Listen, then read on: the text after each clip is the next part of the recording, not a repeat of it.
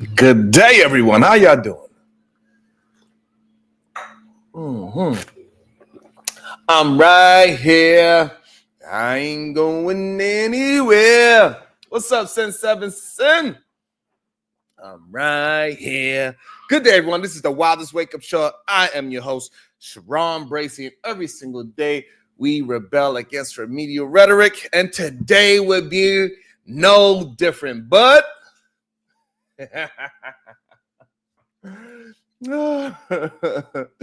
what's up, Miss Mac? Hey, Miss Mary Mac. Oh, dressed in. Good day. What up, Byron Turner?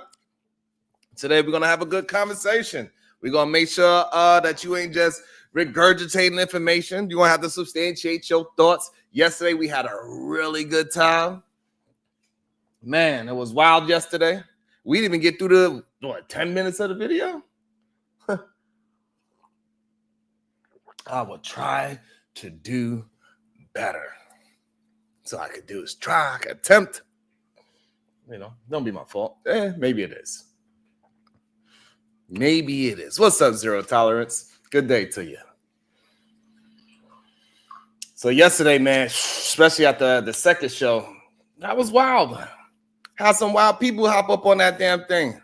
Woo! What's up, Sugar Bum? Robin M. Yeah, we are on our way. Absolutely. We got to keep on grinding. Robin M. I believe so. It's one step at a time. Let's go. Let's get to 10,000 one step at a time. Zero tolerance. Hey, look. Y'all say y'all gotta go try to get new people and attract new audiences and step outside. Hey, I attempted. What's up, Myrie? You know what I'm saying? I went outside. We opened up the doors for everybody to come in. We said, hey, SBG's open. We welcome y'all. Y'all won't get kicked out. I put the bouncers. I took all the bouncers. I said, hey, let's try to work with new, hey, calm down.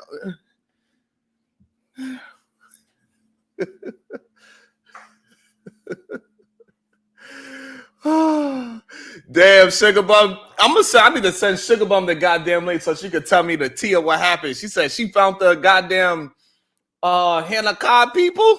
Oh my god, you was going in? Sugar, what happened? I need Sugar Bum to tell me what did she do. I know she went over there starting with people. Why you over there starting with those folks? They ain't do nothing to you.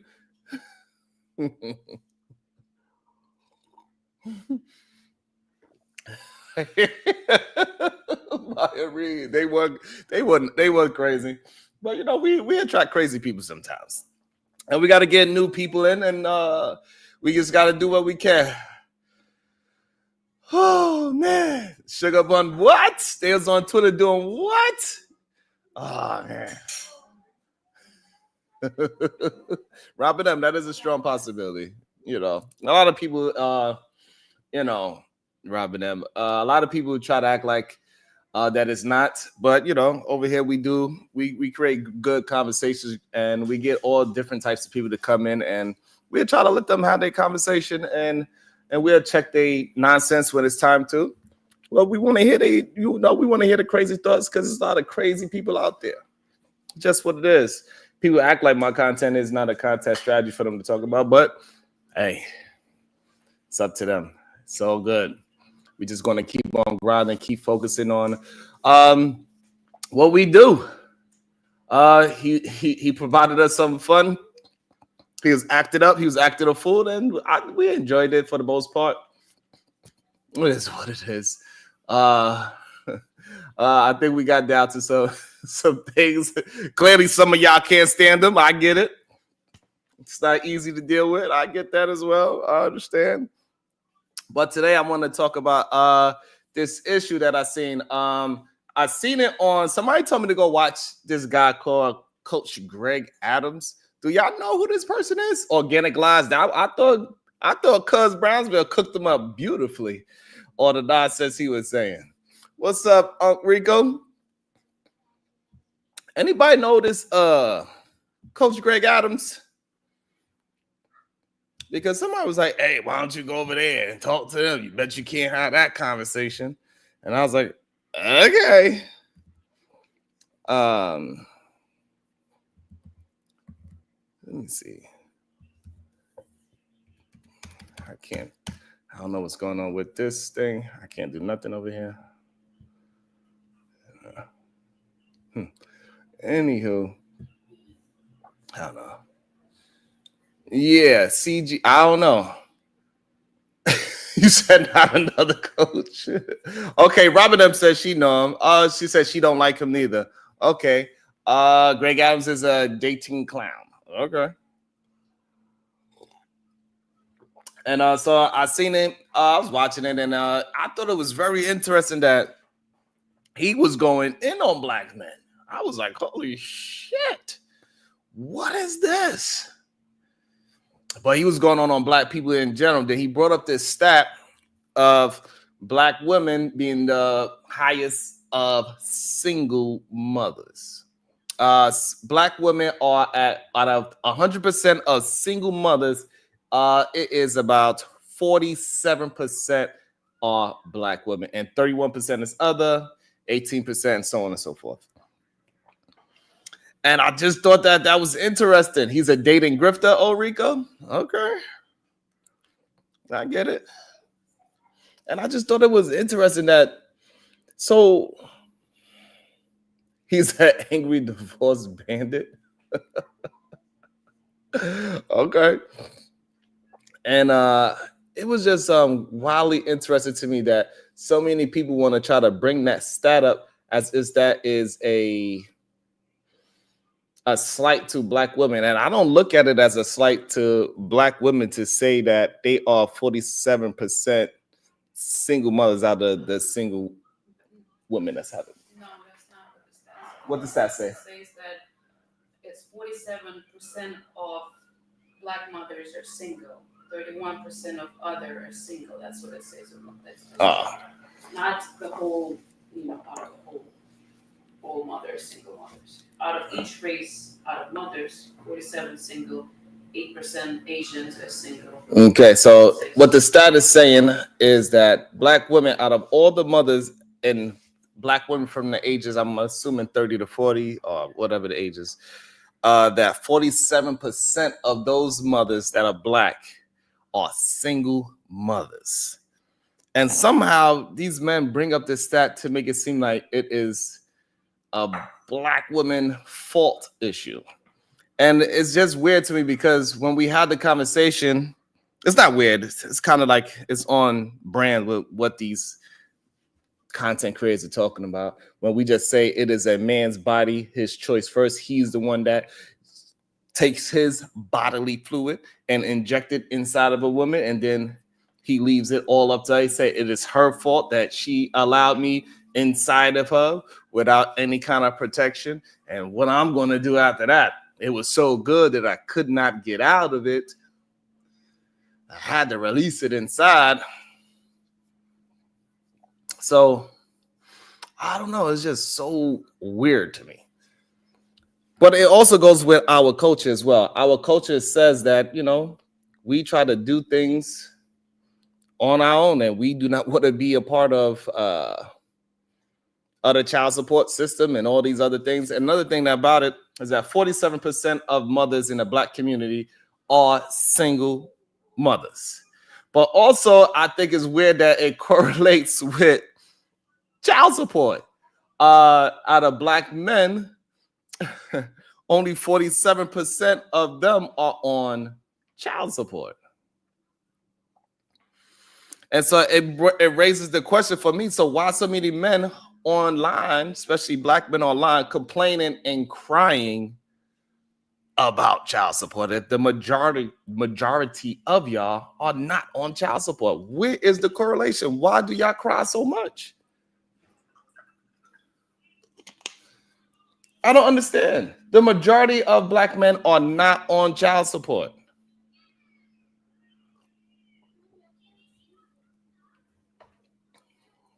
So why y'all get up here and start whole arguments and have these clown ass arguments talking about how black women is taking advantage of black men in child support cases when it's not the majority of them? We have we have the stats now.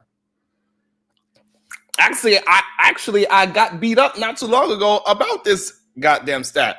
They say, Sharon, you trying to make black men look crazy. Sharon, all you do is talk down on black men all day. This is what they tell me.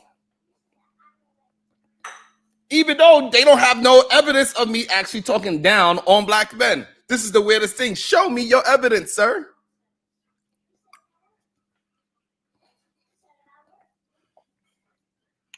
And then they would have that, they would show that video that's going viral right now. It's about that young lady that she was in her car. See, look at Bud. He said, that's all you do, Sharon. Well, prove it. They told me yesterday, his name is Tony Golden. He said, Sharon, you say a lot of things, but we're going to need you to start proving it, Sharon. Show us the proof. So Bud and all these other mother effers, try not to curse. You are going to have to prove it. You cannot just say things anymore. You're going to have to back them up with your evidence. Not just say things and hopefully that it sticks and I can start talking. No. Where's your proof? Where's your proof that I talk shit about black men? It doesn't happen. So now, yeah, you want to have a conversation. I know you want to have a conversation about that black woman that was in her car talking to her son and saying how we're going to have to sell your PS5 so we could pay some bills around her. What up, Cola? I know you want to have a, yeah, see, you want to have a talk about that though, right? All right. Where we at with the goddamn like button? Disrespectful as usual? It's crazy. Let's get it together. I don't know what's going on with the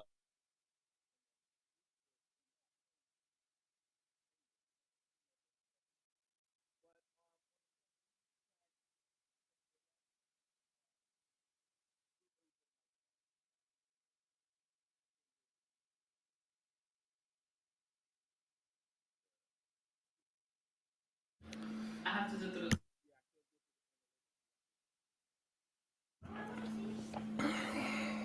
Good day, Dr. G.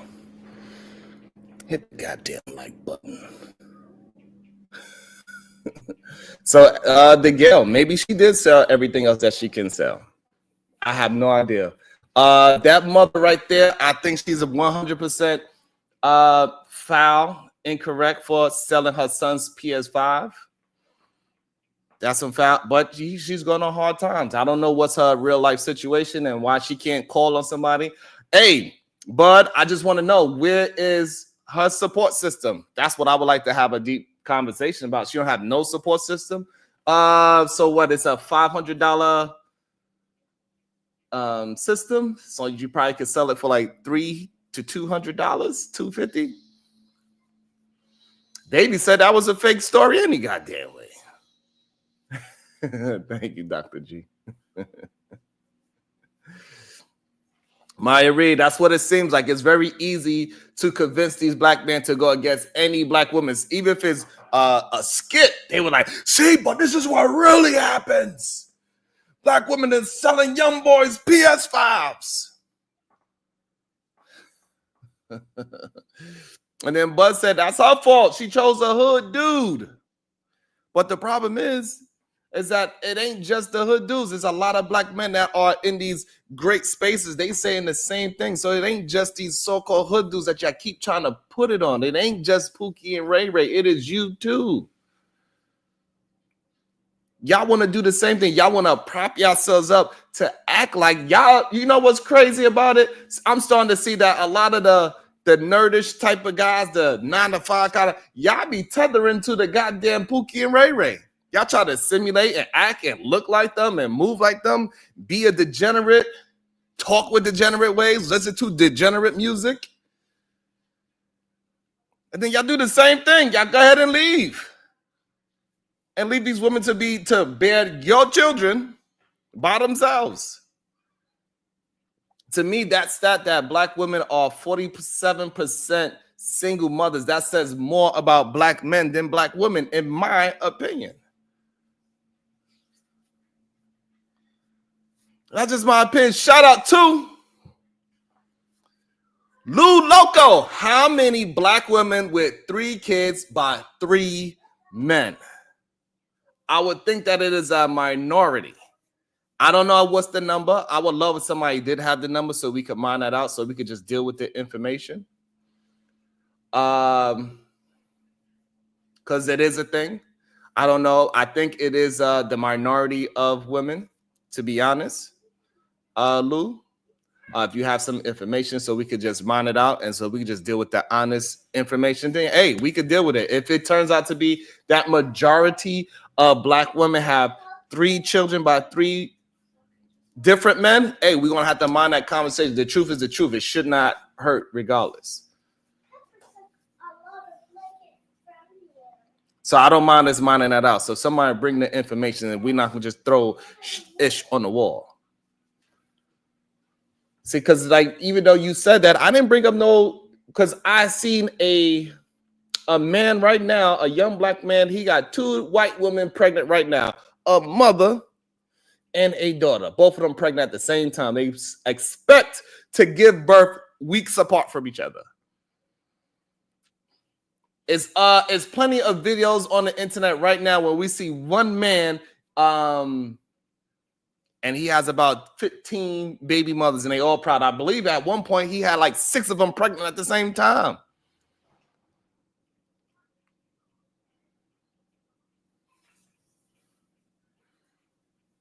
Davey Richards, I think it's fake too. That's why I didn't want to, because a lot of these stories just seem too wild. Like, and we know in this day and age, people do anything for that attention.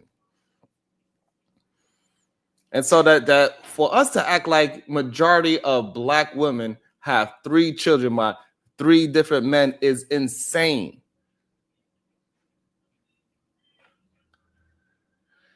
However, it is a stat that 47% of black mothers are single mothers. I think that is a black man issue.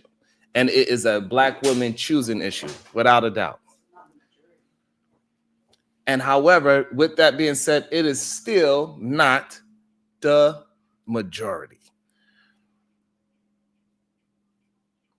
That is my issue with everything. We are talking about a very loud minority at the end of the day. It's very close to 50%, so I can get that as well. So why so many men running out after they go ahead and impregnate this woman? And if these are these baby mothers with 3 kids by 3 men, why so many men are willing to go ahead and pipe that down without protection when she already had 2? She's already a 2 by 2. Why are you attempting to be the 3 by 3? Why are you not protecting yourself, sir? Because she said it was okay? Again, so that goes to show that it's women that is being the that's holding the burden. It's the weird part about it. It's crazy. And so, like Bud would say, it's because she just got a fat booty. So I had to go up in there and run and release all my semen inside of her, and it is what it is. Well, then, if you are telling that this is what most young men need to go ahead and do, hey, there go your problem. It ain't the woman. She just got the way how her body is shaped. That's just how her body is shaped. You don't have to go ahead and run up in that and bust it under here. That is a crazy excuse. My bad, Dawn. Hands up, don't shoot.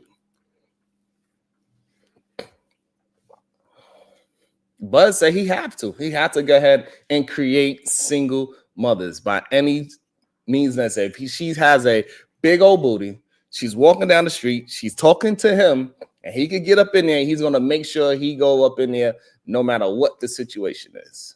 That's insanity. Us as the men, we cannot keep on creating the same thing that we are complaining about. Well, shout out to you, Bud. He said he got 6 kids with one woman. shout out to you. And they all yours? That is dope. Hopefully you taking care of them. Hopefully she is not a single mother. Shout out to that. However, so if I'm not talking about you or you're not in that situation, I don't know why you hollering. That's crazy. It's insane. But I did want to get into this video because y'all keep saying that I'm the one that is talking ish about black men. Let's listen to one of y'all coaches. Isn't this one of y'all coaches? As I understand it. Look at what he says. Look what it say off the jump. Off the rip, it says Mitcheller. And y'all saying this is y'all coach. This is who y'all be looking up to. All I'm doing is, what up, Dice? All I'm doing is trying to deal with the information that we have in front of us. It doesn't matter if it's a good stat or a bad stat. I just deal with the information so we can make changes within our own culture, within our own community. That's how we get some kind of movement of the needle. We cannot just deal in some fake delusion. But said his coach is Tommy told him, "You're fine. I get it." But this man, he literally on the thing, it says Mitch alert. He's talking about, this is crazy to me. I don't say shit like this to nobody. But y'all say I'll bring down black men all the time. So we gonna see. Jalen say he's a YouTube hero. Let's see what he says. Let's see how he uplifts the black community. Let's see how it goes. Insane. Let's see what he says.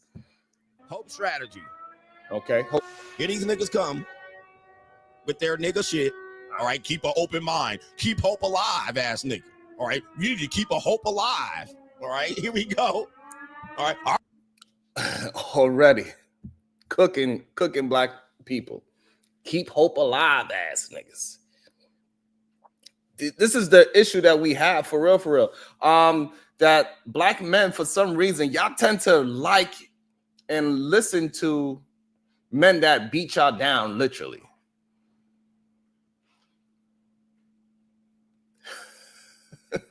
Literally, this is what y'all like to see.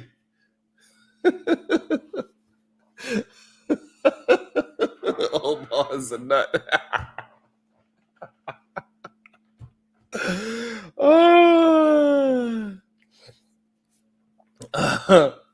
That's crazy. The Crown Prince says that is awful sensitive, Sharon. Say word. I'm the one that's sensitive about it.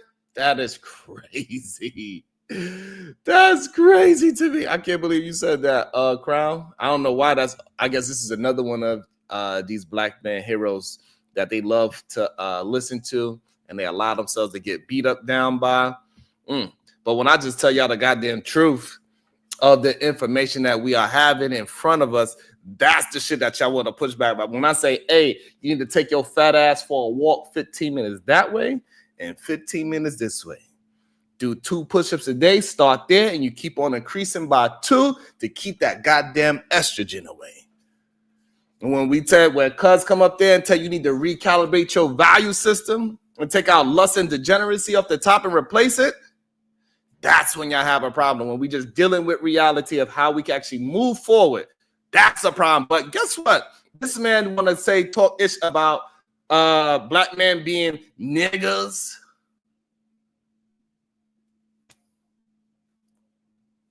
Okay, so maybe I shouldn't even watch it because look, BMU says, hey, look, he'll strike your channel. He'll strike another black man's channel just for disagreeing.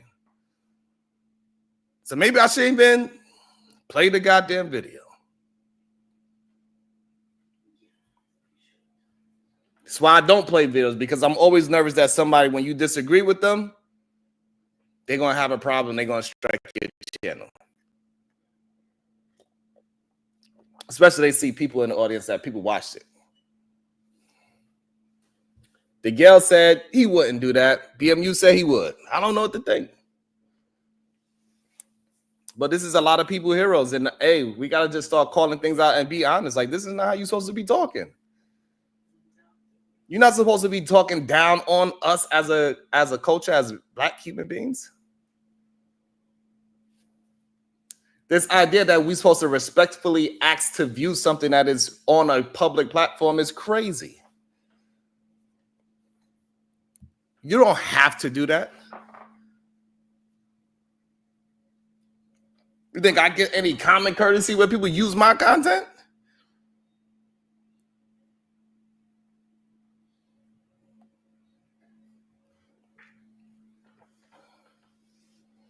Oh, Crown Prince, he's speaking to a certain or particular demographic. But when I actually name the demographic I'm speaking to, a lot of people have a problem.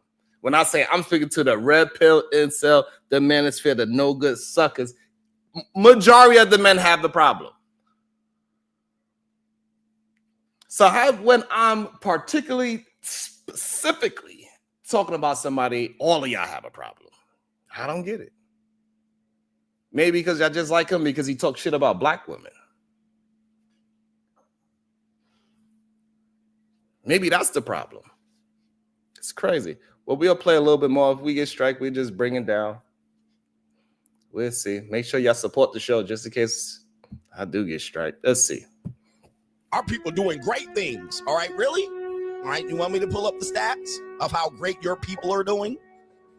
All right, yes, I'll pull up the fucking stat. Matter of fact, I got a stat for you right here. How great are your people doing? Great things. Take a look at this. All right, how great is this? All right, our people are doing great. I think it's interesting that he says how great your people are doing. So he is definitely separating himself from others. So I'm clearly it must be a difference between black folks. There's a separation of the two. They got the people that's on his side. This is good, man. It's the people on his side, and it's, I guess, the niggas. And so there go the stat: 47% single mothers. So that means out of the black women that are mothers, 47% are single. So what does that say? Shout out to my guy. I appreciate you. Thank you so much. About to be a situation. Hey, hey, hey. Thank you so much. Omar Smith with the 20 ball. He says, for cucumbers, my brother. Thank you so much. I really appreciate that, Omar. Thank you. And so, yeah, man. So this man, so what I think about this stat, I do not believe that black men are taking responsibility enough in their children that they are creating with the women that they chose to put their penis and release their bodily fluids into.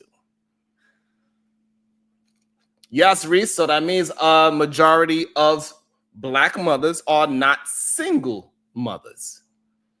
They actually have something in place where they either married or they are with that person.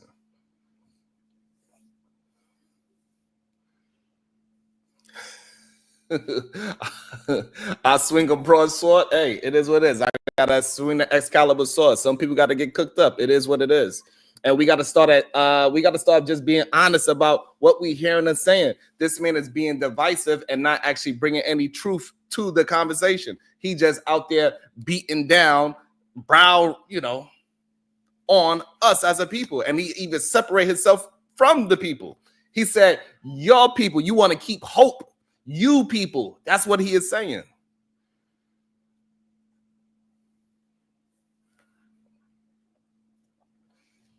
This is what this man is saying. This doesn't sound like somebody that cares about black men or black women, in my opinion, from how he is communicated. But however, somebody that is attempting to build up any human being is a problem. This is weird to me personally. I'm just going by the way he is communicating. Let's see. Great things. We're doing okay. Everything's fine. All right. Everything's fine. Don't worry, coach. All right. They're doing great things. How great is this right here? This is a fantastic representation of your people. Of your people. Right? Yeah, pull it up right there. There's your stat. How great is this, sir? Crazy. All right, keep hope alive. See? You just got to dream. Dream a little dream of me, ass nigga. Okay. You just got to keep dreaming and keep hope alive. We're doing great. All right. They're doing great things out here. Okay, yeah, I got it. A few people are, but the rest of y'all. A few people. All right. Just, man, bro. These are people talking out their ass. They're doing. Type in how many great things people are doing. Go ahead. Okay, he said people. Keep hope alive. Keep hope alive. All right. We're doing great things. Don't worry. Everything's fine. Yeah. All right. All right. And what I find, so the way what's up, Nate? It's just so crazy to me that I never speak like this about black folks. Never. And then it will have droves of men coming in here and saying that I'm talking down and trying to make black men look a certain way. It's insanity to me. I'm starting to really understand that, hey, some of you black men, y'all just don't like me for whatever reason. Some of you black men don't like a mirror holding up to you and that you got to have to be honest about the information that we're seeing. The fact that it's 47% of black women are single mothers is not simply black women's fault. It is not. If you want to take the mutual blame for impregnating a woman and saying that it's not your fault for putting your penis inside of a woman raw and then giving your bodily fluid to a woman, that ain't your fault because she allowed you in. So it's both of y'all fault. So therefore, this 47% of black single mothers is whose fault? It ain't just hers. I don't understand why we cannot just be honest about these goddamn things. You cannot have it both ways. It's either both of y'all fault she got pregnant because she allowed you, because this is what the words that y'all say, she allowed you in there without no goddamn protection, and you did what you did after. You released your bodily fluids inside that woman, and so that means it's both of y'all fault. So therefore, when these black men bring up this dumbass stat, whose fault is it? It gotta be both of y'all then, correct? Oh my God. And these are y'all goddamn coaches and heroes?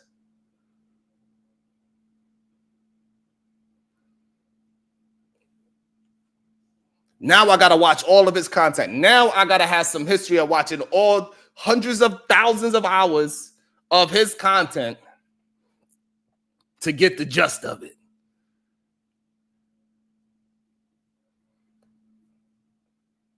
Now I gotta watch all of his content. When if you watch all my content, you see I don't bash no fucking body. But this man's clearly bashing somebody.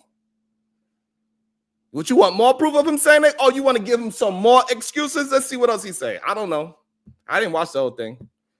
Don't worry. I won't. Don't worry. Be happy now. All right, let's get back to this dude right here. We got him catching the fish. That's what you mean by giving some slack. Yeah, you're good though. There we go. Here you go. You got to hold them. Let's see what. When you go to grab them, put your fingers up under there. Put they got this jawbone right here. Put 3 fingers up under there. Let's see. And then lay your thumb across his teeth. Come on, grab him like that. I'm not sure. Bro, show the crying.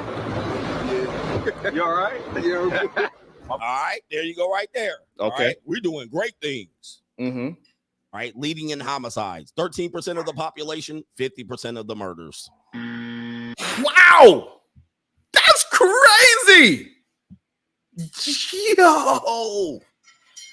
That was a wild stat to pull out of that video. Why did he bring up that video first? I'm not understanding. Why did he do that? About to be a situation. Hey, hey, hey. That was crazy to me. I can't believe he said that after he played that part of the video. That was wild. Why did that young man deserve that? Oh, my swim with the 50 ball. Shit.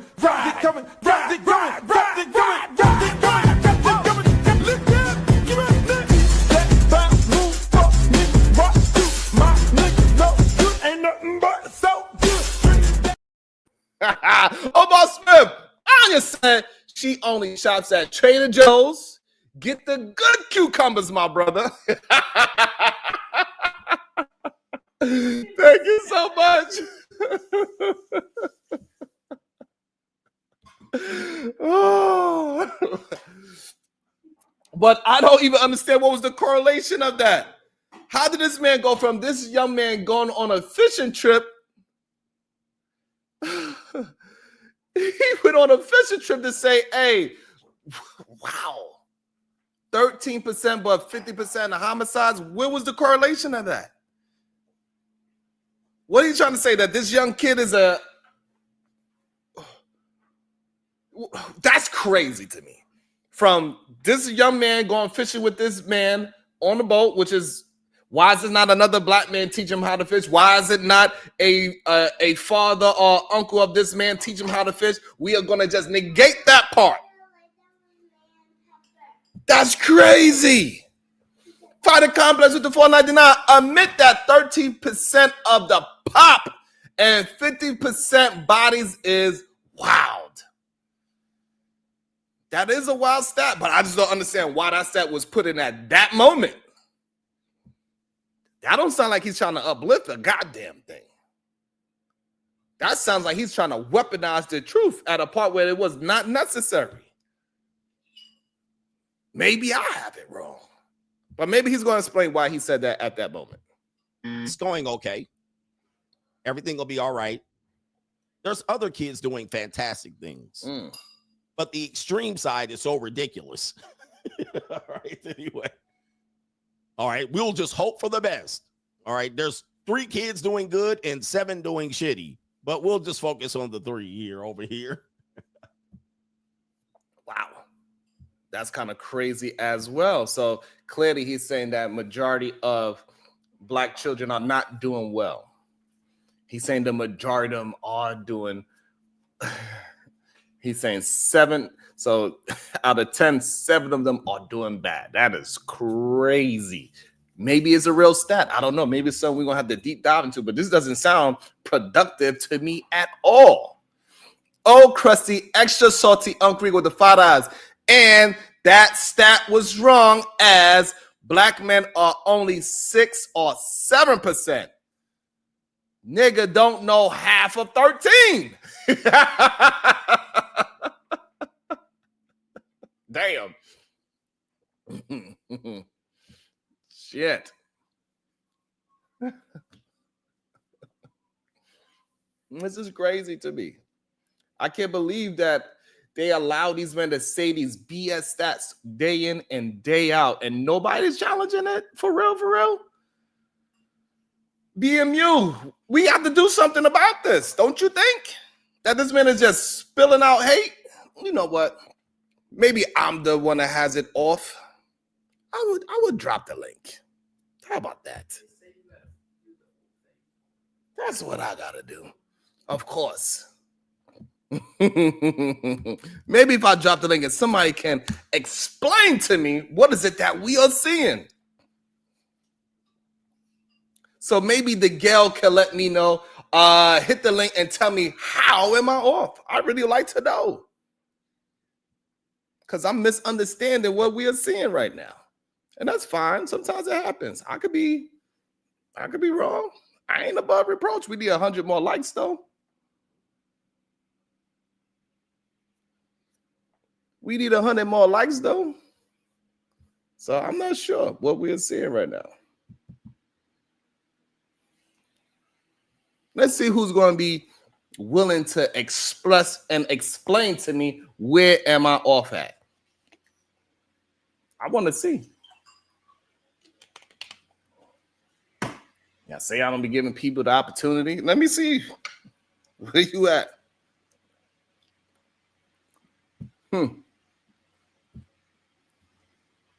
Let me see. Did I pin it? It is pinned to the top now. Let me see where you at.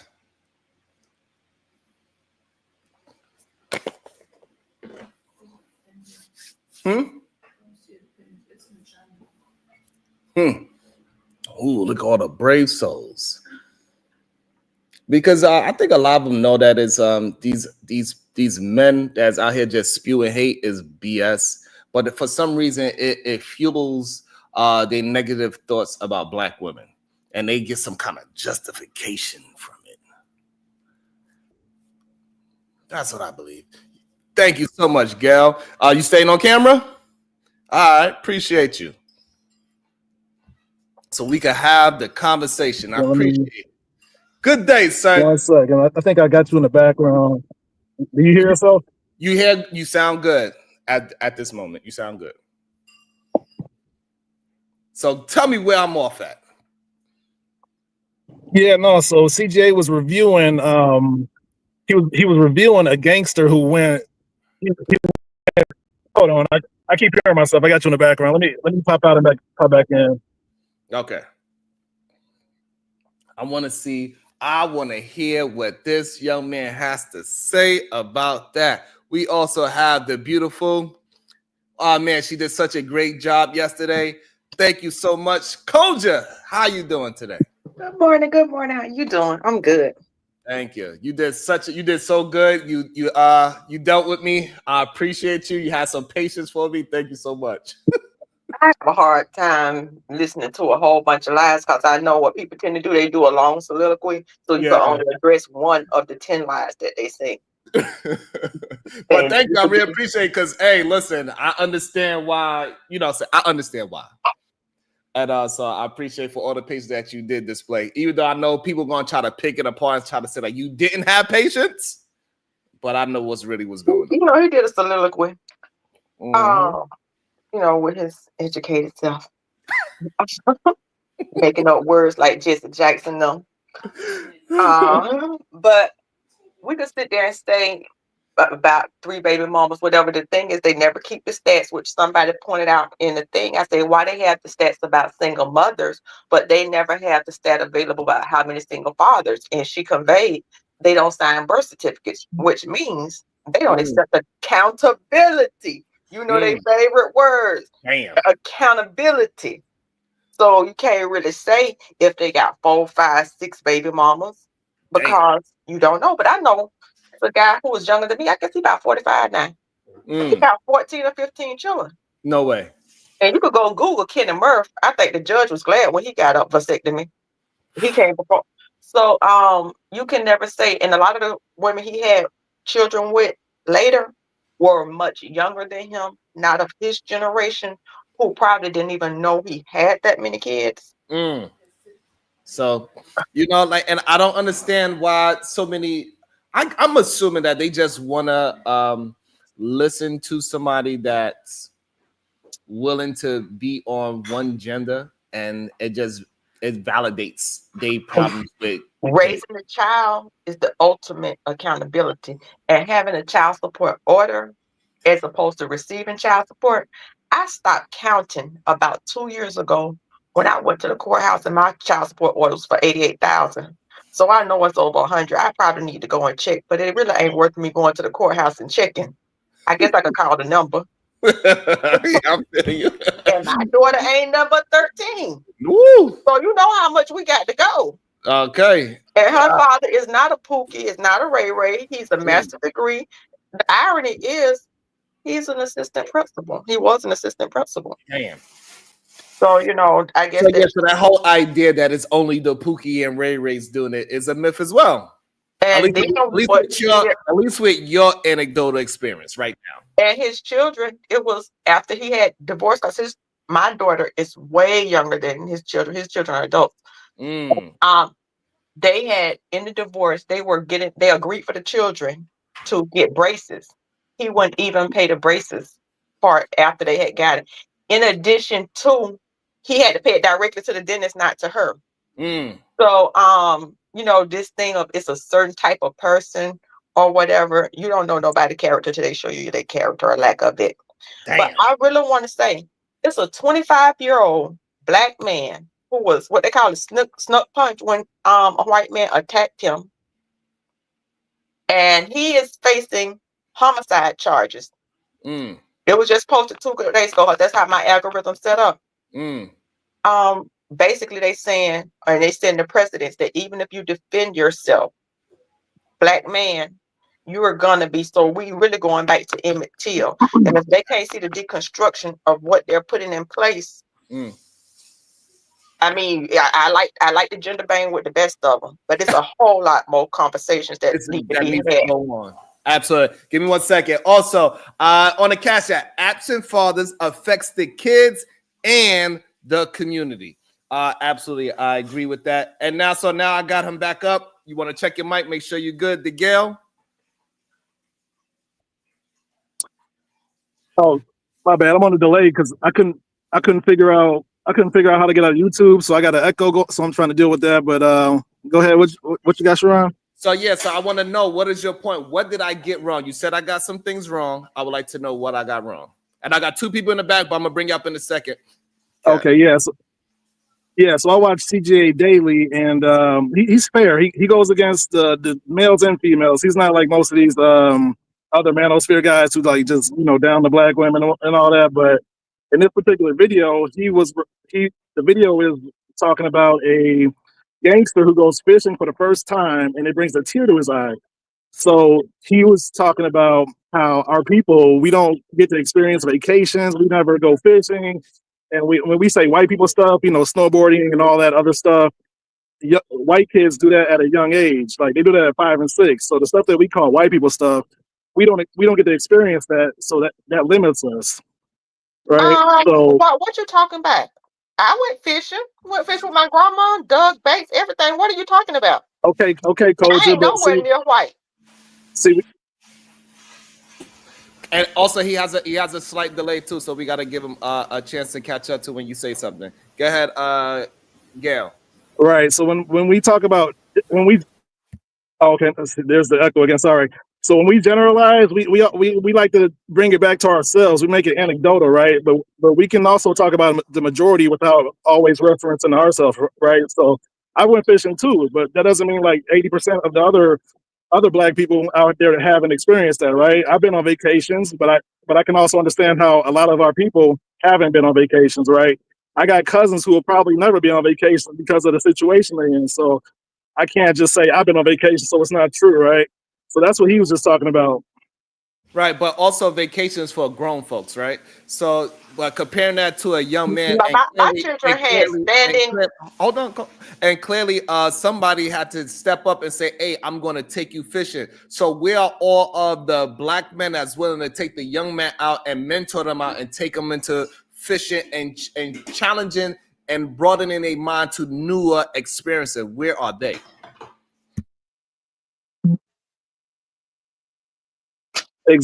Exactly, and that's what Coach goes into that. If you keep playing the stream, he'll go into that. Like he'll ask that same question. So, in this particular clip, he was checking somebody who was just going against. He was just going against what is obviously known. Oh wow! I didn't know fishing was a gender specific thing. As a matter of fact, my mother was actually teaching one of the young. I'm like, Mom, who you teaching how to clean fish? Because I'm listening to her telling this young boy how to clean fish, but I didn't know that was gender specific. And they saw me in my. I took my stepson before I became a baby mama. I had a husband with a son, and when he was at work, and he got his kids on the weekend, I took him up there on the pier fishing. I think I even got some pictures. Right, so that's a great point. A lot of cultures, they just fish. It's not gender specific with fishing, and it's just that he's using this as a way to downgrade black men. Was my issue with it. He's saying that this young kid is murdering people. This is what he said. He tried to act like this young kid was out there killing people. No, not exactly. I was watching the whole stream, and he might have used this kid as a partial example, but he wasn't talking about this dude in general. But Sharon, I got proof. I want to screen share it to you when y'all get done talking. Thank you, Jalen. Go ahead, Gail. I'm sorry. I'm just waiting for the echo to catch up. I can't. It's hard for me to.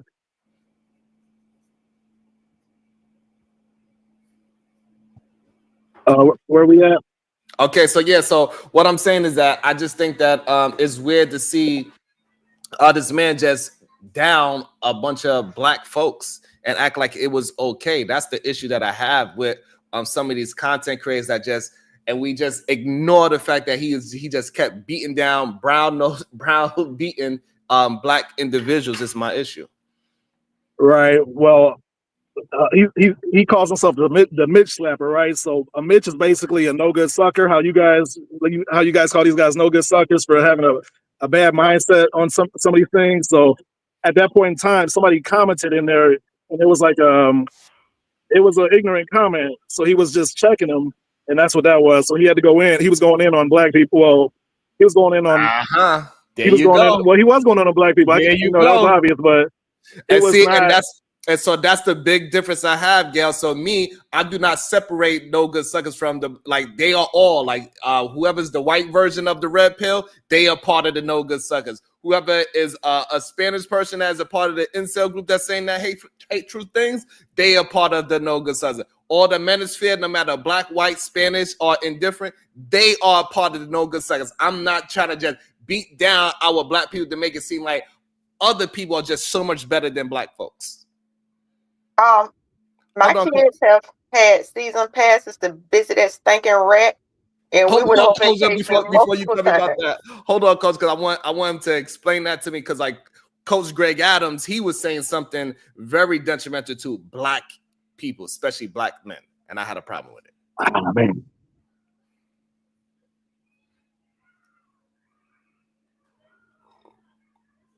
Okay, so, yeah, sorry for the delay, y'all.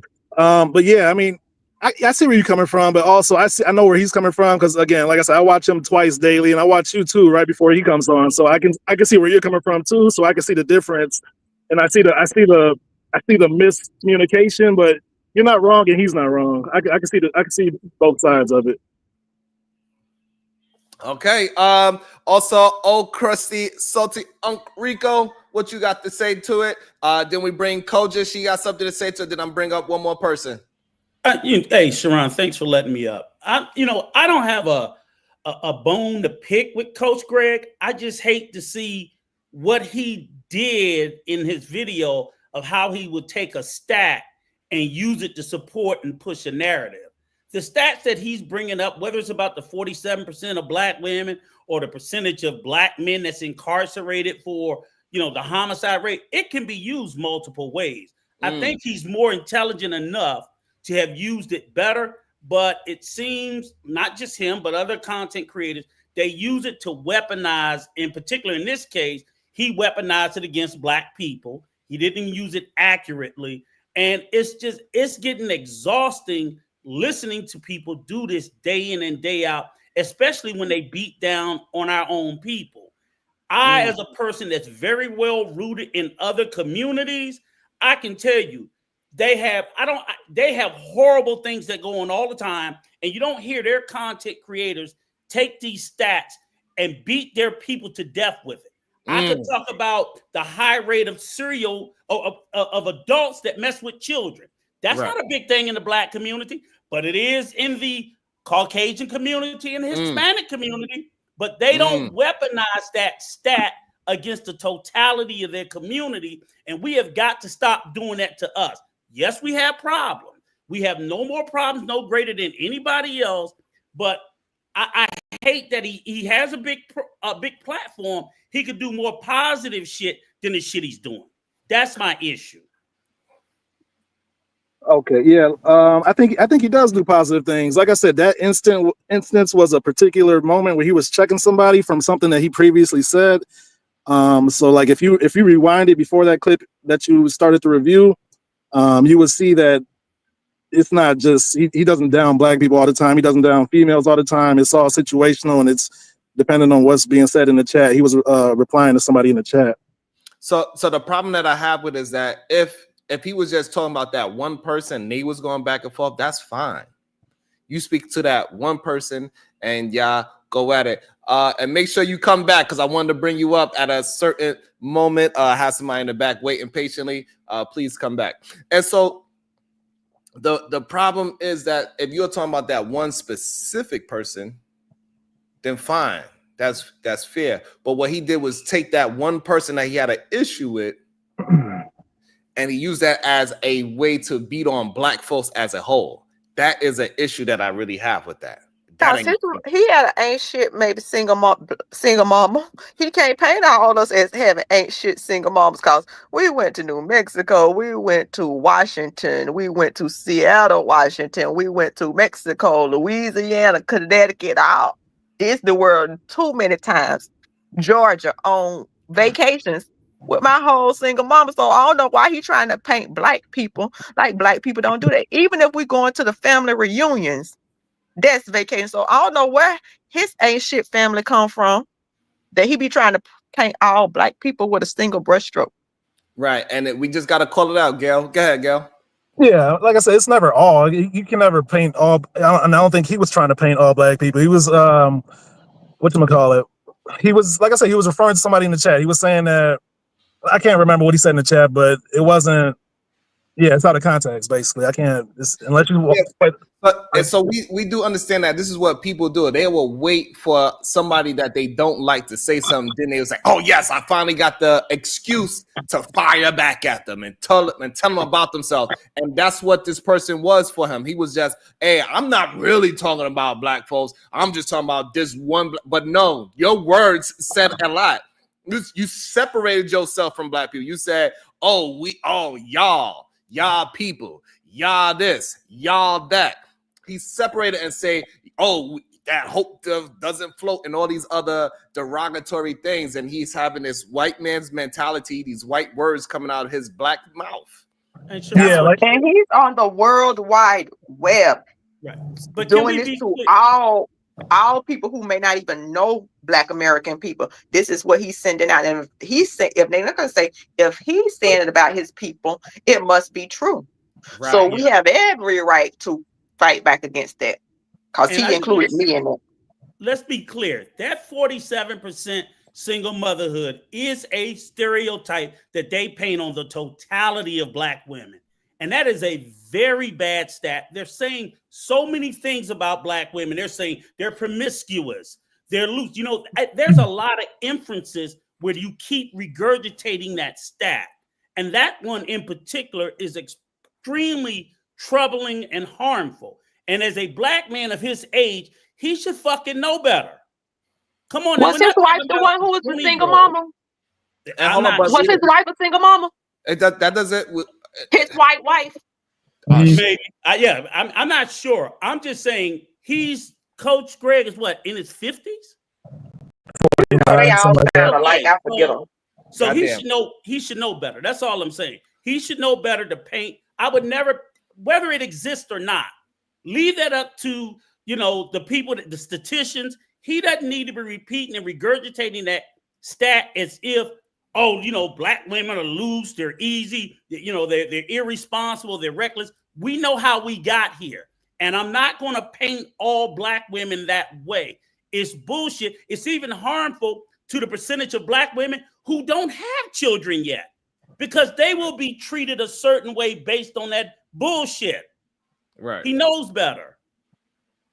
But see, the whole thing is we really want to cut down what they really saying, because they don't want to dirty themselves up with the fact that you having premarital sex, because the premarital sex, not the baby, is supposed to, there's this shaming factor. But since he don't want to muddy himself up by saying I'm engaging in premarital sex, the baby is only the end result of premarital sex.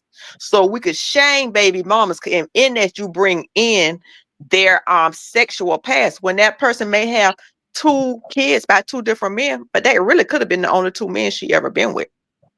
While he could have had sex with 20 women and it not touched that and no kids. And I don't know if Coach Greg Adams is the same one who had that white woman marry him, and he was saying what he was agreeing to, and the one who had already, that's the same one. Donovan. Okay, they all sound and look alike to me. They do. All right, hold on. So, I want to get because he's somebody that actually knows. But that she is a single mother, but she don't get that stereotype. Can I get one? Can I get in? Yeah, What's hold that? on, Jalen. And I'm a screen share. Hold on. So Gail, hopefully you starting to understand what our issue with men, that especially men that have influence like this, to paint that really a broad brush. He is not showing any kind of responsibility in the words that he's saying, because he could convince a lot of men that do not have the discernment to understand what he is saying and who he is saying it to. But this could be very detrimental to our culture and our community. That's the issue that we're having. Somebody got to call it out. Yeah, I can see that. I mean, everybody with a platform has a certain level of responsibility for what they say, as does the audience for being influenced. You know, everybody got to think for themselves.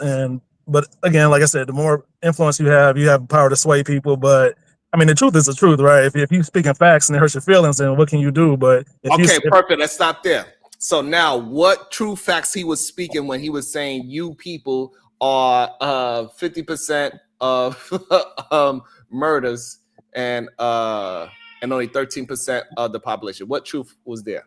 I mean, I can only assume he was looking off some stats when he pulled that up. I'm sure he didn't pull it out of his head. I think he was looking at some stats. So I can't refer. If he was looking at stats, then he was looking at stats. I can't verify whether those stats are true or not.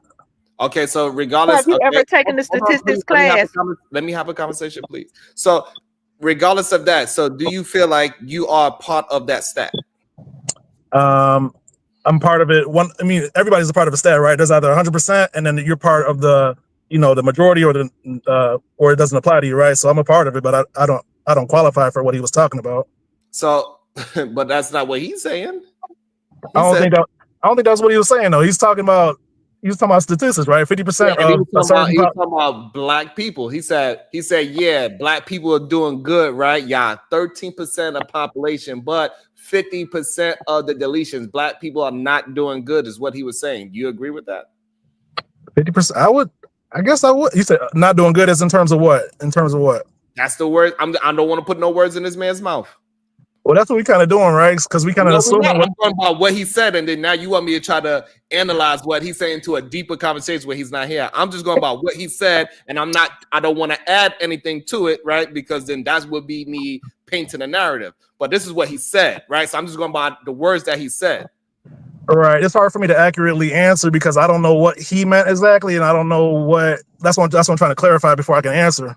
You said 50% are doing good. That's fine. So that's fine. So the problem is nobody made him clarify when he said that bullshit last night. But Sharon, can I explain? That's the issue. You know what I'm saying? They should have made clear. What the F you mean? It's a number of black men in here. But you know what? We are doing well. I thought because anytime when I say, I go ahead, Unc. Well, I agree say because he used the stat to make us look bad. But Correct. Here's the math. Black people are 13% of the population. Half of that is black men. So now we're talking about down to 6% of black people. 6% of the 13% are black men. Of that 6%, 100% of them are not committing murders. You see what I'm saying? So 50% of homicides, he's saying is being committed by a group of 6% of the population, of which he's not given what percentage of that 6% is participating even in the deletion. So it's making black men as a whole look like a bunch of deleters when most of us are not. You may be talking about 1% of black men that account for that 50%. But the way he told the stat, people would think, oh my God, all these black men are out here deleting people. No, it's the same black men that's doing it. Right. Now we all get over policed. Now our presence and our bodies everywhere is a threat to someone when we regurgitate because you're taking the stat and you're using it out of context. Is it true? Yes. But all that's left out makes us all, which we have enough fucking problems being black men. So he's making you look bad, Sharon look bad, I look bad. And you know who else he's making look bad? He is also making Chaotic Truth look bad too, because he's saying he's a serial deleter as well. Yeah, Sharon, I want to tell you something right quick, but tell me on mute, Jalen. Hold on. I got to tell you right quick, man. I won't disrupt your show. Okay. You know who passed the welfare reform? We're not talking. Okay, go ahead, Jalen. Franklin Roosevelt, but he put the welfare food stamp to destroy the black community. And who passed the welfare bill law? Bill Clinton in 1994, 1996. Thank you, Jalen. That was very informative. I'll go ahead. No, I appreciate that, Jalen. And the child support system is President Greg Ford, he put the child support system on. No doubt. And that would have been for white men because they wouldn't stay in your black butt. So them was the original deadbeat dads that was on paper that's documented. Hey, I ain't doing nothing. So I'm just doing what the cops taught me. Hands up, don't shoot. Okay, when we talk about these stats, let's understand this. Since they say 70% of black people are born out of wedlock, that don't mean outside of a relationship. They just mean out of wedlock. And it's about 48 million black people in the United States. So for every 10 million, you will only have 3 million.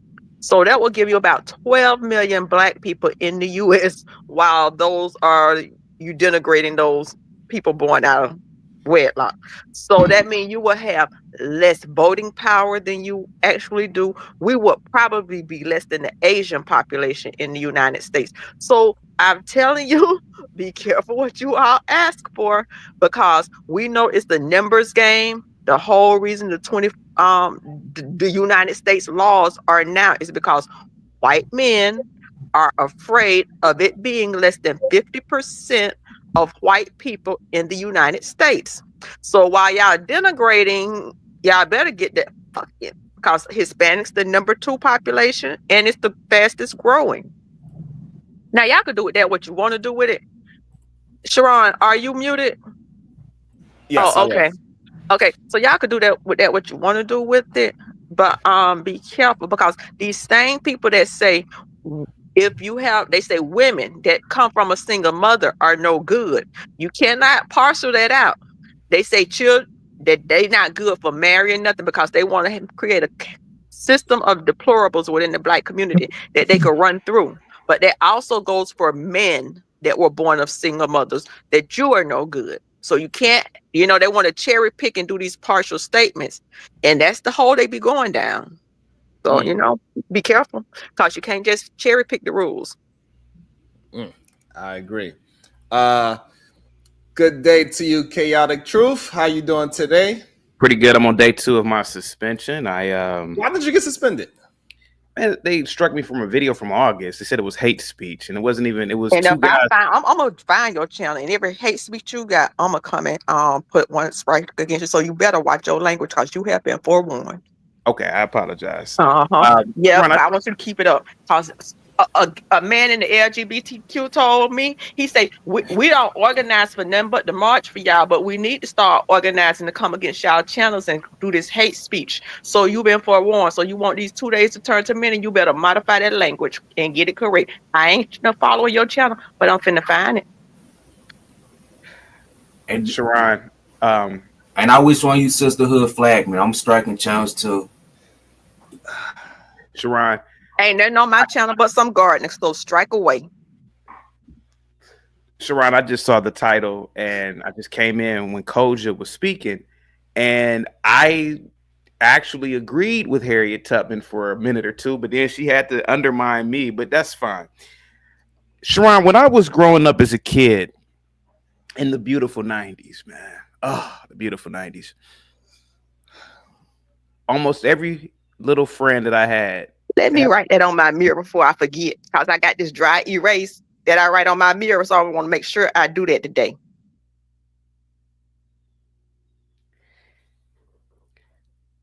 Sharon, when I was a kid growing up in the beautiful 90s,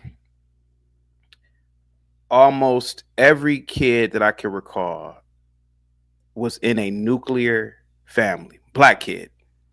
You may have I had one friend, his grandmother was raising him. His mom was on drugs, but at the time we didn't know. But I don't recall any of my friends or even school buddies without having a father in the home. Now, I will admit, blacks don't get married as much as other groups. Well, I don't know about other groups of people, but blacks don't get married, like married to the state.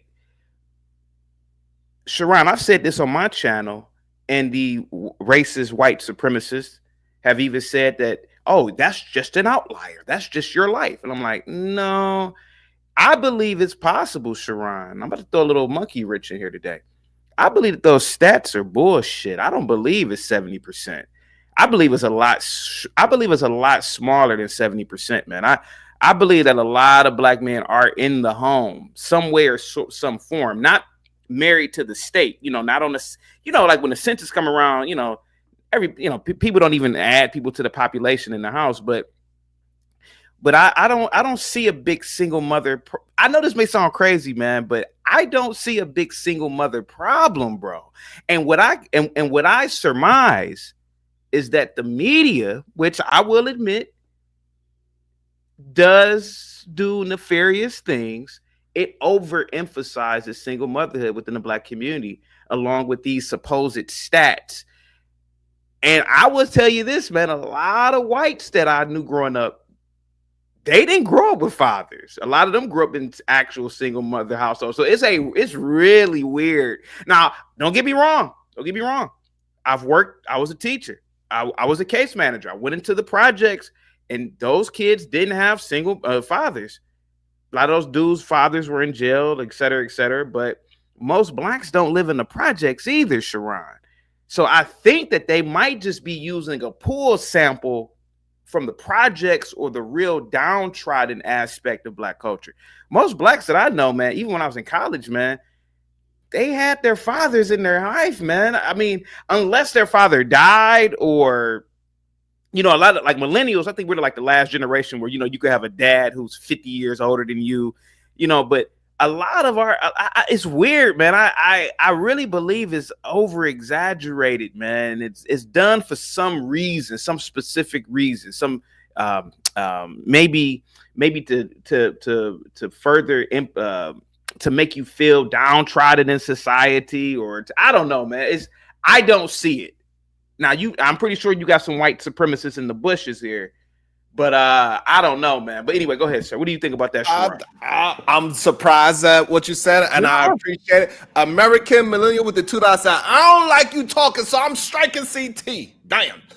Sharon, you're a black man. You're in the home with your family right now. Sharon, even on my channel, almost every black man that calls in is in the household. He's a married man, so I gotta take this call though, buddy. But yeah. So yeah, I think it's interesting when I see people like Coach Greg Adams try to highlight it in a negative way for sure. The fact that when we have these conversations, majority of the men, guess what? They are in their child's life. Majority of the men are not complaining about child support, and also the stat shows that majority of black men are not on child support. It shows it, but for some reason they are willing to allow these content creators to beat down on black women when black women is on y'all side by not even taking y'all to child support. Literally, that's what the stats say, but nobody want to say that. It's weird to me that the person that you are not taking responsibility for, your child, and the black woman that is taking care of your child, where she got to so-called sell your child's PS5 to make the bills go through. This is crazy. But Sharon, do you That's know? wild. Yes. Do you know, in addition to that, the majority of court-ordered child support, I think more than half of the women receive no money. So they go in and get an order, and you can look that stat up. Oh, we did. So that the stat says about like 40-something% receive of nothing. 40-something% of black women receive child support. It's a court order child support, order, right? And 57% of white mothers, right? So and again, it is not a good stat that like the black women are not even taking y'all to court. Like how the white women are doing. The white woman is going to court. They trying to get that paper. Child, because she knows she got to work. It's a waste of time because you ain't going to get nothing but a child support order unless they catch the lottery or something. Regardless of whatever that situation is, right? But even with that stat, it shows that black women are not taking the majority of black men to child support, even though they on these channels all day. We hear people build up whole big platforms specifically talking about black women and being black baby mama terrorists. Built the whole channel about it. And then now the stats is saying that they barely take you out of court. I got better thing to do with my PTO day than spend this up in them people court. Getting nothing. Like all I'm saying, girls, that we just gotta start really holding these lying male content creators accountable for the bullshit that they're saying, because men are out there believing this shit. Especially the young black men that do not have children, they are not married, they barely even in the dating market, because men like this is just beating down on young men, and they ain't even afraid to even talk to a woman walking down the street. I do know some men that have a lot of kids, Hold on, Coach, and some of their sons. Hold on, Coach. Go ahead, Gail. No, I was going to ask. So are we saying that the stats are inaccurate, or the people reporting the stats? I'm saying that they are using these stats to lie to young black men to make them believe that it is a black woman issue. And this is what keeping young black men in arrested development and analysis by paralysis. This is why black men, a lot of the young ones are not moving forward, because they keep listening to nonsense like Greg Adams saying that, well, it's nothing but single black mothers out there, but it ain't. It's not true. As he even showed it himself, majority of the black women are not single mothers. It's not true. So you're saying he's using the stats wrong, but the stats are right? Yes, he's using the stats. He is using the stats wrong. He is using the stats to beat down on black women. So one of the things in the child support, the majority of black children, fathers are not even on child support. Right. But by putting out the stat, they're making young men fear even getting into a relationship with a black woman by telling them, oh, you get a baby, she's gonna put you on child support, when there's a greater chance that even if you get her pregnant, she still won't put you on child support. Right. That's the real stat. That's what the real stat thing is. You know what I'm saying? If you don't have kids, you don't have to. You should be responsible and not father until you're ready, but you shouldn't be, well, I'm scared to have a child because she's gonna put me on child support, where the majority of the time the woman won't do it. Right. That's just what it is. Won't y'all confront these men with these lies? It's like, hey, Coach Greg Adams, you know what you're saying, this stuff, and we're gonna have a man-to-man conversation, but the stuff you putting out ain't true. That's what we're not gonna let you keep going around saying it. Coach, that's what I'm attempting to do now. And Gail is somebody that listens to Greg Adams. He say listen to him often as he can, and so that's why we having a conversation with Gail, because he's somebody that actually hear his content besides the small clip that I seen. See, I ain't gonna do it, and we ain't gonna do it behind their back. I'm gonna do it right to their face, just like I told Chaotic Truth. I'm gonna strike his channel to his face. Damn. All right, okay. I don't wanna start no. Listen, okay, I'm gonna leave that one alone. Hey, we're just gonna have a conversation. Go ahead, Gail. I got nothing right now. Man. Whew. Okay. So chaotic. Oh, you were gonna ask me a question. I'm sorry. Go ahead, sir. Yeah. So Chaotic Truth. So why is it that so many black male content creators want to just use black women as they crutch to talk down about the black community and use it as a false narrative instead of using the stat for what it actually is saying? It sells tickets. Damn. Black people sell tickets, man. Anything black sells, man.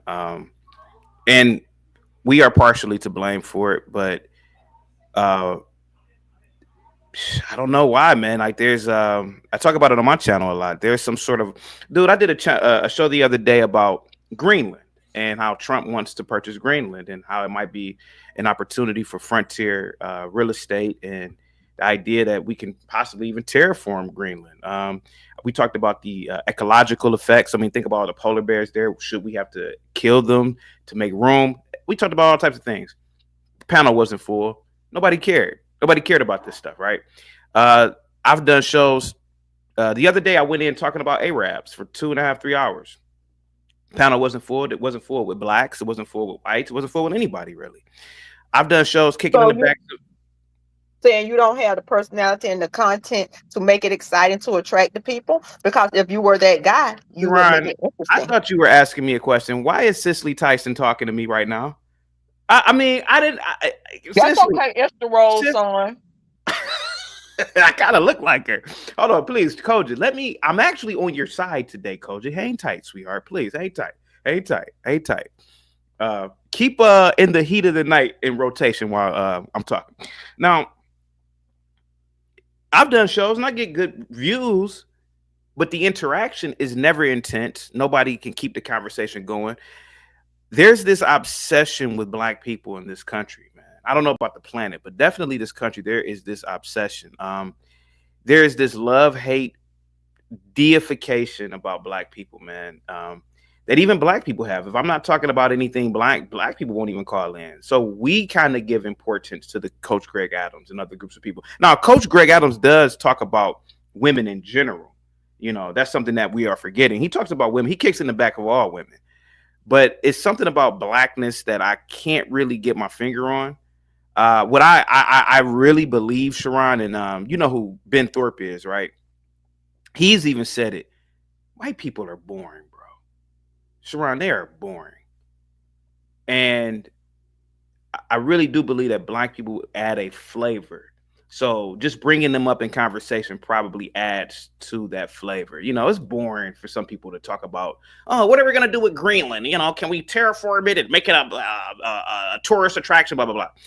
But then when you talk about Blacks, man, it's like everybody's a genius. Everybody's a rocket scientist. People can keep the conversation going on and on and on. People will cut each other off. It's an obsession that we all have. I don't want to sound like a broken record, man, but white women, yeah, they fall into the same category. Arabs, they fall into the Arab women are some of the most single. They have single motherhood all rampant in Arab communities. And truth be told, they have a high rate of incest in Arab communities, even in America. But it's when you talk about these people, nobody's interested, man. So I can't blame Coach Greg Adams for monopolizing on that kind of content. I can't blame him, man. It's Why do you assume when you see a white man or a white family that some of those kids aren't step kids? Because in a lot of them, they are. Is this woman not listening? Is she not listening? I said when I grew you said up, about other races, you said about Arabs, you said about Hispanics, but you did not say white. You did not include white. Understand. Baby, calm yourself. You need an Adderall or something. You need an Ativan. With the Martin Luther King. Ma'am, I'm agreeing with you. No, but you didn't include white people. You see how I did. No, you did not say with the out of wedlock birth. You said Hispanic. Ma'am, heard you, sir. Ma'am. I heard you. Ma'am. Uh-huh. The mother from Family. You said white people were boring. You said white people were boring. First time you did not say about their out of wedlock births. Sharon, could you imagine being married to this woman? I would go into the garage, turn the car on, close the garage door, and just Jesus takes baby, please do it in a way where I can get double indemnity on that insurance policy. Do it in a way where I can get double indemnity on that policy. Hold on. Okay. So I'm agreeing with the woman. So he did say hold on, I got somebody in the back. Mella, you have your camera on. I'm pretty sure you don't want your camera on. You're in the back, but it seems like you have your camera on. He did say it was majority of the white kids didn't have their fathers around, and the Black children had their fathers around. That's what he actually said in the beginning. Go ahead. Marvelous opinion. What is your thoughts so far? Why are so many Black male content creators use these stats in a negative way to beat down on the Black community? Why do they do it? Well, in my opinion, it's because that's the thing they're most familiar with. 2 could be the thing they're most insecure with. 3 could be a lack of love for themselves and people who look like them. Could be a whole clutter of different things, but I would say it's easy to speak on things that you're more familiar with, I would say, and to criticize and critique things that you would personally want to see for yourself. Although, like, for the most part, it's just your feelings that you're pretty much projecting to the world. It's all subjective. It's all opinionated. It's not really a fact. You could take stats that are based on facts, but those facts don't really determine decision making. I can say Black men are X, Y, and Z, but it doesn't necessarily apply to me or anyone on this panel here. You know what I'm saying? you cannot determine decision making based on stats. All you're doing right now is just reflecting a stereotype and to justify your feelings for what it is that you're projecting. Okay, that's a great point. I want to welcome into the show. Happy, how you doing, Happy? Okay, we'll wait for Good day, good day. How are you guys? I'm all day. right. I'm doing all right. How are you guys? We're doing well, thank you. That's But what's yeah, up. so Good morning. My problem with it, Marvelous, Good is day. that they would come up here and act like we didn't hear what Coach Greg Adams just did, and as if he is doing something positive and productive towards the community when he is using the stats to beat down on us, especially beat down on our black men as well, when we know it's a problem with mentoring young black men. And to convince them to say that, hey, majority of your women, young black men, ain't shit because they have baby daddies, and the baby daddies that they choose is out there gang banging and killing. They doing 50% of the crimes. You need to run away. Like, that is very dangerous. And the fact that nobody's willing to check in and say, hey, no, he's not really like that. And when he's clearly saying it. But me, somebody like me, they would say, no, Sharon, you're against black men every day, where I do not talk down on black men ever. There's no video footage of it. And I do a show every day. It's crazy to me. What is that?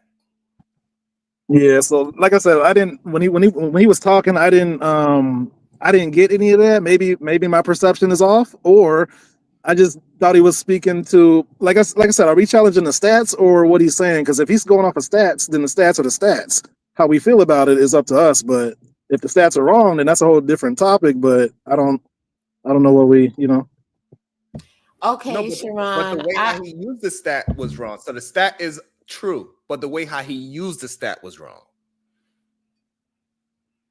And so he used the stat to paint a false narrative that was showing black people to be in some downtrodden position.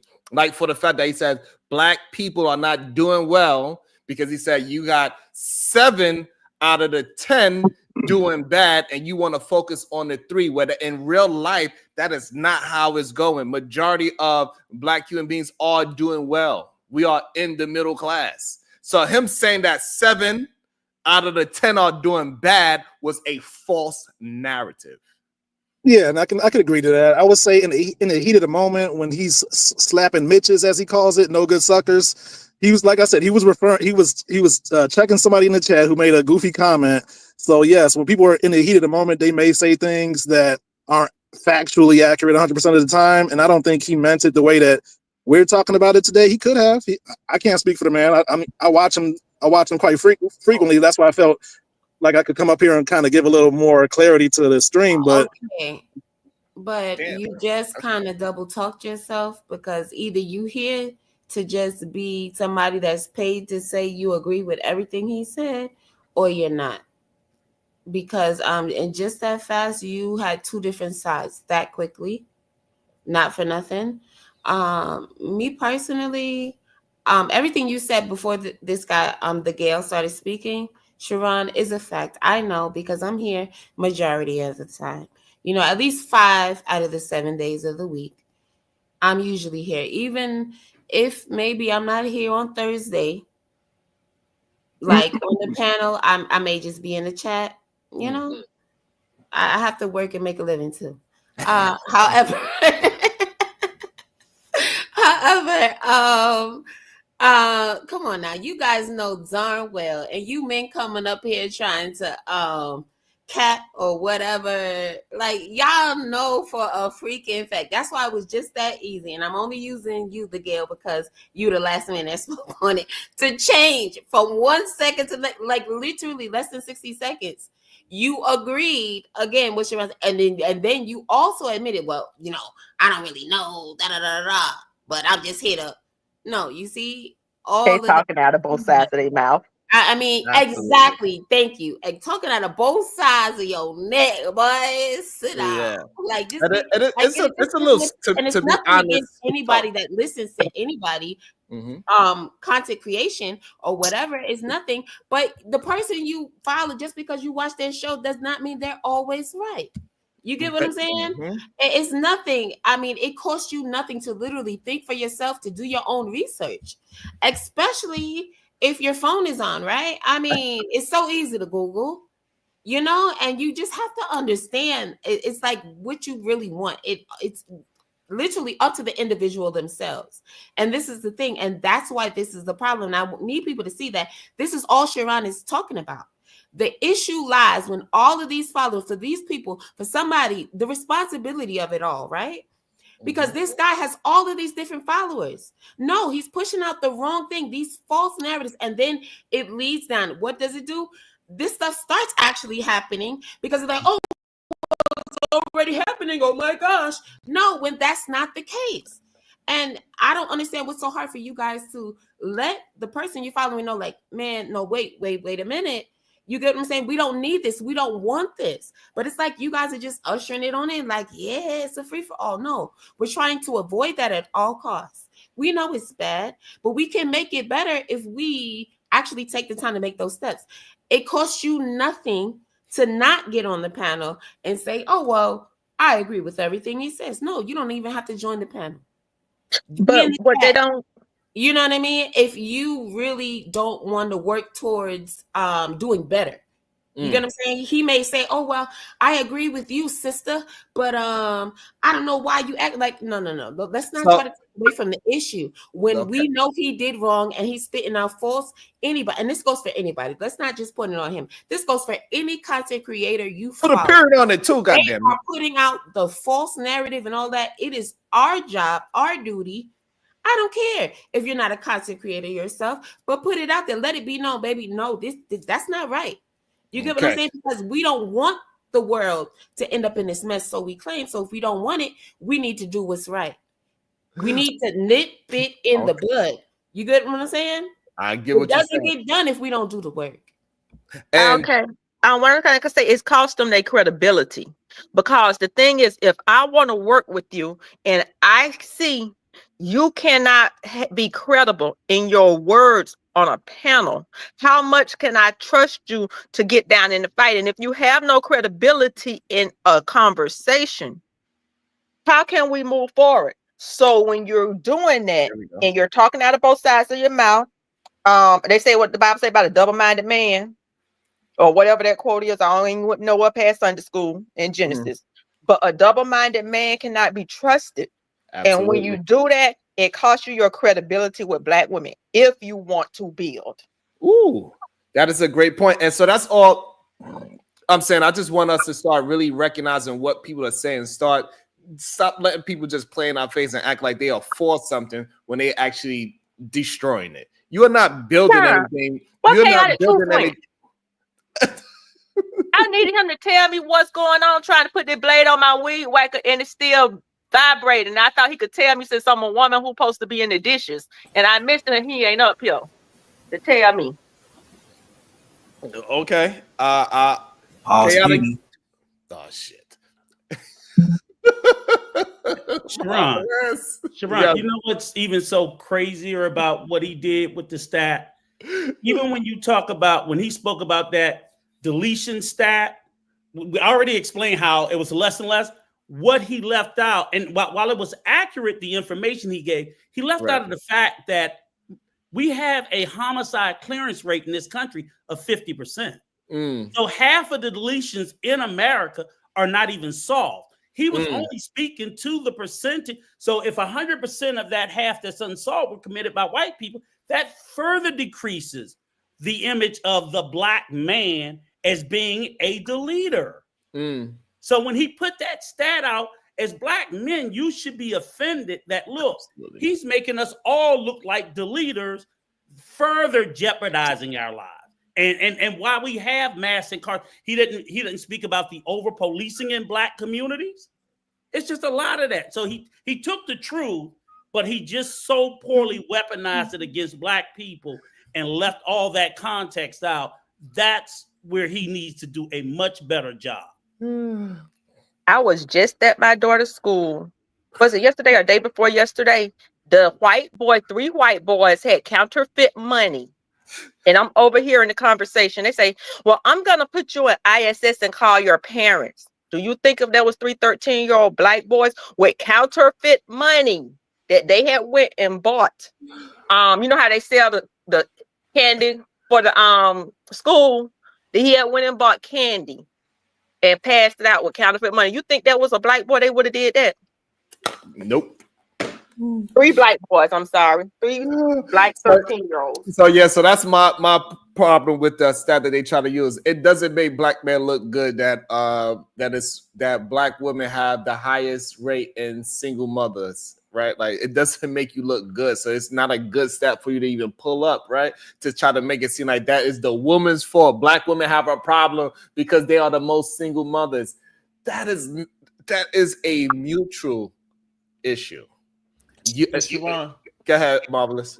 I think the problem is that people in general tend to look beyond the stat. Like my man was just saying, he was saying like there's a lot of context and reasoning, and the thing is we don't really have the why aspect to stats. The stats are what they are, but then we conflate or correlate that with other issues and say like, oh, it must be this, or if you see this, how this adds up. Now you can see it my way, and it's just like at that point you're manipulating the stats. You're only painting a certain narrative that you want that pretty much suits you. You're basically trying on stats to suit your narrative, and that's a lot. That's honestly, it's mostly playing off emotion because it's all speculation, it's all assumption, and you're only playing to a particular feeling that people either are pretty much asking for or they're like questioning and they don't know. But you're going to use these particular facts that are true and say that, hey, this is what it is. I conclude that it must be this because look at the stats. And it's like, no, the stats are what they are. Like, for instance, an example, quick one. The most traffic accidents happen in Mississippi. That's it. That's all I'm going to tell you, right? Most traffic accidents happen in Mississippi. But now, how does it make you feel? What do you speculate in your mind? How are you going to use that stat to grant a certain narrative? Or how are you going to maybe carve out particular parts in that stat to sell a narrative? That would be called confirmation bias. Yes, and that's what I'm saying. That's basically all it is. It's emotional bullshit. And they say your algorithm is the ultimate confirmation bias. It goes by what you think. And so here's the problem too, right? Is that him getting paid millions of dollars a year to talk doesn't have anything to do with what we're saying. We are not trying to say that he's a bad speaker. We're not trying to stop the man from speaking. We're saying that he is using stats in a negative way, and that needs to be checked by you black men because he is talking down on us, is what we are saying. So every time when we start talking and we say, hey, you know, these things is messed up and blah, blah, blah, he is wrong, he's lying, he's using some truthfulness to lie. Oh, well, he's making money. And then now that's supposed to be the end all be all. Why he can't make money by telling the truth about the stat that he's using? Why he have to lie about it? And why he cannot just be honest about the information so we can actually move the needle forward? Why we got to bring up, well, he's making money. That's the same argument that they have with all these goddamn rappers. He was talking about shooting and doing this and doing popping bottles and popping women and all these things. They say, hey, he making money though. But guess what? Every last one of you black content creators would down every young black man that's trying to get out of their situation by rapping about negative things. Right. And so now all of a sudden, Coach Greg Adams is exempt from that. He's doing it just streaming wise. He is a rapper. He's doing the same thing that rappers do. He's just doing it on the streaming platform. He's making black people look negative. He's talking down on black men. He's talking down on black women. He's doing the same thing as your favorite fucking rapper. So if you're gonna hold smoke to your rapper and say that he is bad for the community, then therefore, even though he's making millions of dollars, Coach Greg Adams is just as detrimental to our black community. You said Coach making millions? Yeah, I don't know about that. That's what they said. That's what they said. No, they lying about that. But no, I agree. I agree though. And you know what I would always ask them as a test? Man, black females rapping about the same stuff. But this is what I would ask them as a test: is if your message can withstand scrutiny, take that same message to a white audience. Take it to a white audience. I mean, oftentimes I look at the audience and I think they know the audience that they can gain with that bullshit. They know they do. So, I mean, what is 99.9% of this audience? Young black men. I'm like, why, why don't I see white men, Hispanic men? I'm not saying they don't have their own content created, but if you have a truly genuine that can be supported message, it should resonate with everybody. It should. If you really have an authentic, truthful message that can be backed up and can stand up on its own 2 fucking feet, everybody should be buying into it. And I don't see that. And that's why we have comedians. And it's just what it is. I think it's weird that that BMU would say that he's making millions off lying to black folks, and he's saying that like that's supposed to be okay. I think that's the weird part. Like nobody, bro, said that man was broke or any of those things. All we talking about, the information that he is using at that moment was false, and he was using it in a very negative way. And why? I guess these men are afraid to just. I don't know. Since when men were scared to just have a conversation, say, "Hey, bro, what you saying and what you pushing out is a lie." Since when that was a problem?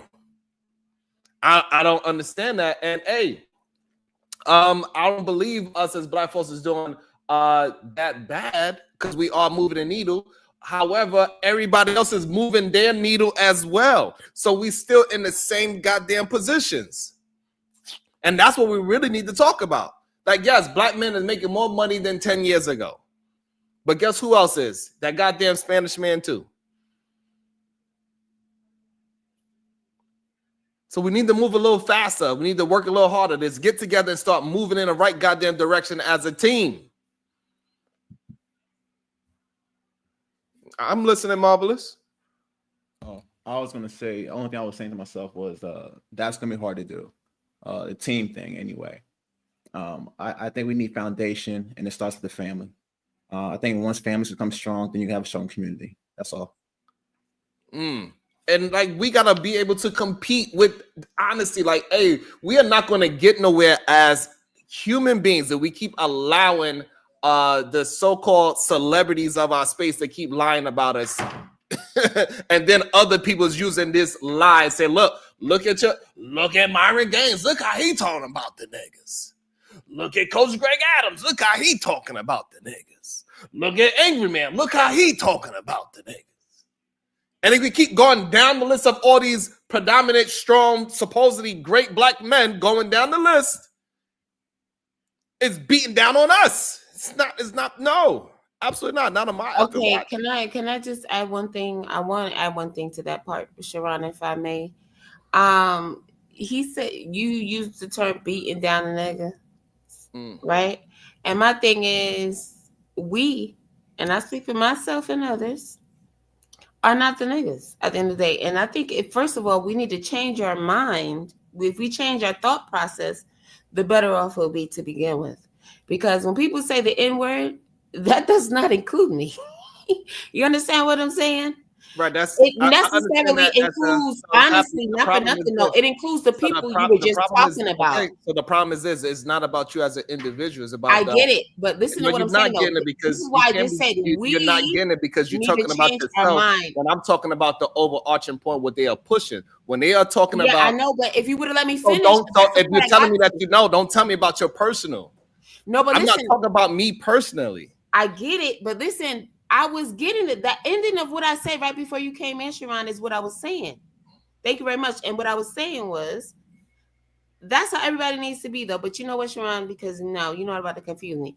Okay, so let me start from the beginning, right? What I was saying was, when people say that, right, I don't agree with that. But what I'm saying is, how I look at these content creators you were just talking about, what they're doing, those are the people, in my head, those are the people I consider the niggers. You know what I'm saying? Because I consider them. No, I don't get what you're saying. I don't understand what is the. Listen to me. Those are the ones. You're telling me to listen to you, and I'm telling you to explain something. I consider the Can I just say happy? Go ahead. The question is. You say that to say what? I say that because people need to be on that type of time. All right. And I didn't even get to finish, but whatever. Again, you stopped me, but I thought I was making great points. You know what I'm saying? Because if you change your mind, you get what I'm saying? You change your way of thinking. Because at the end of the day, is people need to think for themselves. They need to stop following these nuisances. Right. So what I'm again, what I'm saying. So again, so when people say, okay, so the problem is when people say this, people need to think for themselves. That's not a real thing. Okay, but this is Don't tell me okay and say I'm gonna hold on, please. I need to not just virtue signal and say this is what people need to do, because guess what? People follow other people. Please let me. I was going into detail. Please, people follow other people. We are in a country where we vote one man in to give us some kind of leadership and say they are the leader of the free world. Literally is what we do. That is built on the foundation of this country is voting a leader in. So therefore, we cannot go and say, people need to just think for themselves and say, no. Okay, but because I didn't get to finish the sentence, it sounds bad. I was going into people are looking to go to work and they appoint somebody to, hey, this is what we need. Leave that part. I got to take my black ass to work. So stop, people, please. Stop with the bullshit saying people need to think for themselves. It's not going to happen. It doesn't work. Listen. Again, I understand what you're saying, and I've been on that side. And that is where I stand. However, I was going into detail into something before I was stopped multiple times.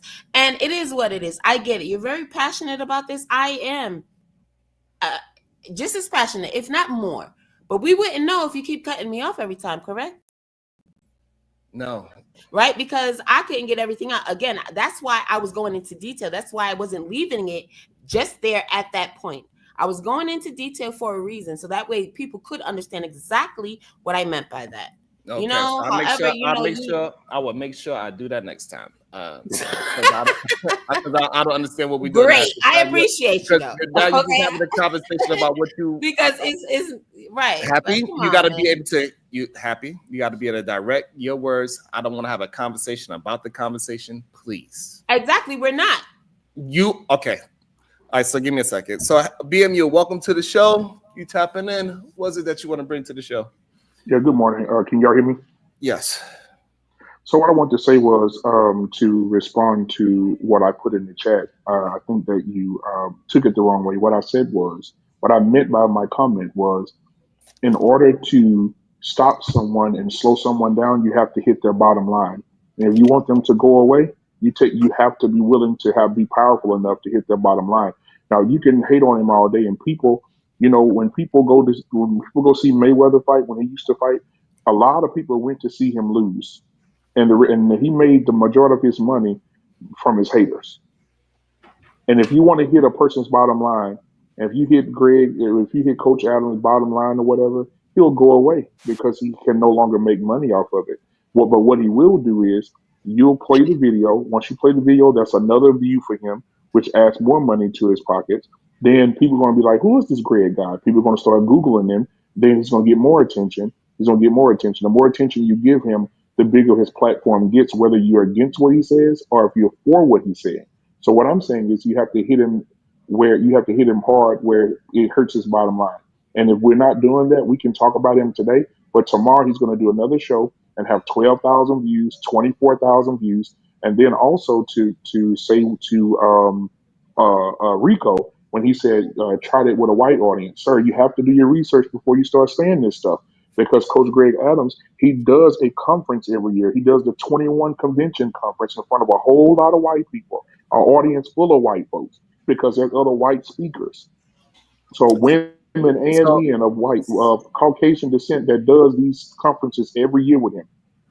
So my main issue is this, BMU, is that for some reason when people like somebody and they like they bullshit ass message, even though he has the same message as a degenerate rapper, all of a sudden we shouldn't say nothing about it, because if we say something about it, that's going to be what's going to make him even bigger. So we shouldn't say nothing. We should just let him. No. Take it the wrong way, Sharon. Don't take it the wrong way. I don't. No, what I'm saying is we talk about Even though I disagreed, I did not stop you. Even though I disagreed, but go ahead. Okay, great. No, I just said, we do need to hold him accountable because you don't agree with 100% what everybody says, right? A broken clock is right twice a day, but sometimes it don't go your way, right? So a lot of things he says that you may not agree with, and some things he may say you may agree with. So I'm not saying either or. I'm not saying don't say So the anything problem about that I him. have is this: that it's not Go ahead. about what he's saying that I disagree. I disagree with his overarching message. And his overarching message is to beat down on black people and act like we are less than somebody and that we ain't shit. And that 13% of the population is committing 50% of the crimes when that is not a true stat. It's not even close to a true stat. And then the fact that black men will allow that to happen, let a black woman have said that shit. Y'all be up in arms. It'll be thousands of channels talking about, see, this is what black women think about black men. But y'all so fucking scared of somebody that has some kind of goddamn status. Where the fuck is the men with the balls? I ain't never seen so many coward-ass black men being afraid because he has some kind of clout. No, yeah, it's not. That's that wouldn't He said that some man. bullshit. We should address the bullshit. Yeah, the man that you're speaking about that don't reflect me. But however, I will say that you do have some men out here that who are cowards, and I think that the man that is not a coward is a man of balance. All right. And so if you're a man, if you're not a coward, you're a man of balance. You could try to understand on both sides of it, and then you'll have your opinion about what you say, Sharon, and everybody have their opinion about what they say about Coach, right? But I don't think I ain't gonna say the majority of men. I'm talking about me personally right now. There's no cowardness or anything. You say what you mean what you say. That's the life a man should live anyway. So I mean, I'm just saying if you want to take him out, that we should just not say nothing and let this man just tell other No, young black men that, hey, you are part of the 50% of murderers. You are part 7 out of 10 black young men are doing horrible in the world. We're supposed to let that happen, even though it's not true. So you missed it again. What I'm saying you to are you missing it because you want to defend a fucking degenerate. I'm not instead of just defending calling him. him out and say, you know what, Coach? Okay, what did I just You know say? what, What did I Coach? just say? Sharon, Hey, listen, you're supposed to be saying this. What did I just say? This is what you're supposed to be saying. What did I just say? If you What did I just disagree say? with him and you're not supposed to be fucking defending bullshit. What did I just say? I said in order to remove him and disagree with him, you have to hit him in his That has pocket. nothing to do with me. I never said remove anything. What I'm saying to you is, okay, so then today, why is this video that you're doing the show today? Why didn't you tag him in it and then put in your comments what you thought about him so he could see that? Okay, so cool. So that means you get a group of people together, everybody tags him. If you by yourself can't get his attention, then the group of people that you've solicited to give the group attention will get his attention, and you can hold him accountable because he will see it, or somebody that knows him will send it to him. That's how you get to him. Fine. That is fine that you're saying all that. That is great advice, but it has nothing to do with my conversation. Sharon, can I ask you a question, sir? Oh, what's going on, Chaotic? Been a minute, boy. How you doing, man? Good talking to you. Yeah, what's up, bro? You too. Are you willing to chin check the rappers? Absolutely. Okay. All right. So because listen, we should boycott any type of disrespect to the black community. Right? Even in media and film. All right? That these black producers, black filmmakers, they send out very negative images about the black man and the black woman. So I'm just listen, I'm willing to stop talking about black people. If we are willing to make a national effort, I'm willing to call out the rappers who all they do is denigrate the black community. I'm willing to call out Sexy Red, yeah. Okay, and so that's my issue, right? Is right there. So we did that plenty of times on the channel. We called Sexy Red a degenerate all the time, right? Would you smash though if you weren't married? Would you smash? If you weren't married, would you smash? No, I would not do anything with somebody that moves like her. I'd never dated even when I was outside. I still never dated a woman that moved anything like a Cardi B or a Sexy Red or anything. I have. I'm not gonna lie to you. I have never did that. Even when I was a complete degenerate, I never dated a degenerate woman in my life. Or every woman that I ever dealt with have college degrees. So Again, BMU. What I'm saying is this: like, I don't understand how, like, so chaotic too. He brought up a very good point, and we are willing to go ahead and cook every goddamn rapper that says degenerate things and is promoting degenerate behavior. And now we have a black man that is supposed to be an elder that has influence. He has over 1,000 people in his show, and he is giving bad influence. Why the F are you are not saying, you know what? He is being a goddamn degenerate too. Literally, that's what the man is doing. By the way, doesn't Meg the Stallion have a college degree, Sharon? Doesn't Meg the Stallion have a college degree? Yes, she does. Okay. Yeah. Well, I mean, so do 2 Chainz. 2 Chainz as well. So do Lil Wayne. So do J. Cole. There's a lot of them. No, yes, Lil Wayne has a college degree, believe it or not. He does. I remember when he was actually going to in classes. Yeah, I think so. Yeah. Believe it or not, he does. So, it is what it is. Go ahead. We're going to bring in Otis Hood. Let me hear your thoughts. We're going to bring in Eda Man Williams right after, and then we open it right back up, and we can just keep on moving the conversation. Go ahead. Okay. Shout out to the panel and the chat.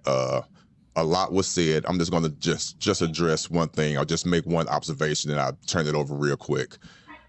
As passionate as you are, Sharon, I understand exactly what you're saying. I really do. For the record, I watch Coach CGA. Me personally, I don't get his vibe. I really don't. To me, no shots. He just looks like an overage man who doesn't know how to commit. That's what I get from it. But that's neither here or there. But as strong as you are in your situation and your feelings about him, there are people out there who feels the same exact vehemently way about you and what you're doing over here. They want you gone. They could swear up and down that what you're doing is straight up pandering, is detrimental to the black man.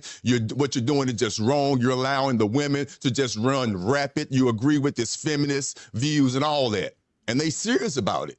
Mm-hmm. So you got to understand, it goes both ways. It doesn't. I can explain to you why. Okay. The reason why it doesn't, because I'm actually pulling up a video of what he said and dismantling the words that he is saying. The other men that have a disagreement with me and how they feel, how they want to take me down, they are talking about their feelings about me. They don't go and say, hey, Sharon said this about black men, and this is why this is wrong. This is why I disagree with it, because the stat really says this. No, they don't do that. They say, I don't like Sharon because PhD over there, she could say, and every time the girls get over there, coach is able to say, but me, when I talk about somebody, I actually going by his words. This is why Gail jumped up there. He said, no, Sharon, I think you misinterpreting his words. Not that I'm misinterpreting how he making me feel. Is that correct, Gail? Yeah, I jumped up because I thought it was out of context because I saw the whole stream and yeah. So that is the difference. Or I'm actually picking apart what I disagree with the man and how I substantiate my disagreement with the man versus my feelings about the man. Because I don't give a fuck about how he made. He can't make me feel no goddamn way. But I do see that he do have influence of a young men. And he's putting a wool over their eyes, making them think about something that is not truthful. And you cannot build young men up off of fallacies. Because they're going to always look in the world in a very skewed sense instead of being honest with themselves. You cannot keep telling goddamn the bench player is doing great and he ain't even in the game. You need to be working on your goddamn jump shot, son. Instead of telling them, oh, it's the referee's fault why you can't get in the game. Don't got shit to do with the damn referee. It's you. You keep traveling. You think that damn step back is 2 steps on this 3. It's you. You need to work on it, son. So that's the difference. Those other people that you hear talking shit about Sharon, they telling you about how I make them feel.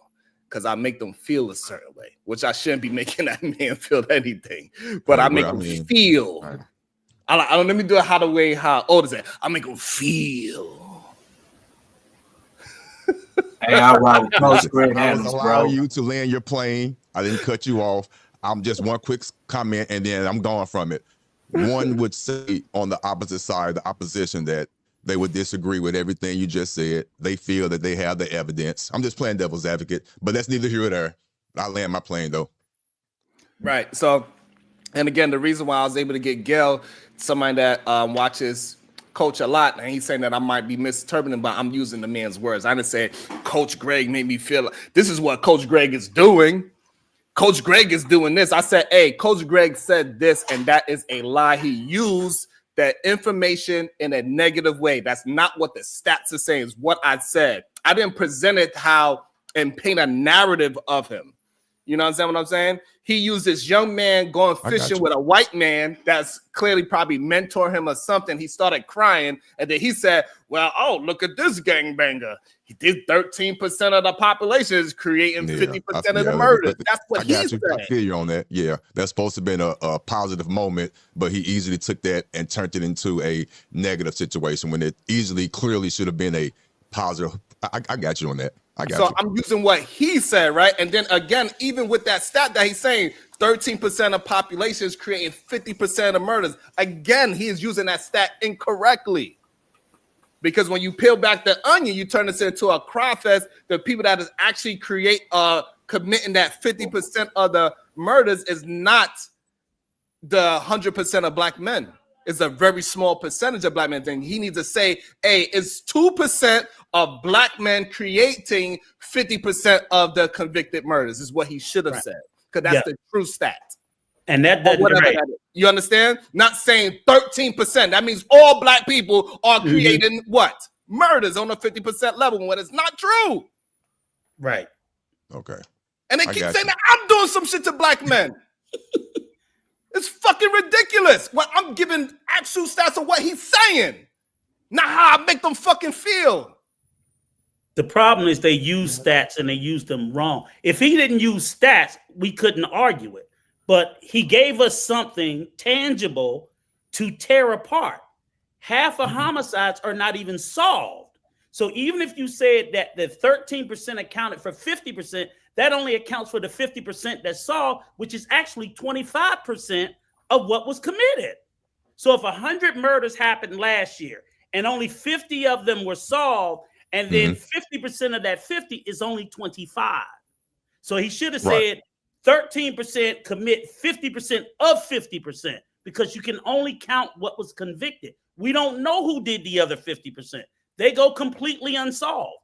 And then of that 13%, black men are only half of the 13%, because that's all black people, which takes it down to 6.5%.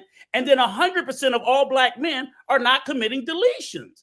So he set himself up to look like a complete ass. I don't know the guy. I don't dislike him. But when we do that, we make ourselves look like a damn fool. And that's all I'm saying. So like, even like somebody said, oh, all of a sudden he's a black male defender, right? What I am is a truth defender. So I like to deal with information and just say the truth of what we see. It ain't about me defending men or women. The only way we can actually move as a community is be honest with ourselves of what we fucking see. Not try to lie to ourselves and say, hey, I'm doing so. You are not. And it's okay if that's the truth. At one point in my life, I thought shit didn't smell because I was in it so much. But you know I couldn't even smell it because I was in it. And then when I got up out of it, I was like, God damn, this is what it smells like over here? God damn. I didn't know I stink. But you know what's crazy, Otis? By saying 13% commit 50% of the homicide, you see how it makes it sound. I do. I'm not going to lie. Right. I do. The way you broke it down, it makes sense. It's very plausible. I mean, it makes a whole lot of sense. So it is two ways you could interpret it. Well, you would say no, it's only one way, the correct way, because the way you broke it down, it makes sense. But just hearing it the way Coach said it, trust me, I get it. And you know how it landed, and that's my concern, is that they use that to go around, and he's not the only one. He is not the only one. He used it to fit his narrative, basically. I don't have a dog in the fight, but he used it to fit his narrative. Like I can honestly say, being real, when we use stats or when they use stats over here, for example, of course it's being used. Hopefully the stat is being broken down correctly, like old Krusty did, but it's still being used to fit the narrative of what's trying to be put across. So I get both sides. I really do. Makes sense what I said? And that's all I wanted, just to be honest about what's going on. Shout out to Bomb Cherry as well. And I also want to say this, and I want to get Afro Nerd in there. I want to get Eater Man. Eater Man was supposed to be next. So go ahead, Eater Man. You could jump in there, and Afro Nerd, you could go right after Eater Man. Go ahead. I got you, Jalen. You guys can hear me, right? Yes. Yeah, so it's interesting that we believe that people can be content creators, but we can't construe or to challenge the facts and things that they're saying. Because the crazy part about listening to this whole conversation is that I think we all would say that he misspoke on the fact that we know that it's only 18,000 murders in 2023. I might be off by 1,000. But so we talking about a very small group of people in general, black and white. Not even including the other races that's included in that 18,000, right? Great point. So like we know that he misspoke. So and then when we challenge it, I think sometimes people like it's almost like me challenging if LeBron James had a bad night. People are like, oh, he's the GOAT. He's above being challenged. What about those other nights that he had a 40 game, a different no, tonight he was off. He was missing his free throws. And I think we just got to get to a point that we got to get our bias out of it, because I even took it that way. It's quick. The thing is that y'all trying to say, oh, Sharon tried to take this out of context. When he said, it was disrespectful for him to put a black boy up there with a white man fishing. Like you got to understand the whole narrative that was painted. Like it wasn't just this one thing. He painted the narrative that we weren't teaching our kids how to fish. They had to go all the way to old white man over there to learn how to fish. And then on top of that, then he gonna drop that stack. So I think he misspoke. He was wrong. I'm not saying he's gonna be off next week in his game, but we need to just hold him accountable right there. That's just that simple. Woo, that was bars right there. That was beautiful that he said. I couldn't say it better. I wish I'd have thought of it that way. Maybe people will receive my information a little bit more. And I want to say, Bomb Cherry, I'm sorry for upsetting you. And Bomb Cherry is the only person I could say and be mad at me, because I know when Bomb Cherry is mad at me, it's out of love. A lot of these other people that want to be mad at me, it's out of hate. Welcome to the show, Afro Nerd. Good day, sir. What's your thoughts? What's up, Sharon? What's going on? So, you know me, I come in and then I have to figure out where you guys are at and kind of get myself up to speed on it. But based on what you gentlemen have talked about, and I have some intermittent familiarity with Coach Greg Adams, right? Yeah, I could take him or leave him. I mean, I think he said some insightful things, but he's not necessarily as polished as a Kevin Samuels per se. So, yeah, I'm in and out with him. But again, based on what you're saying, it seems like he put out some kind of overarching, inaccurate thing about black young, like was a gangbanger or something being mentored, and he took it in some other different direction. Is that basically what you're saying? Yes. All right. So look, my issue with much of Black YouTube and maybe how Black folks are shepherded is that we're constantly barraged by misinformation, and many of us kind of toil in being quote unquote dumb. Matter of fact, we can even talk about how the larger culture with who's currently residing in the presidency, and I'm saying this as a conservative, that a lot of people are able to kind of get where they are because of misinformation and putting things out there. No one's fact checking. Facts are morphed. You know, I mean, we're in a quagmire, cross racially, not just Black people, but we are more affected by it because of our positioning in this culture. So someone is going to have to make up their minds. Maybe this is what I would wish for the Black manosphere and Black men at large. Make up our minds of what we're actually going to do, and are we going to move forward with the correct information? When you mentioned when you mentioned his inaccuracies and well, what about the hip hop performers? Well, hip hop has, not all, because I'm a hip hop aficionado. I'm not going to lie about it, but a lot of hip hop for maybe going on 35, 40 years has been putting out somewhat of a neo minstrel image. It is what it is. It is based on minstrelsy. I had a tick when I heard the Notorious B.I.G. in one of his records. I forgot which one it was. It's one of the hits. And he had said something casually about his neighbors calling the cops on him because he's just trying to feed his daughter. So this is, I'm like, and I'm much younger then. I said, wait a minute. So the neighbors are supposed to tolerate you drug dealing? That's okay? No, people just that just went on. People just continue dancing, and I thought that was crazy. And then fast forward 20 years later, his reference to his slum apartment. Now that apartment is around $5 or $6 grand a month in a gentrified Brooklyn. So these are the things that I just pick up on, that black folks just kind of just continue to, not all, but many of us, we just dance to the beat, and we don't really analyze what's actually been saying. When Rick Ross talked about putting women to sleep, and I saw sisters at the HBCUs still dancing as he was rapping about putting women to sleep. It's never ending coonery. Tap dancing, watermelon juggling. Mantan Moreland did it 100 years ago. We're still doing it today. So even when I call into your program, not a shout out to you, right? But somehow just my general interaction with Black YouTube. Who is this guy? My racial categorization starts. I'm just as black as the next person, but all kinds of weird stuff comes up because I use the term nerd as a brand. So being able to speak articulately, we just shuck and jive off of that.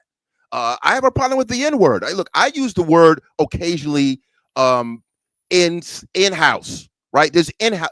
All ethnicities have an in-house terminology where we all know what it is.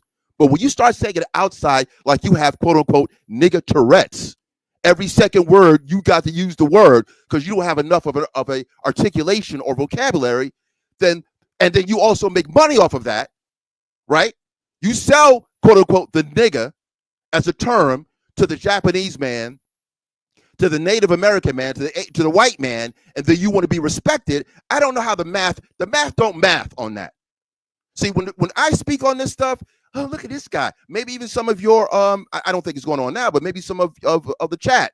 It's all fun and games. It's all, shucking and jiving and yuck and nigger-splaining, as they say. We're in a messed up situation if we don't get real. That's it. I land the plane. I like it. Nice. Thank you. That was really good. Bob, with the $4.99, Afro Nerd is actually fatty, and this is real voice. Bob is a nut. Yo, Sharon. I wanted to add on to what he was. All right, hold on. So articulation of vocabulary. Marvelous wanted to say something. Then you go right after him, Jalen. All right, so everything my man was talking about, I was basically going to hint at as well. I'll make it quick. I wrote it down. So why is it that a lot of behavior is relatable, right? If not, in some cases, excusable. And who specifically allows the behavior to be promoted? These platforms allow such things to be displayed, and yet certain topics or words on these platforms are harmful to specific groups. The bottom line is this: Black people are not protected in these spaces from other groups nor themselves. Like whatever happened to hate speech, right? And then this also goes into another thing too. Selfish behavior is what leads to, let's say, crime, right? Poverty has nothing to do with crime. Poverty is a condition, not a causation. Selfish behavior is the causation. Is selfish behavior a crime? No. But is all crime selfish? Yes. Yeah, so it's like there are some things we can pretty much come down and sum up to what it is and point out some behaviors and say we don't tolerate this behavior and land it there. But then we get into the weeds trying to basically put things in reverse to tell a certain narrative because we have our feelings when we see certain problems and we believe that in our own personal beliefs come into this thing saying that, oh, this is why this is happening because of these people, because of that. And it's like, no, again, you have conditions and you have causation. My condition is I'm black. Just because I'm black doesn't mean this is what that's going to be. And that's basically what I'm trying to tell you. A lot of people conflate causation with the condition, and they're not the same. Yeah, whatever book you read, you need to throw that away. Oh my God. Y'all leave him alone. Leave that man alone. Let the next guy go because I'm trying to talk. Please. All right, hold Go on, ahead, Happy. bro. Hold on, let me just say, hold on real quick. Shout out to the Cash App. Good day. Can you rent Cyber Dreams in the chat? Absolutely, I got you. It was supposed to be Jalen. Jalen, go ahead. Happy has something to say, and Edie Man want to talk about Marvelous book. Okay, I watched one coach at Greg Annals. He got some good truth out there. He can help black people out. But I was riding his dick for like 12 years.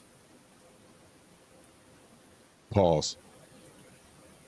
Otis, why'd you fall for it? Otis, just let him talk, please. Go ahead, Happy. He thank you, Jalen. I was just sucking his dick harder. Okay, all right. You are done. You heard what the man said. Sharon said you done, boy. Okay, man. Thank you, Jalen. Go ahead, Happy. That was just okay. Go ahead, Happy. Then Edie Man want to have a conversation with Marvelous about his book. Let Edie Man go. I'll go after. Okay, go ahead, Edie Man. Talk to him about his goddamn book. Gail, you want to jump in there soon too? Like, No, I was you good rubbing my now? head. Okay, all right. Go ahead, Yeah, Edie Man and Marvelous. Let's talk about this Marvelous book. Emo's my guy, but whatever book he reading is straight trash, man. He talk about poverty ain't the reason why people are criminals. It's crazy. Like it's a reason when we go to the hood, it's more crime in the hood. It's not because they just want to be selfish. You know, it's selfish, Sharon, that we want to eat over here. Since we want to go out there and make sure we have our little fried rice and egg rolls, we must be selfish. Nah, when your stomach is in the back of your belly, I'm telling you, poverty create crimes. Like we gotta stop it. That book wrong. You I know am a what's so living funny? testament of it. You know what's so funny? I mean, they use the stats for everything else, but they didn't use the stats for that. That's why it's all a joke to me. That's why it's all a But joke. let Marvelous get a chance to rebuttal what Edie Man said about his book. Yeah, it's just like I was just saying. Like again, the moral of the story is to stop conflating condition with the situation, the outcome. You cannot say because of this, that is why. That is not true. And I just proved it by simply saying all crime is selfish, but not every selfish act is a crime. It's just that simple. Now, with you, I can't say every person who's in poverty does crime. That'd be false. But I can definitely say every crime is selfish. That's a fact. All right, so hold on. So you telling me if my stomach is touching my ribs and I'm You're hungry, going beyond the point. I'm just telling you what it was. I told you what it was. I told you what it was, Edie Man. No, Think to what I well, I'm said. Did I say challenging. something See, wrong? Did I say Mo, something wrong? yes, you did. I'm about to Okay, tell what you part what was you. it? I'm What about to part was tell it? you what it is. Now, Mo, you normally don't get out of character. I don't know what these black books you're reading, but they It's not got a you black book. out your frame. Like I was saying, Mo. No, this idea that we like that's in Happy was so right. We act like we don't want to use statistics now. That is more. It is literally more crime in poverty areas than wealthy areas. So then we gonna say it's no correlation. All these poor people are just selfish. Man, I think you're being disingenuous, Mo. I'm Let's not being really be. disingenuous. See, the thing is, you're just looking at poor people as poor people the only one committing crimes. That's one. So you sell it like, okay, if you're poor, you're likely to do a crime. So that's why someone like Donald Trump doesn't look like a criminal, right? Because he's rich, right? Oh, that's wrong. He is a criminal. That's right. So besides the point, like I said, it's No, he does selfishness get that looked leads at to as a crime. It's criminal. not The just president is a condition. criminal. The thing about it is money talks, and you know if you ain't got it, you ain't walking. That's all. No, but no, Mo's trying to paint this point that No, I'm he saying. just Hold said on. that we don't look at Donald Trump as a criminal. You know, But but he is. We've always have looked at him as a criminal. I know. Hold on, but the problem with what Marvelous is doing, he's saying that I'm saying poverty is the only thing that contribute to being a criminal. I didn't say that. I said that was And to I my know you point, and I didn't. was We saying were that just selfishness commenting in on what general is what he it is. said, and that's what's wrong So with hold Marvelous on. right now. So Right. I just want let me understand what maybe I'm misunderstanding what Marvelous is saying. So if my kids is in a situation that I can't put food on their table and I go to the grocery store and I steal, you think it's because I'm being selfish by feeding my kids? Get this, man. That's exactly Yes. what he said. Exactly Yes. what he said. But And that's Marvelous, why we can I both ask said you a you're question, wrong, Marvelous? Because Marvelous. I would agree with And what you're stop. saying. Well, I was here first, boo. I'm Don't sorry. tell me how to have this combo. I was a part of it. Thank you very much. Get out of here.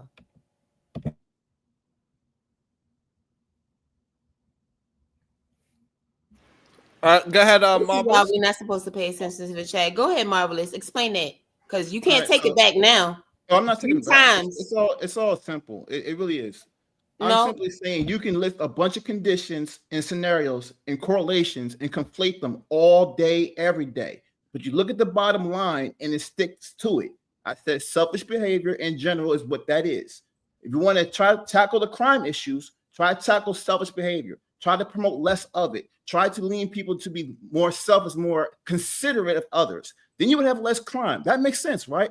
But no, Okay, so you tell want to your talk about president that. conditions. Marvelous. Can I ask you a question? Now, I kind of agree with you saying that poverty is not the causation, but poverty, hang on. Poverty, it can be deemed a motivation, as Edelman said. So I don't know if selfishness is the issue as you described, but I get what you're saying, and I think you're both right. You can say that poverty is not the causation, but Edelman is correct that poverty certainly is the motivation for committing crime. But the problem with him saying selfishness is the causation. I could be selfish and not a criminal. Yeah, I don't get the selfishness. Yeah, that's the No, whole I point. said that. Hold on. I'll back it up again. I'll say it one time, one last time. I said not everything you do selfishly is a crime, but every crime is selfish, is what I said. So And that I hold on, disagree. no. So hold on, no. So Mo, are you saying Robin Hood is selfish? Yes. Stealing is Explain that. selfish. Stealing is selfish. No, the Robin Hood method. Are you listening to what I just said? Theft is a selfish act. You stole from someone else. No, it's not. Listen. So if I steal $1 million and give it all to Sharon, you telling me that's selfish? If you did what? If I stole $1 million today and I wired it to Sharon's account, Bad example, E. Bad example. Don't wire it all to one person now. That's about Please No, let them two have the you conversation, please, y'all. Let them have the conversation. Thank you. I started it. Thank you. No, Mo, listen. Just because I stole doesn't mean that it's selfish. Look, I'm gonna get this right. I'll get this right. I'll tell you why it's selfish. Off rip, all right. You did that action, right? I'm going to assume off of how you felt. about Sharon. No, but then why'd you do it? What's the motive? Wait, what was the motive? I didn't think you should have it. No, wait. What was the motive for I stealing didn't the think money you to give should have Sharon? it. I didn't think. I just stole from you because I didn't think you should have it. And why is that? Just because I don't like you.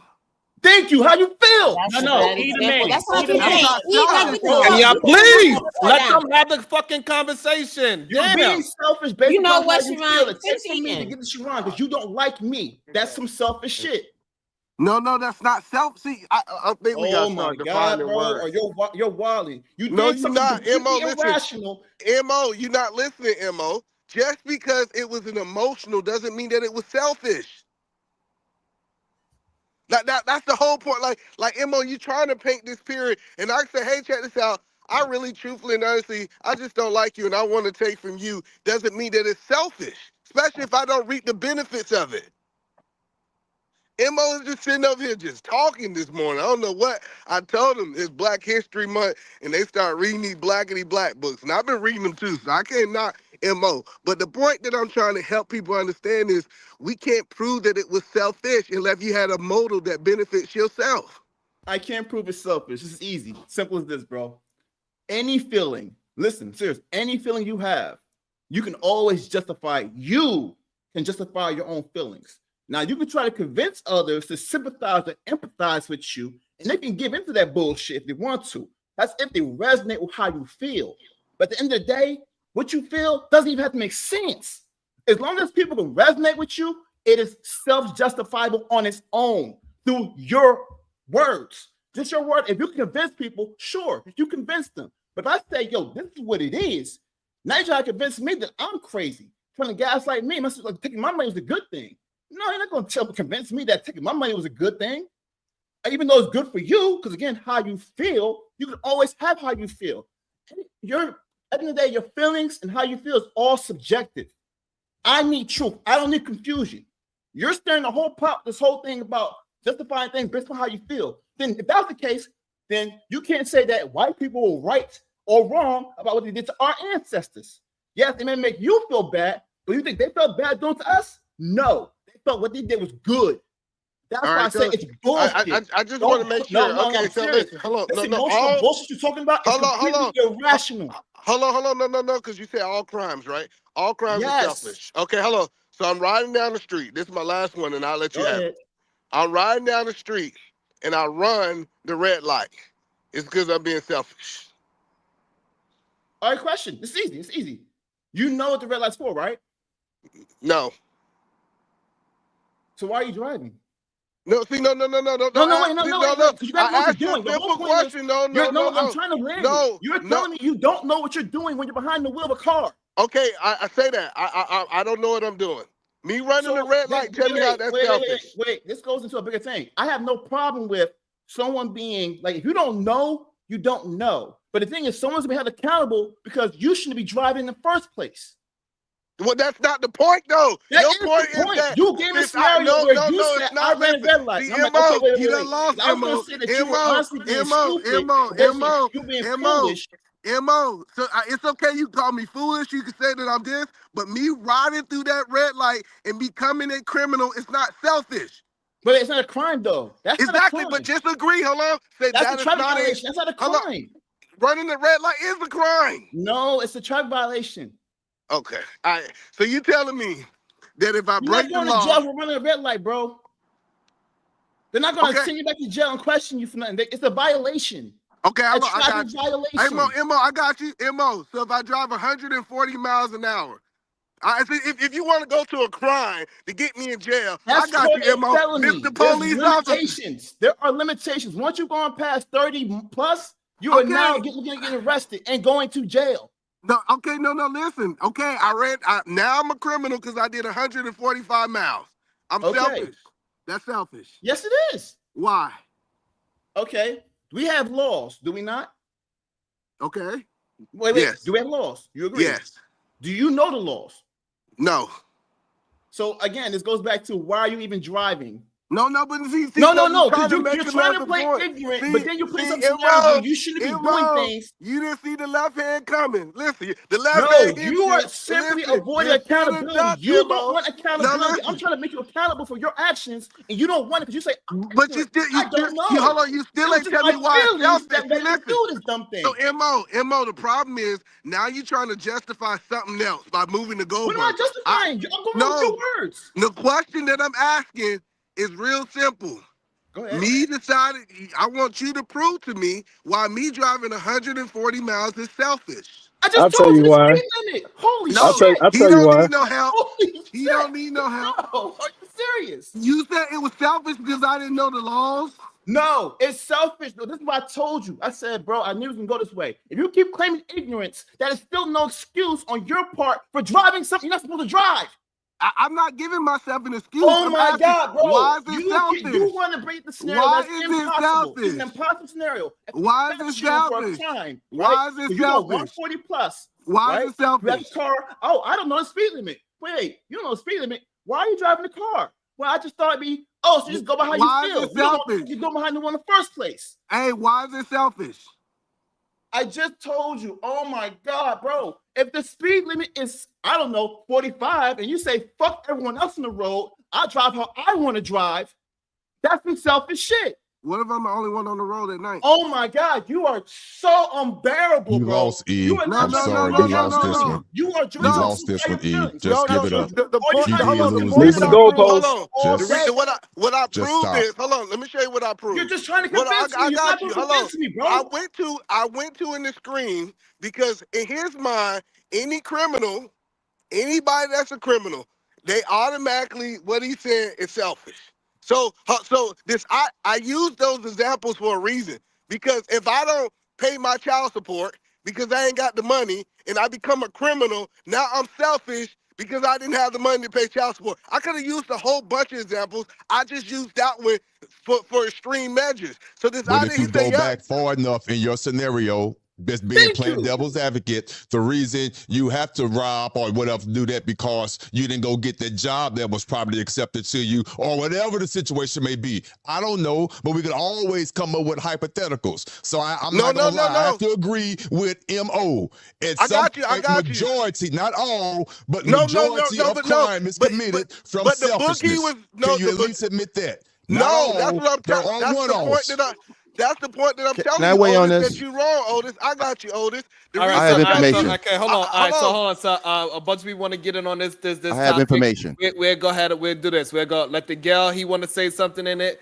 Afronerd want to jump in on it as well, and then after that we just open it right back up to everybody speaking. Hold on, I am still here, sir. Okay, and so we got All Gail. right. So we got Happy. Oh, I got you. So we got Gail, Afronerd, Happy. Go. Yeah, maybe it was just a bad example, but I was just gonna say it's selfish because there's a flow of traffic, and if you the only one to think you eligible to go 140 when the rest is going the speed limit, what happens when you cause a crash? You know, because people don't know how to drive out here. They can't. Well, no, They don't know how to but no, drive. that's the So point. Is you had to build a scenario to prove your point. See, that's the point. You said, well, now we got to add other drivers onto the street. wait, Hello, but you sir. Hold Let me on. Before I respond. continue, hold No, on. hold on. Let me I give you that. You're by respond. yourself. Wait, No. You're by yourself. I give you that. You're Mo, by you yourself. had your Wait, chance, You're Mo. by yourself. Mo, he You're said by he yourself. wanted I to give you include that. everybody else. Hello, he wanted to include everybody else. And now it's my turn to talk to him. Mo, if you want this whooping, I'll come back to you. No, Now, I'm just Gail. saying. I Now, give you that. Gail, hold on, You I want me by got you. yourself? I give No, you that. Come on, man. no. It's okay. Now, This is low Gail. frequency. This is low frequency, man. I know it's This is okay. Let us be low frequency. Come back tomorrow. no. That's So the the whole point problem. that I'm Nah, saying bro. is No, that bro. You were hold wrong. on. let them You bring the no. smoke. You're I'm not. gonna You're see what you not got. speaking. It's not We your gotta. turn. We gotta speak Dr. intelligently. Mercy ain't got no attention yet, and he need to talk. Oh, Gail was in the school. Let me talk to Gail, and then you can have your turn next. So, like I was saying, Gail, we had to build a scenario that was selfish to make y'all guys' point. But let me ask Gail a question. I need to know if Gail's being true. Is it a possibility that that driver is not being selfish in a scenario? Yeah, he could have a pregnant wife in the car, possibly. But even so, you being selfish because you driving 140 with a pregnant wife, you putting everybody in danger with a baby. So where does But you didn't answer the question. The question Yeah, is it a they way did that, hold some. on, is it a way in this situation that I cannot be selfish, or every situation in your mind, I am selfish? there's always an exception, I would say. But what are we talking about? Okay, so it is an exception, okay? Is that So, your point? no. The point is, when he was speaking in absolutes. Do you agree or disagree, Gail? He might have been. I can't When recall he was exactly what he reading said. out of the manual, no, when he was reading out the selfish manual, he was reading the I was talking absolutes, about right? it. No, Gail? Yep. Gail, because I know what he was. I know MO. Oh, I See, know I'm what I about to was see if y'all saying. I trying know to what I was y'all saying. There's a trying to word count called for him, Gail. Okay, discernment, though, E. Gail, so There's Gail, a no, word called just discernment. listen. I Edie know man, y'all all want to talk to me. This is Edie man, between me and Gail. See, if I if know if I you be beating y'all ass one-on-one. Edie Don't man, let me try to jump me. But they if don't know I'm from Georgia. We put our back against the wall and we keep swinging. No, the I point that still I'm ask asking to Gail, give me a crime that is not selfish. I Give me told one you, crime that's not selfish. not paying my child support That is because I selfish. don't have the money. Don't matter. That's still selfish. Okay, have a good day. Edie, All All right, right. Edie So man, okay, all if you was right. Can I trying to weigh on this? if you hold were on. trying to Hold argue on. absolute, Hold on. So Gail wanted to finish up, and Afronerd is right after. Go ahead. hey, Go yeah, ahead, listen. Gail, so I can go. I'll just say if he was trying to argue absolute, then I'll agree with him. It was just a bad example, maybe, because absolutes, there's always an exception to an absolute. So I'll give him that if he was trying to argue an absolute, but it was just maybe a bad example. But out of his Okay. own mouth, he was doing absolutes based off that manual he was reading. Go ahead, Afro. Yeah, Because he Okay. want to change the conversation. Go ahead, Afro. Okay. Well, first of all, my apologies to you, right? Okay, so I was wrong for me to interrupt you, but I do stand still with this low frequency because it seemed like the conversation was getting cyclical, right? When you get into what a crime is by definition, or a tort, it's a tort law, right? It literally means infringement on person, infringement or harm to a person or property. So crime by its essence doesn't really work unless you are harming someone. See, so the notion of selfishness is kind of a given because it only works because you're harming somebody else. Someone has to be a victim of a crime. Period. Whether it's property, whether it's a person, murder, everything is about what you do to the other person. There's a lack of conscientiousness, a levy toward the other person or thing. There's got to be a give and a take to what you're saying. So this to me, no, hold on. So my point is that when you talk about poverty, right, then you have to explain the notion of affluenza, because you've had wealthy people that commit crimes. So this is more about a moral compass issue. We see you have to also talk about West Side Chicago. West Side Chicago, a lot of gang violence. We could talk about that level of poverty, but it doesn't compare to Bangladeshi poverty. Right? So there's levels to this. Gentlemen, we cannot keep on doing this. All right, is low frequency. So my question Afro is, cooking. is somebody Afro whatever his name is, nerd? No, it's Afro nerd, bro. This another word. It's another N word. Cool. It's called the nerd word, right? It's another I word didn't that say the N word. we're. I didn't say the N word, bro. You get well, this is the new word. This is the new N word. I'm bringing it home. No, yeah. I'd rather be a nerd than I knew. I'd rather be a nerd than a nigga. Couldn't make it. I done offended him already. We ain't doing no babbling today. The point is, we're not doing no babbling today. Let me ask you the question. So you derailing, so I can go. Ask me or ask me. Question. I want to get the vernacular right. The question that I gotta ask you, right? So, do you believe a man not paying child support is a crime? To his child, yes. His child suffers. Somebody has. Did y'all have sex with women before? Hold on. So, just a question, man. Even the child support that doesn't go to his child, it goes to the state. You asked me two different questions. No, because I can pay child support and it could go to the state and never go to my child. So the question I'm asking, did I commit a crime because the state did not get that child support? That's up for you. That's why you go to law. That's why you go to court for that. Have a good day. Yeah, that's why I told y'all these niggas just be talking. Okay. I'll see y'all guys later. Like, all listen, right. You don't like the answer. You don't like the answer. Government was you don't like the answer. This. But let me ask you a question. Can I ask you a question, E? For real. Based on hear me out, because I heard it. Hear me out, please. I'm gonna be quick. I gotta go. Based on what Afro Nerd I got a job. I know said y'all ain't got no goddamn job. You're not even listening to me. Wow. They don't do that, bro. They don't do that. Low frequency. Let me ask you a question, because I heard what you said and I heard what Afro Nerd said. I'm biased. Based on what he said when he broke it down, how could you then come with that analogy? Because if you heard what he said, you wouldn't have even asked him that analogy, because he said it had to be against a person or property damage. He said person it's or wrong. property damage. And your scenario didn't address either or. So therefore, did you even hear what he said? Let me respond to you because I gotta go. I ain't got time for you to be long-winded. Listen, the whole point that I'm telling you is I can do a crime that's not against a person or a property. That is a fact. It don't have to be against a person or a property for me to actually go to jail. So that's the point that I'm saying. It's cool if y'all want me to follow these rules of words that's not actually how people get locked up today. Cool. I'm all right with that, but in reality, it's not true, Otis. But y'all can talk about it. Y'all have a good day. All right, there you go. Can I ask a question? Because I'm a little confused. In Marvel, this is what I want to know. I get what you're saying, but I'm a little confused because I think there are some acts where there's a conflict between is it deemed selfish or is it deemed selfless?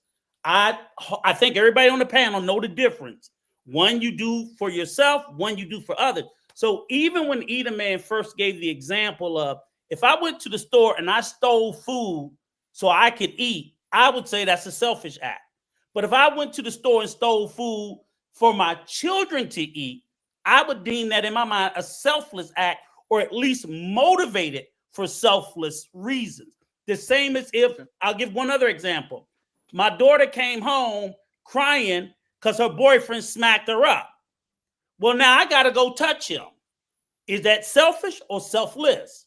So that's why I agree with you, but I just think there can be some nuances where the act isn't, or I would say not fully selfish. Okay, I'll give you an example of what you're saying, and I can understand your sentiment. It's basically like the comparison of the hero versus the villain, right? People don't see that they actually are one and the same. They really are. The thing is, they both believe they know what's best, but they have two different ways of getting to that objective. That's all it is. You have your way of helping out people. They have their way of doing things too, but they actually are both selfish because they believe that they know what's best, and they're going to take actions into their own hands and do it as they will. You know what Either Man suffers from, which is what many of us are suffering from? He believes that the exception is the rule. Like he even said something about absolute, right? Look, we know, generally speaking, there is a math to right and wrong, right? Generally speaking, there are exceptions, but the rule is still the rule. So we could talk about the 90% versus the 10%, right? So what he was going into, to me, was just nonsense. We have to figure out how to help the majority of Black men move appropriately in society, where they can feed their families, make some money, and shut certain things down, and to correct our imagery. That's generally what we have to do. Now, he wants to talk about 10% esoterics. I'm not really going there with him with that. That's it. It's very simple. Why do we go to the extremes when the general... No, hold on, ma'am. Hold on. We got to stop that too. I don't know if I'm saying something triggering or whatever, but we have to be polite to be adults. We're having a conversation. I have not finished my thought. I will relinquish the microphone, then you can go. But this whole thing... I didn't ask for the microphone, and you are going. Nobody fucking stopped you or said they wanted to stop you, so go ahead. Continue on. I find it fascinating. To stop that too as Black man. Stop lying on people. Oh my gosh. Wow. This is what we're doing now? So you're really That's showing weird. yourself. You're really showing yourself, ma'am. Weird. You're showing yourself. Okay, so what happened? Why did You did a virtual booty shake. You did a virtual booty shake. You showed your ass. What Sharon was saying. What were you Shut the saying, fuck Sharon? up and continue, like, sir. Just shut the fuck up. Ain't No, nobody you don't like what I'm saying. You. I got you. I got you, ma'am. I got your ticket. You're not going to win this. You sound like a virtual mammy. You sound like a virtual 304. You're spitting in tongues. You're spitting in tongues. And now he crying and happy. Baby, continue Exorcist. talking. You're Your plane, sir. So somebody else could talk. Thank you very much. No, when ma'am. somebody was And on I'm being your respectful side, by calling you didn't ma'am. I could call you appreciate something else. Because the little shit that you said was right. Your head is spinning. The fact is, Exorcist, Black Exorcist. Gentlemen, you're looking at Black Exorcist. Okay, hold on. Let me understand. So Happy, you didn't like what he was saying? No, that's not what I fucking said. What I said. So why did you interrupt? Okay, you answered the question. Hold on. Damn. That's all. Wow. Why you interrupt? Hold on. I'm just trying to get an understanding. I was not listening. To what Happy. I'm trying to that didn't happen, Sharon. Happy. I'm asking you things. Please allow me to understand, because I was not listening. I was talking in the background. So what happened that the communication broke down that y'all are back and forth? I don't understand. He was talking, and neither then do I. Ask that man. I'm not in his fucking head. I said okay. I was agreeing with the nigga to some shit he said. I said okay, and then nigga started going off on me. So what the fuck? So you're just saying, you're saying okay, so you could get into on the conversation, or you just the nigga was kept going. No, the point I'm asking you, I don't understand why I'm asking you something. So now, so what? Okay, how many times I gotta answer the same question, Sharon? Because you answered it in two different ways. No, I didn't. But first you said you didn't interrupt, and then now you're saying that while he was talking, you said okay to speak. I said directly. If you go back and listen to what just happened, I said it. God, Happy. Okay. Go ahead, Afro Nerd. Finish what you say. She Thank said she you. did not. With She the said she shit. did not interrupt you. Go ahead. I don't know. Part of the problem, in all respects to the young woman, who I think should change her name to Unhappy, is that you this notion of just You see what I'm talking about though? But nobody did none of this disrespectful shit. He started the disrespectful shit, but then he gonna blame the one woman on the panel. Like, this is what I'm talking about. Because he couldn't get his thoughts off with Eda Man. That's my problem. Because he's feeling incompetent. That's my problem. Absolutely fucking not. So now I'm supposed to sit here and now I'm really supposed to be quiet because he called me out. Come on now. Absolutely not. So now you called me out. So now you have no chance to talk now. Now what's up? Next. Now it's my turn. Next. Now you can mute your shit because I'm not muting again for you. Let the next man talk so I can mute again. No, because you want to keep calling me out. No, see, this is the third time you did that shit. So for a grown woman to have a fit, for a grown woman to have a fit publicly, gentlemen, isn't this kind of amazing to see? Isn't this amazing? This is a great exercise in mental instability. This is the problem in our community. You're seeing a mind unraveling. You're seeing a mind unraveling as we speak. The poor woman needs medication, Don't call my obviously. name. Stop calling my name, sir, right? No, because you wanted to try to deem me at No, first. you Just black women. the intellect is affecting your amygdala. The intellect, right? the intellect is affecting your amygdala. Happy. You're So that's fearful, baby. I'm happy, and like you're a mad wolf, about it like a wolf showing you're its mad teeth. about it because Like what? a wolf Because showing you its put teeth. into a You're doing fucking that to me point. right now. Because you gotta wait for a man to leave the panel for you to talk, bruh. For you to try to get your little point across, bruh. And You the use shit N-words, saying, you use half the shit you N-words, said didn't make you no use a whole sense. bunch of But the shit you expletives. did make sense with. I said, Is this a okay, lady? Is this what you you know, call a lady I in gotta be your little 2025? cheerleader and all Is that. this But you got the hey, nerve to talk about Sharon, we black use the term women, lady a and lot. now you Is this a talking about lady me. in Bitch, like I 2025? said, next, it's not your goal no longer. Welcome to the show, Bomb Sherry Joe. What's going on, Happy? Hey, what's going on, sis? I wanted to say something to Afro Nerd. I want to say something to Afro Nerd because you see the men do this a lot, right? So the conversation been going back and forth, and people been interrupting the whole time. But when one woman, you heard one sound come out of her mouth, and then you laser focused on her, and then you started to call her all types of names. So why y'all didn't do that with the men though? And I'm not sure if the men know that y'all do that, but that's what happens, right? All she made a sound, and then you laser focused and started talking about her interrupting. Why didn't you say that about the rest of the people up here when they was interrupting through the conversation? Why do y'all do that to women? And then you expect us to be the ladies. But see, it's not going to work with some of us. So I'm going to ask you the question. Why did you laser focus on Happy when you didn't do that with anybody else? Why do you do that to women? I'm going to answer your question. This is fascinating. Bomb Cherry, first of all, I like you a lot, right? New Orleans, all that, right? I like you. We have to speak accurately. Yesterday, if you remember, Sharon, there was a gentleman that just kept on interrupting. Everybody, he was interrupting everybody. He was having a fit. I forgot his name. He was on camera, and everyone was getting on him. So this interrupting thing is not gender exclusive. I'm talking about today, and I even apologize for myself because I even was a victim of it. I interrupted. I said something low frequency to either man, and I said, you know what, my bad. I interrupted you. Does that answer your question? Or is it only going to be only women can be the victim and affected? No, I was talking about today. I was talking about different day now. Oh, it's a different just day. now with Happy. That's what I didn't ask you about yesterday and things like that. Well, yesterday doesn't count. Yesterday doesn't count, right? And interrupting. Yeah, you said, why do men we're do this? talking about today. I know you're a smart man. You know this. What's going on right now? I'm not going to go into this anymore. I already explained myself accurately. Okay. I told you. I said yesterday. I picked out a man that interrupted everyone, and I did it myself. And I said, you know what? My bad. I should not have done that. But now, because one young woman, because she is a woman, now we got to make the distinction. I'm confused on that. Okay.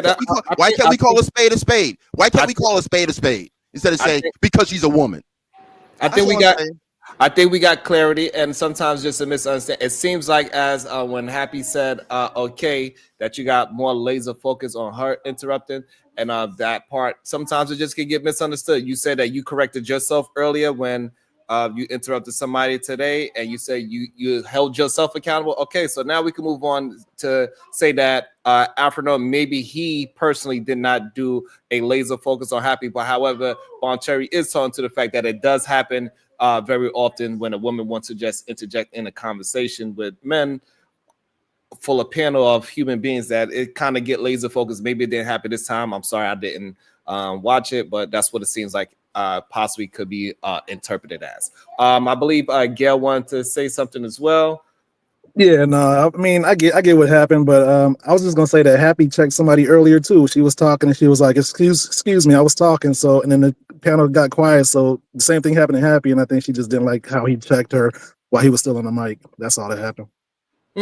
Okay, so all right, so everybody checked everybody, I guess, so we could just move on because I missed it.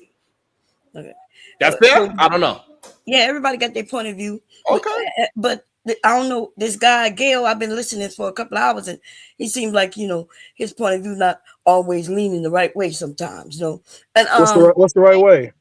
The right way is reality. And even when Mo started talking about the hero and the villain, and you niggas continue to talk about that conversation, woo, baby, y'all don't be knowing who y'all talking to, what y'all talking about when you're talking to certain people. But I'm quite sure you understand. What you referring to exactly? I would like to counter that if you know. Well, I'm referring to like you and the coach when you came up here in support of the coach. Like I said, I've been here for hours. Just because I'm not in the chat don't mean I'm not listening, because I support Sharon 100%, right? So as far as the coach, you double talk. I was listening when you double talk, baby. Everybody heard you.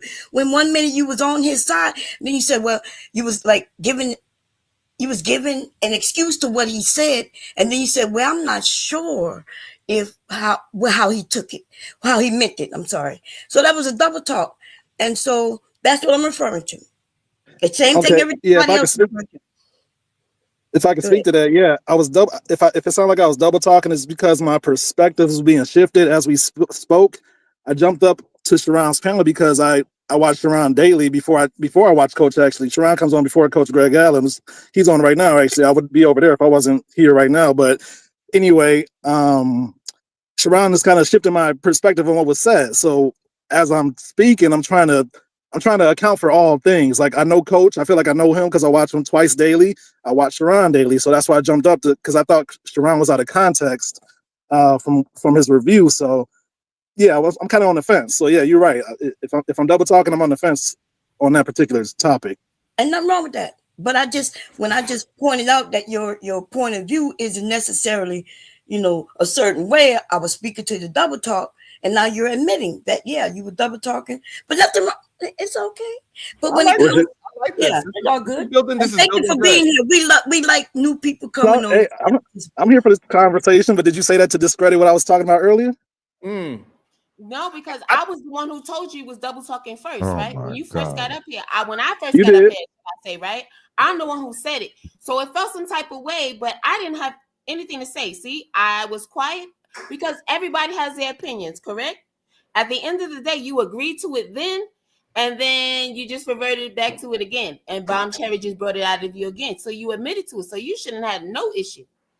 Especially when I wasn't even talking the whole time. It was just I was just about to bring you in. So yeah, all right. So we could get some more get Gail to understand. He's working it out in real time. So he's like, hey, I'm starting to understand a different perspective. It's just open up his perspective radius, I should say. And I appreciate you, because this is not what we're about. You understand what I'm saying? At the end of the day, it doesn't matter what's going on now on this show right now. At the end of the day, the next show, even if it's too late, 2 minutes after this show ends, it's going to be a whole different thing. There's no grudges, there's no love loss, and none of that kind of crap. You get what I'm saying? We're grown adults. Like, we're here for the solutions. Seriously. Okay, I like it. I get it. And that's what I think Afro Nerd just hopped off of mute. Marvelous is like he hopped off of mute. Otis, Jalen, you better wait, Jalen. You better wait. I'm not saying anything. All right, so we're gonna go Afro Nerd, Marvelous, and then Otis. Go ahead. Man, I don't know. I will just say the taste out of your mouth. I'd like to see it. God damn. They done got. I thought it was gonna be me. Browns with New York with the 99 side. Jack Afro Nerd acting sassy. He's not a queen. Y'all better respect the queens while I'm listening. Shout out to Unlikely with the $2. The women are AI. We never seen most of them. Y'all crazy as hell. Go ahead, Mo Otis. I pretty much don't got much to add. I will say this to take accountability. I can admit when I'm wrong. It's very true. When I was speaking absolutes, I was wrong. I'm trying to be absolute with the situation because it's not an absolute. But for the most part, yes, it's the majority of the rules that we have. There are laws that are just ridiculous, that are victimless, don't harm nobody, like smoking drugs or anything like that. Those technically, there's nothing selfish about that. You're just indulging in what you believe in. But again, as I said, I concede and I say, you know what, you can have that. That's true. Besides that, I'm ready to continue the conversation, though. Can I have a moment of privilege? I just want to thank Marvelous and Gail, both young men, because I know I don't see that oftentimes where, like Gail said, him reflecting and changing his position. And the same thing with Marvelous, just acknowledging that, hey, he can concede when he was wrong. Because a lot of times in these spaces, these young men dig their heels in. You could show them to be blatantly wrong, and they would just never budge. So I want to salute you both for being adult and mature and just showing that. I just I salute to both of you guys for that. I like shout this. out to old Krusty. You took the words right out of my mouth, man. You straight up jumped me and said what I was going to say. Damn. So now I won't have the same effect. But really though, to Gail, I would do want to address something. I like how you can honestly say and admit, because I am the same way, but I want to address something too is going to tie into it, how you could change in real time your perspective based on the information, how it's received, what's available at that time. You have the right, I use this phrase, I have the right to change my mind when new evidence presents itself. So that's how I live. With that being said, in my opinion, the word double-mindedness, because they use it a lot over here, to me, I don't think that's the right word. I think it's more like what you just did, Gail, and how I live my life. I have the right to change my mind when new evidence presents itself. But for some reason, in certain spaces, they feel like based on you just did it in real time, you could change your thoughts. But to me, people use the word double-mindedness instead of the word, say, for example, empathy. I looked it up to make sure I know what the word empathy means. I could easily put myself in someone else's shoes. That doesn't mean I agree with it, but I hear what they're saying. I have empathy for it, but I'm still standing on my square. It doesn't mean I'm double-minded. But over here, in this space, they will call that being double-mindedness. I land my plane. Appreciate that. That's pretty accurate. I don't like to take a stand. Yeah.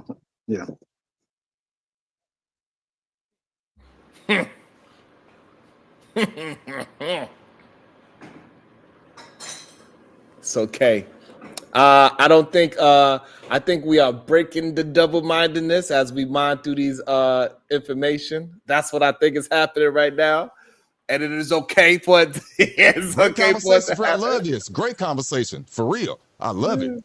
Great I conversation. came here just in time for the topic. God bless you, Jalen. For real. I'm praying for you all just aside. Bless his heart. Bless his heart. Go on mute. Welcome to the show. Bro. Welcome to the show. Double R Realize TV. Good day, sir. What is your thoughts? My thoughts, and thank you for having me. First and foremost, I want to say salute to all the people on the panel. Hope everybody's day is going well. What I would like to say is that these conversations need to be had. I know it could be uncomfortable. I know it could get at some people's nerve. You know what I'm saying? It could trigger some folks and stuff like that. But these conversations need to be had. And it's because we haven't had these conversations for so long. You know what I'm saying? That it's become a problem, a real problem, to where we're actually up here fighting against each other. You know what I'm saying? Instead of having these conversations, you know what I mean? So I appreciate it, and I just want to keep having these uncomfortable ass conversations so that we can no for real, man, so that we can come together. Because at the end of the day, we have to come together, y'all. Look, on some real stuff. When it come all the way down to it, let's look at what's going on right now. You know what I'm saying? And ask yourself, do you think that you want to have your brother and your sisters back when this shit go ahead and pop off? And I would say yes for me. You know what I'm saying? And I would hope that you would say yes for you, because this shit ain't gonna get no easier, y'all. It ain't gonna get no easier, and we're gonna need each other. We're gonna need each other. So that's all I really wanted to say, man. For real, yo. Let's keep having these conversations, because I think it's gonna build something strong amongst each other. And that's all I gotta say. I rest the mic. Appreciate that. Yeah, and we also gotta get the message out even further so we can actually be a real combative of honesty and information. We gotta hit that like button. We gotta hit the share button. That's how we really improve the situation. Brownsville, New York, with the $4.99, brother Vaughn Bryant. I'm sure you can appreciate that I hold men to a higher standards of decorum and discipline, peace and love. Unlike Lee with the $2. When Otis get mad, he start twerking. Beware. I was just reading the super chat. All right, we don't want to get into it.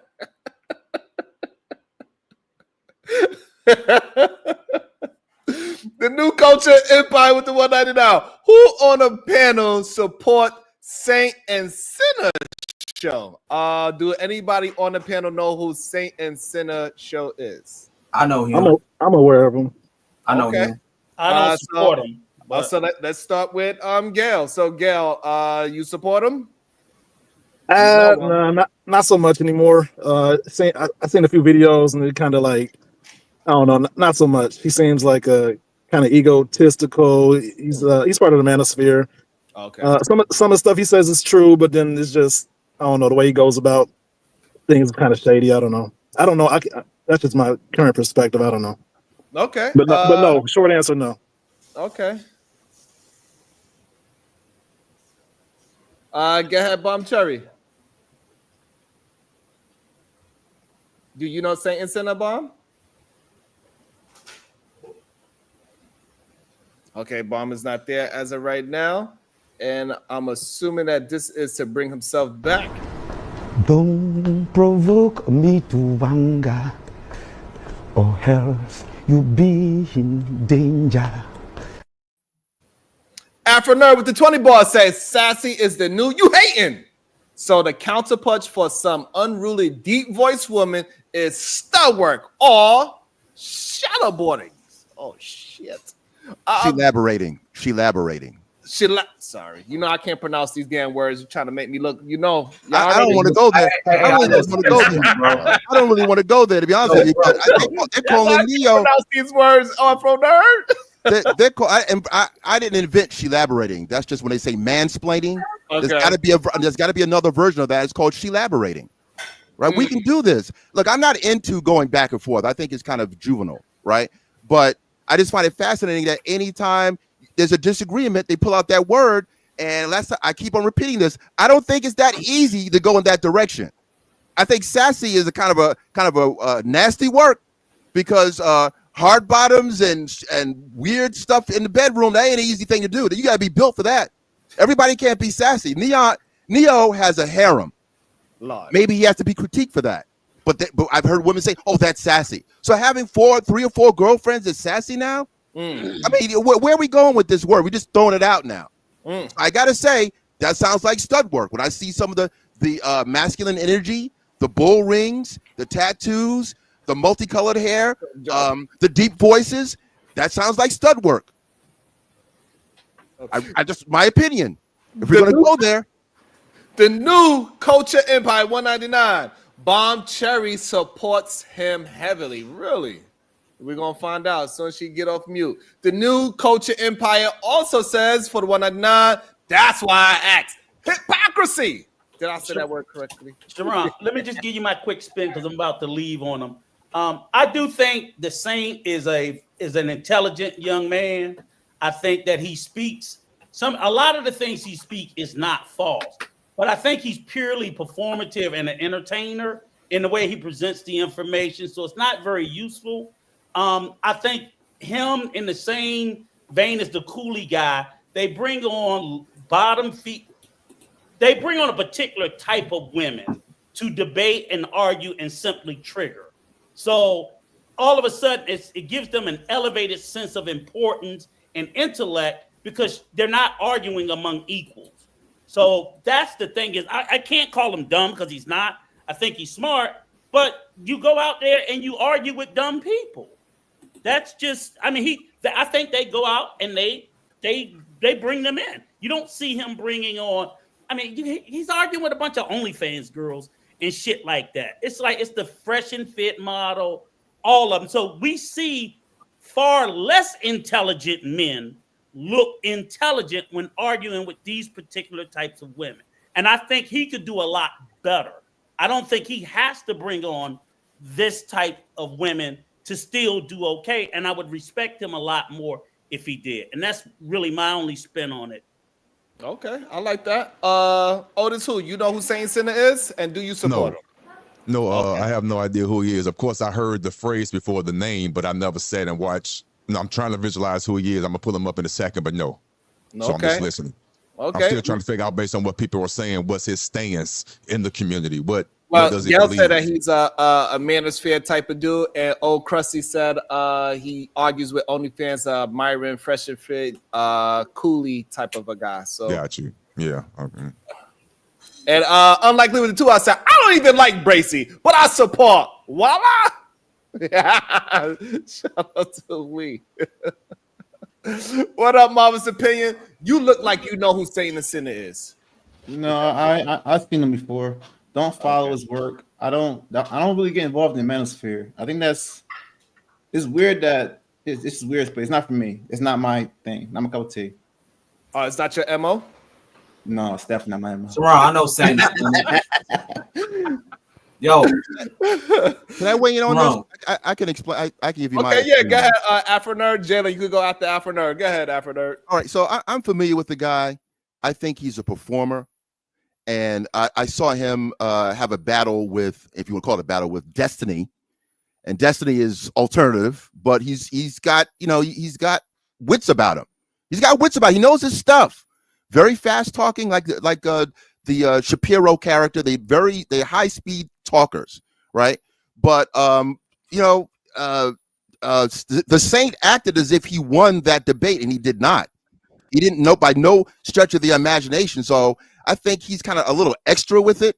There's things that certain things that he says, like a broken clock. It's okay, he's on point with that issue, but he's a little over the top for my taste. And and also with Marvelous Opinion, MO. Look, there's things about the manosphere that are problematic, right? And I even looked it up, but I think we need to look at it through a nuanced lens. I think there's self-help things that are important about it. I think the fitness aspects about it. I think how to interact with women on a certain level. There's some truth to what they say. Now, when they go into incel talk, that's an issue, right? When you get into misogynistic stuff, that's problematic. But there's such a thing as misandry also. So I would just implore you to look at it through a certain lens, get what you can get out of it, and the stuff that you don't like, you discard.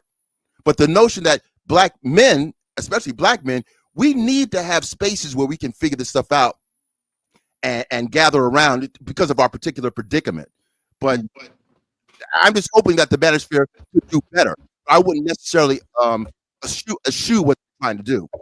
All right, so I'll put some clarity on it. I say I don't follow because I'm currently in a relationship. But the information, like you said, a lot of it just comes off like interactions with women in relationships, and that ain't got nothing to do with me personally. But even on my channel, I talk about self-improvement and self-awareness. So am I considered manosphere? No, because mine is in the general sense of any person listening can take accountability for themselves. So if that's what the manosphere promotes, cool. I'm not against it. I go look at the nuance of that, but at most times it's just back and forth with women, and it's not for me. It's not content for me, basically. That's what I'm saying. Well, you make a fair point, and I will say this much too. A lot of Black YouTube is all about relationships. Shout out to the Peef Network, but all they do is talk about relationships. I'm like, yo, brothers and sisters, we have a lot more going on than just this. It's like we have nothing else to talk about. The world is cracking in half, and we're still talking about so and so said something to me, or what does this mean? You know, somebody's sassy. That's an element of whatever it is. Like, we have a lot more crucial issues that need to be discussed, and a lot of Black YouTube is just relationship after relationship after relationship. Yeah, that's a problem. It's a one-trick pony to me. It's juicy content, but it'll never get old because the relationship's not going to stop. So that's why they do it. It's entertaining too if you talk about the right thing. Well, I'm sorry. Go ahead, Mom. No, I think we should be talking about relationships. I just think the way they speak on it, the men are trying to be dominant and overpowering over the woman. But a relationship, if you're in a relationship with a woman, takes two, right? Takes her. So you have to see things from her point of view, and she has to see things from his point of view. So nothing's wrong with us having conversations about relationships. Even when you men have conversations about relationships between you, right?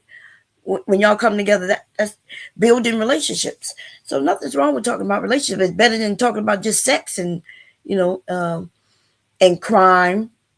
So yeah. Okay, that's a good place to land it. About to be a situation.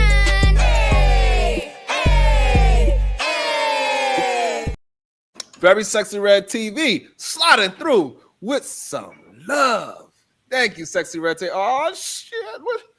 Brownsville, New York with the 49, not a 50 ball. You shouldn't be going back and forth with a woman. When men do this, it's sassy.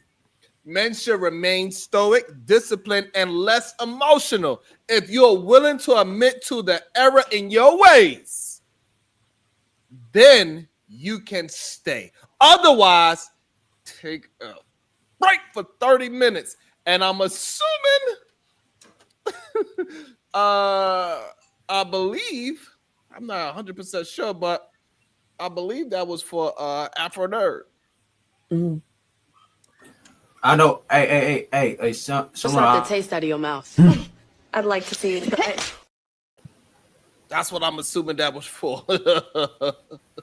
And so also, what up, Chicago Rilla? They also had a question for you, Bomb. Mm-hmm. They said, do you know Satan is sinner and do you support him? I do know Satan is sinner, and I don't know what they mean by support him. I just know he got a channel. When people come over and start lying and making things to seem like it's something that is not. But I've been in this space a very long time. So what they should be asking Satan the sinner, do he know me? Okay. Do he know me? And they all know me. But if I support him, then I support him. And what bitch gonna come up here and tell me anything other than that? The fuck out of here. These ratchet ass hoes who want to make decisions about the men, right? And then make decisions about the women who don't dislike the men. They do that to me with you, with Jay Prince, and anybody else. Bitch, come and stop me from supporting who I support. Or shut the fuck up. Okay. Now, by the way, somebody in the chat, I don't know if that was a woman or a man, but they claimed that I was over there beating up on some woman. First of all, that video happened years ago. And I was not beating up on her, but the men would look at it that way. Me and that sister are cool. And saying the sinner dropped it again. I think last year he took clips of his videos, clipped them out, and put them up again. And it made it look like I have been over there recently. Okay. But so what, bitch? I was there if you claim I was there. And what you gonna do? Damn. All right. Also, About to be a situation.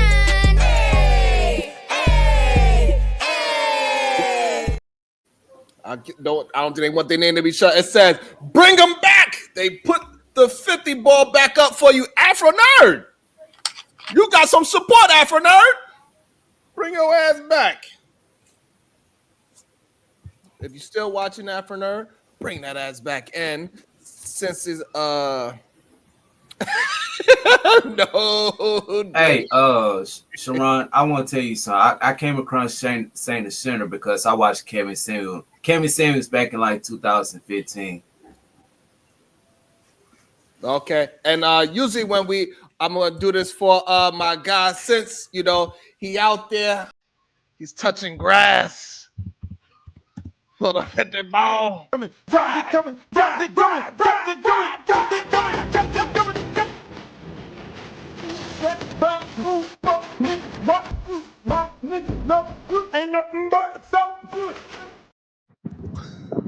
up, Sharon number 2? Going on, players? How you guys doing today? Oh It's Lord. me, Sharon number 2. Just wanted to come on the panel, let everybody know that black woman is God. Don't provoke me to anger, or else you be in danger. You rang? You rang? Yeah, somebody got your back. Somebody said they're gonna support your ass today.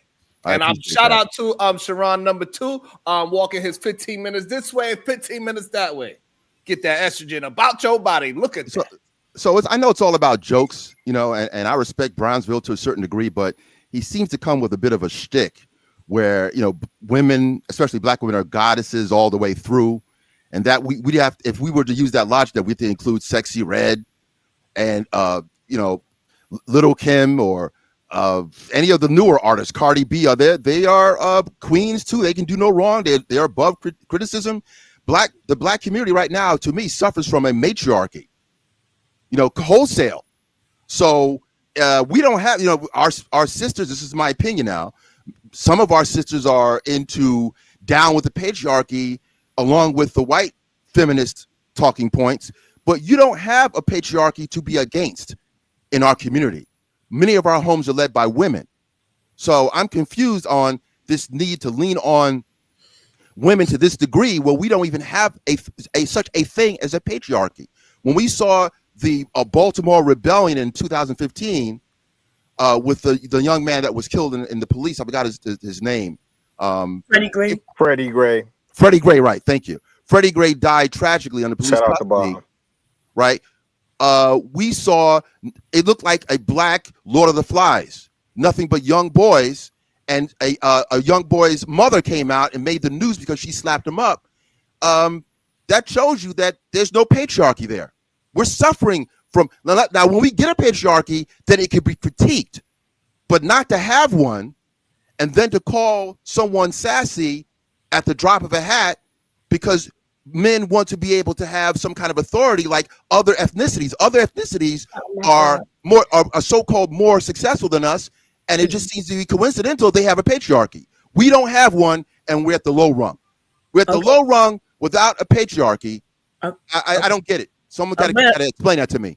Okay, well, women are living in society, right? So when we talk about we're against the patriarch, right, or this nonsense of this toxic, what's the word, y'all? Toxic Masculinity. Masculinity, yes, we are against that, and we're talking about societal wise. But that happens in our community too. Now you want to call it the patriarchy, and you mentioned when that black woman went out there to protect her son, right, for doing something that she thought could get him in trouble. Where was the man in that instance? But see, so if you telling me as a black man that you're not in control of your family, okay, cool. Okay, so it's okay, my brother. Y'all got to do better. In my household, though, I have a husband, right, and sons, and they are taught to be leaders and shit, and they not online talking about what women are doing. Even if we are a feminist, if I'm a feminist, which I am, amen, my sons and my husband don't give a shit about me being a feminist.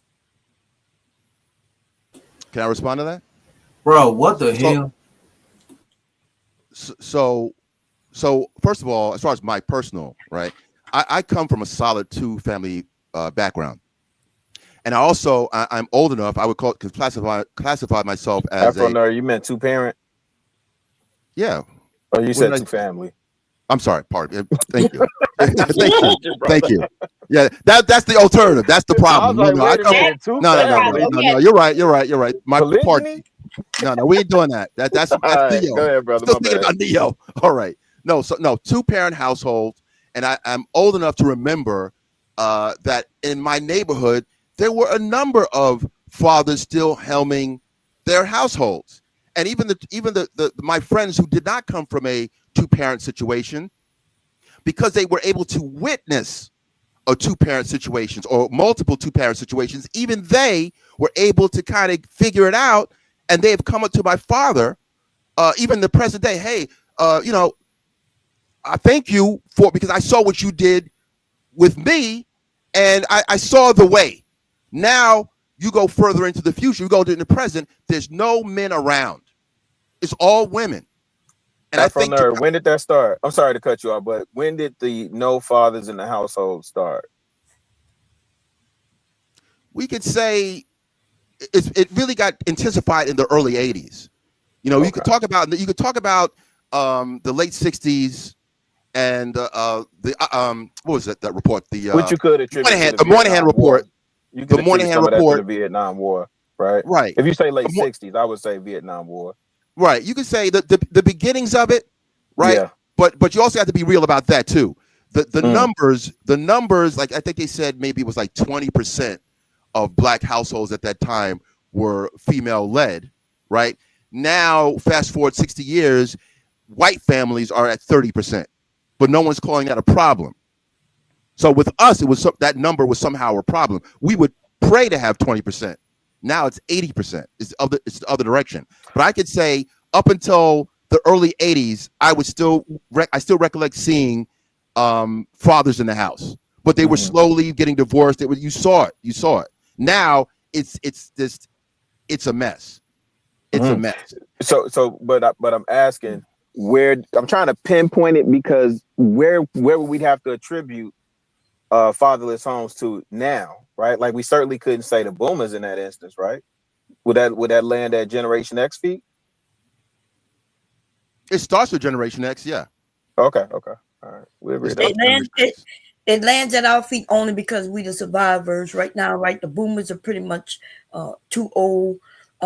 But it does go back to Vietnam War, and a lot of men were killed. In history, if you go back, you will see lots of women have raised the families in this country and in other countries too. But this is the point, right? Black men, stop whining about whether you had a single parent household or you had 2 parents. You're not the only one. And when you're a certain age, you are old enough to learn some shit. Even if you didn't learn it when you was a kid, you could do better. Okay.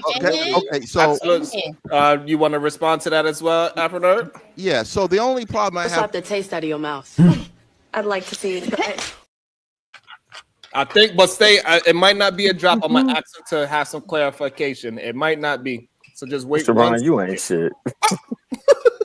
Brownsville, New York, with the 9999. God damn it! In 2000.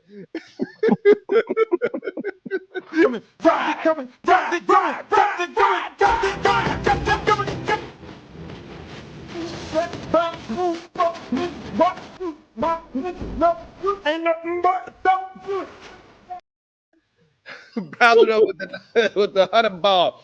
So Ron, I'm gonna tell you like this: feminism was not for black women, it's for the black family. You, Jalen. Brownsville, New York, with the 100 ball. I never stated that black women is God, my brother. What I said is men should hold themselves to higher standards. If they claim to be leaders, don't compete with women. Don't compare yourself with women. Be a man. Remain in your masculinity. Peace and love. Brownsville got that married filing joint tax income. Hey, I was just about to say that. So did. That's that married filing joint money. None of y'all ain't shit. But because let me know if that was a drop or not. I wasn't really sure, but I think it was because that was So he's waiting patiently to find out if it was a drop or not. Let's continue having the conversation. I think, and I'm gonna have to break down the BGS conversation that we had, because I think it's definitely a thing that black men in particular seems like, but that's because I pay attention to black men more. It probably is also in the other races as well as the other content creators. I'm gonna have to start venturing out to their content to see how close it is and the similarities of it. But it definitely seems like we be making it seem like we don't have no choice in the matter. Black men, we began beat up by this person and then by this person. In 1750, that's when the black woman got the power and black men had to get. But it's like, what are you talking about? Also, Sharon got all You the know, Like the example when I asked the question about why, laser focus on the woman, and he had to go back to yesterday and talk about how he's laser focus on men. That's who he's supposed to be worrying about, men.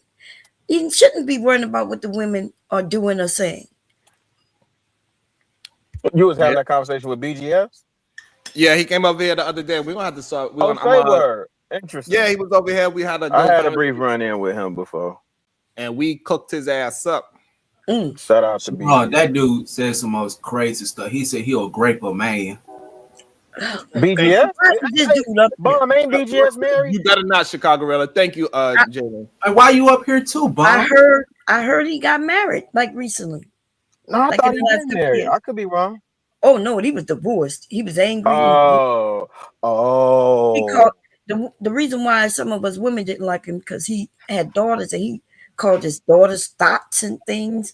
And I was like, what father, like what father would do that? Even if your daughter is a thought, right?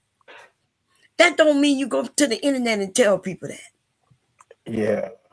That's not starting to make a little bit of sense. I thought he was married still, but again, the way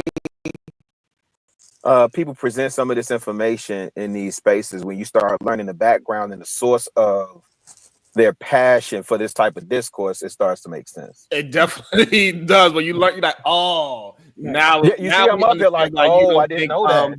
Right Yeah. now, I understand why you think black men don't have no power. Okay, What are you talking about? We absolutely have our own autonomy, and we got to fight hard. Nobody said what we talking about is going to be easy, but it still got to get done nonetheless. Welcome to the show.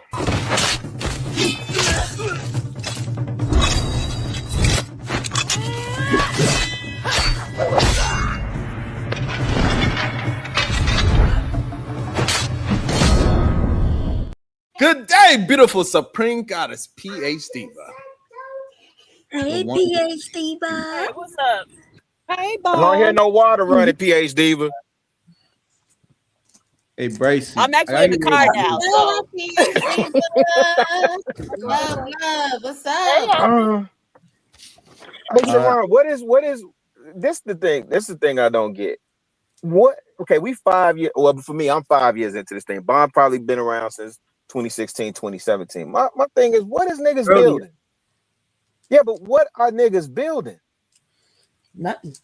What are they building? All this, like, I saw O'Shea, he did a video saying, like, and I think he had been said he stepped away from the manosphere. It's interesting to see a lot of people say now they no longer part of the manosphere, they renounced the manosphere, so on and so forth, blah, blah, blah, blah. But even he was like, niggas is still up here talking about women's.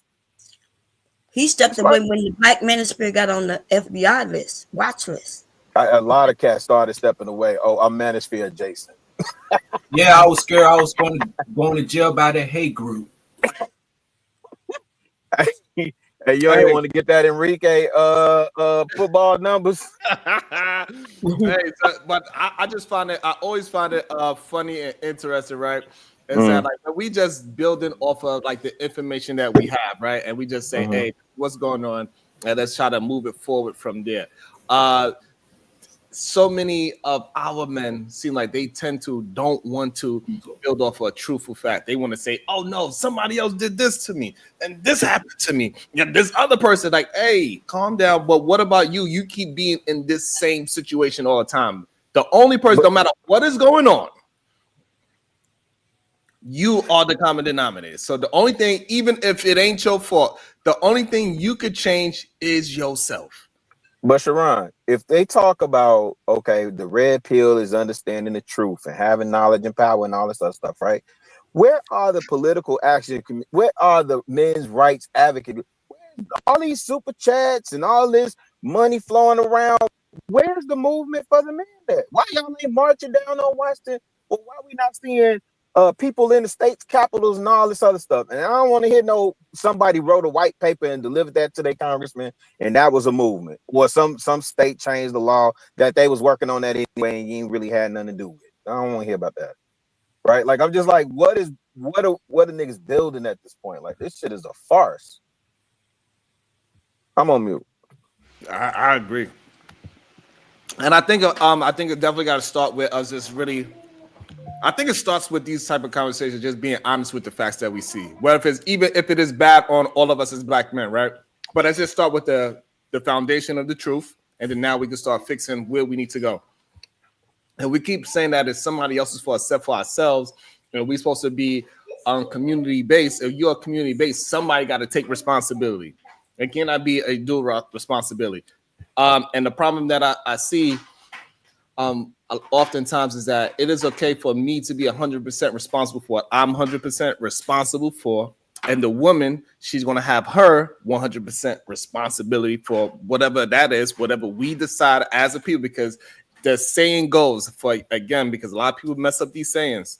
Behind every strong man is a strong woman. That is not what the saying actually says. We got to start reading, fact checking these things. It says beside every strong man is a strong woman. So that means the woman is next to you, not behind. That's what the actual saying says.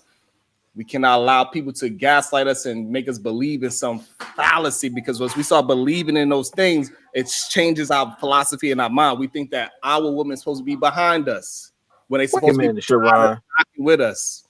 Now, this that Brooklyn bullshit. I thought it said that they was barefoot and naked in the kitchen like Wilma Flintstone. You sure they beside us, brother? Your ass back in that kitchen, woman. Go ahead, PhD, bro. I've been messing up super chats all day. All right, Brownsville, New York. You can bring him back. Oh, no. I'm cool with Afro Nerd. Also, give me a big wrench. I'm about to start. That's right. Holding men accountable in the chat, too. Peace and love. So Afro Nerd, you are more than welcome to come back. I apologize. It was a what happened to Big J? I guess he changed his mind. I don't know what happened to Big J. He got scared or he changed his mind. Maybe he got a phone call. I don't know what he's gonna say. So really, you missed it when BGS was up here. He essentially told the women that we need to do things. We need to be up front. But if we're not going to be up front, then we need to go sit down, get out the way. And then he told, when PhD was like, well, you got to fight. You ain't got to fight us. You got to fight the white man. And he said, well, shit, we ain't fighting the white man because we're going to lose. He said it's over if he got to fight. I know you lying. No, what he said was, if we got to fight the white man, then fuck it. That's what he said. Yes.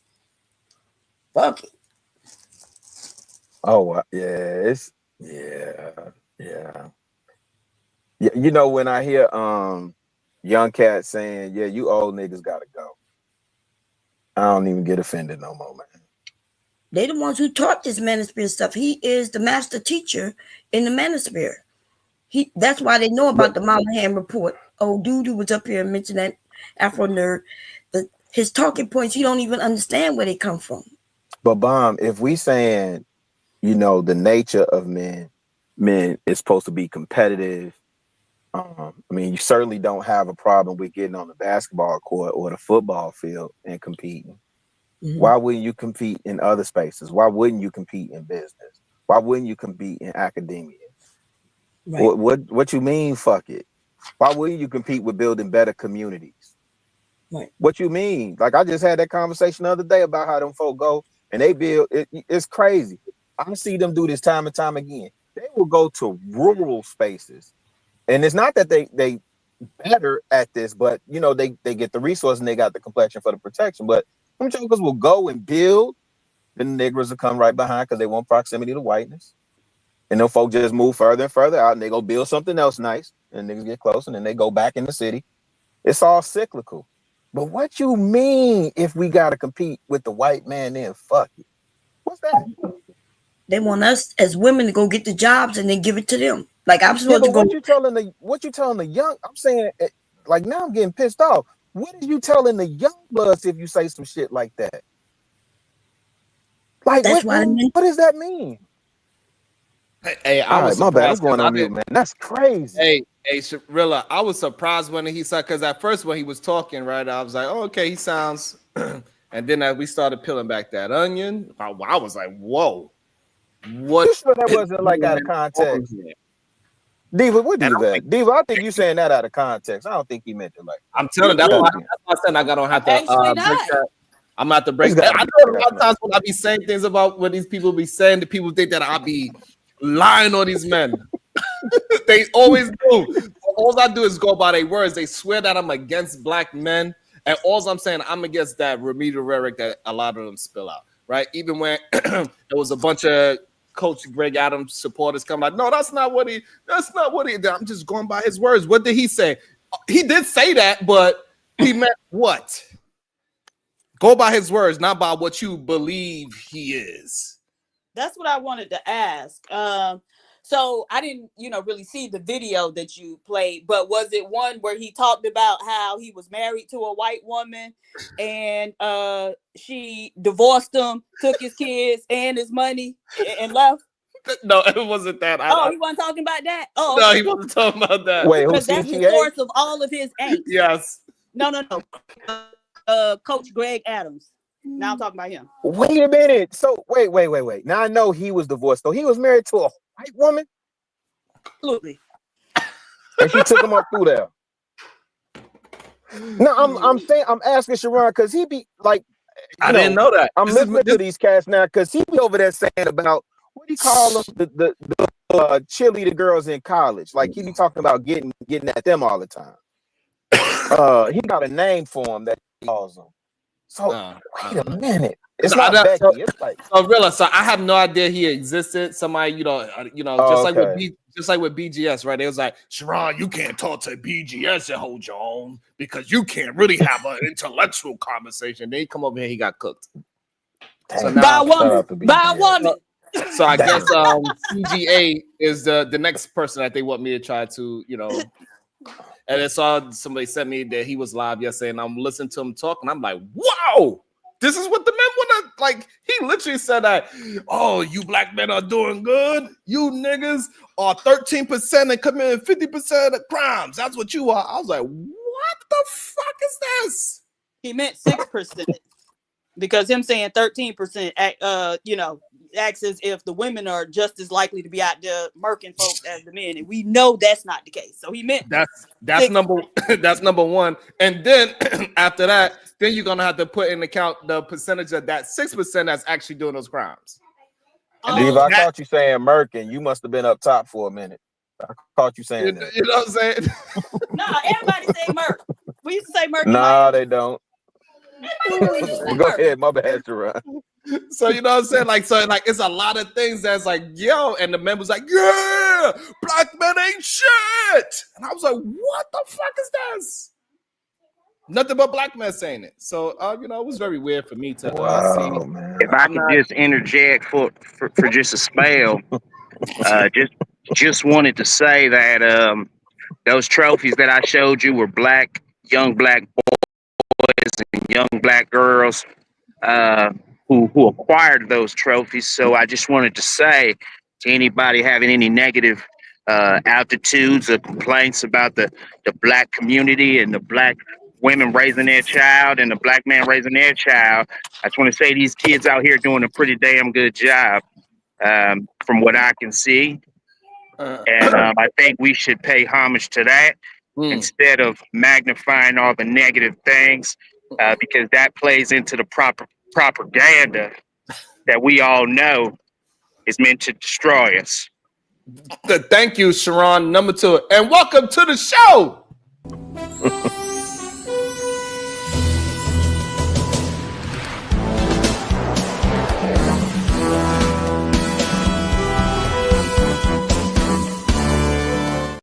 Welcome to the show, Brownsville, New York. How you doing, sir? Yo, peace and love, peace and love, peace and love. First and foremost, cuzzo, let me take my shoes off before I walk into this room. Peace and love to the beautiful queen, the supreme goddess, PH diva. Peace and love to you. Peace and love. Peace and love to the other beautiful queen, Bomb Cherry Juice. Peace and love to you. And peace and love to the other beautiful queen, Happy Berry White. Peace and love to you. And peace and love to all the beautiful queens in the chat, man. Anya Bracy, the SBG First Lady, Robin M, DB, Sugar Bum, Rogue C, It's Me, Dr. G, Sexy Red TV, Conversations with MJ, Jalen, Genesis, Maya Reed, Natasha Vincent, Keisha G, Renee, Mel, Dawn, Fantasy Island Girl, The Voice of Venus, The Verbal Assassin, The Sherelle Show, all the queens, man, all the queens. Pink, Black Beauty, ABT, Miss Not For Everyone, all the queens, man. I don't want to forget about none of the queens. Every time I hit this platform, I'm going to make it my purpose to lift y'all up, give y'all flowers, and show these men, show these knuckleheads how they should be treating the ladies, the queens, and a woman on this internet, man. And peace and love to the kings as well. Can't forget about the kings. Cuzzo, I want to clear up some misnomers and some mischaracterizations about me, right? They say that I said that black woman is God. They got me confused with somebody else because those words were never uttered out of my mouth, right? That's number one. Number two, they say that I am a simp, right? Which is kind of crazy because I'm a happily married man to a beautiful woman, which I often display, right? Right here on this platform. So I'm nobody's simp. That's egregious. That's crazy, right? But once again, it's another lie. They say that I am pandering to women, right? When in all actuality, what I'm doing is encouraging men to be men. So for you to say that I'm for women, you haven't been listening.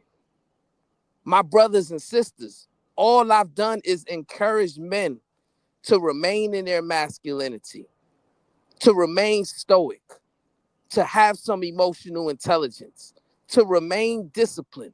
Stop competing with women, stop comparing yourselves with women, and be the true leaders that you are professing to be.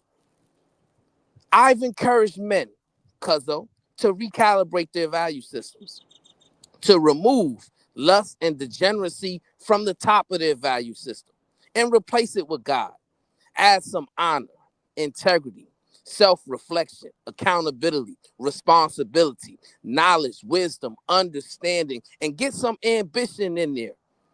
And then you will be able to be a man that's strong enough to remain in your masculinity, right? So that when you speak, others will be apt to listen to you, right?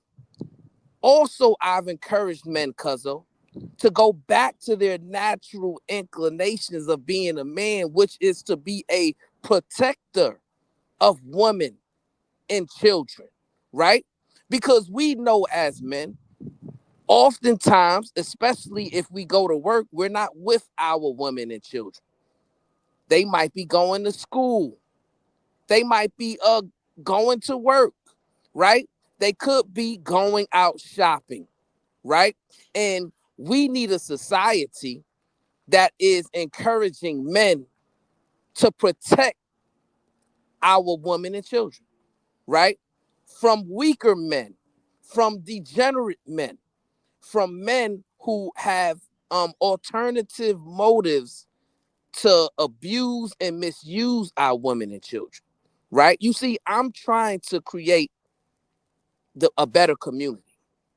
I'm trying to promote better, solid values for our society, right? So this misnomer that these weak men continue to put out against me is false and fictitious and completely filled with lies. And I think the issue that they're having is maybe when they look in the mirror, cuzzo, they struggle to find their masculinity. Maybe when they look in the mirror, what they see in their reflection is an emasculated man, a man who, for some reason or another, have been made less effective, have been removed from their natural position, right? Or even more grotesque, possibly fell victim to the lovers of men ideology, right? In which men have left their natural inclination to protect women and children and went on the other side to protect men and love men. And all I'm saying is we got to get it together. The only way we're going to move this conversation forward and get into some better, productive conversations is if we end this gender war. Stop putting men against women and women against men, but instead build with one another, where men are coming together and saying, well, you know what? You a queen, and I'm going to stay in my masculine frame no matter what you say, no matter what you do, right? Because I have a higher standard to uphold, and vice versa. But we can't get there if these men refuse to continue to lie to themselves. We can't get there, cuzzo, if these men continue to mischaracterize men who are actually trying to create and advocate for a change, right? I need these men to grow up, be a man, stop being so immature, see the error in your ways, because guess what? This internet is forever, right? It's not going anywhere, and everything you said and done, your grandkids and your great grandkids will have privy to this information, right? And what do you want them to say about granddad when they see and hear how you was conducting yourself on this internet, right? When your granddaughter look and say, oh, my grandfather just sit and watch how these men were just abusing these women. He didn't say nothing. He was yelling and screaming at these women, calling these women H's and B's and all these different things. I need these men to understand that there's value in not being so weak. That's all. Just be honest. Call it the way it is. Y'all know I ain't no simp. Y'all know I ain't no panderer. Y'all know what I'm saying is truthful and has validity, but for some strange reason, y'all want to go against it because y'all want to continue this weird gratification, these lustful desires, these degenerate behaviors that you have been practicing. And it's time for it to stop. Yes. It's 2025. Let's plant a new course and let's go in the proper direction. Peace and love. I love it. I like it. Sounds really good. I appreciate that. Beautiful. Beautiful. Yeah, that was really good. Oh, okay. Who's that with all that noise? I think that's an astronaut. Okay, That's just a Big regular. J. Oh, wow. Jalen, I did buy some Relaxed Fit jeans, and my hips have never breathed so deeply, and so I just wanted to thank you, sir. Just Yeah, a, yeah. you like that? Yes. Okay. Just a regular dude. $10. You speak of leadership and righteousness. However, leaders of any group don't discriminate in their correction of the people they lead. It may be handled differently by person, but never excused. Just a regular Once dude. again, Oh, hold go on ahead. one second, Queen. Let me respond to it, right? I've never excused any inappropriate behavior, my brother. I've just done what you suggested. Handle it differently, right? So don't confuse me being more aggressive toward correcting men as me being complicit in women behaving badly. Peace and love. All right. Just a regular dude, $5. He was in the military. He goes to church. What leaders doesn't? Okay, now verb agreement. What leaders don't address the whole group or congregation? Plenty of them, right? And so typically, like leadership, you're at the top of the hierarchy. It's rare for the person at the top of the hierarchy to be dealing with the people at the very bottom of the hierarchy, right? That's why there is a hierarchy, right? And so, yes, plenty of leaders don't preach to the entire congregation. That's why they call it top-down communication, because the leader tells the group or the people who at the level beneath them, and then they disseminate it how they feel is necessary. And usually that involves them disseminating it to the group underneath them, right? And so at some point it's going to get to your supervisor, and then your supervisor going to tell you. Or if there's a communications office, then everybody might get it from the communications office. But it's very rare that the leader of an organization hops down off their throne to come talk to the underlings. Very rare. Just a regular dude, $5. You hear only one side of degenerate acts while ignore the other. Pandering. This is simply untrue, right? And I started it, and maybe you're not familiar with my presence on YouTube, specifically my cousin's channel, right? Because I addressed it directly. I acknowledge that, yes, there's degenerate, immoral behavior on both sides. However, I said if we desire to truly correct it, we have to start with the leaders, right? And then once the leaders come into line, and once the leaders come into their proper frame, then everything will fall into place after that, right? In the military, they do this, right? They don't train the generals the same way they train the privates, right? The privates aren't privy to how the generals are being taught and trained, right? The privates just know to obey the generals, right? So I need y'all men to stop worrying about the correction of women, right? Just be the example that you want to show, right? Correct the woman that is in your purview to correct, right? But when it comes to women online, y'all gotta stop this competition. It just makes y'all look weak, right? If you feel like a woman is communicating with you in an egregious manner, then you can de-escalate, right? You can maintain your masculine frame. You can bring calm to the storm. You can communicate with her in a way which disarms her from her aggression, right? Maybe if you spent more time learning how to really become a man, you will know these things, right? You will know that you just don't have to give the woman the same energy she gives you. You would know that you don't have to respond in an aggressive manner to fix the situation, right? Y'all just need more training. Y'all just need more teaching. Y'all need some self-reflection. Peace and love. Peace. Beautiful. Again, you wanted to say something towards that? Oh no, it's hard to argue that. But I was going to ask: is there any is there any situation where you would drop a female from the chat, or is that just not your thing?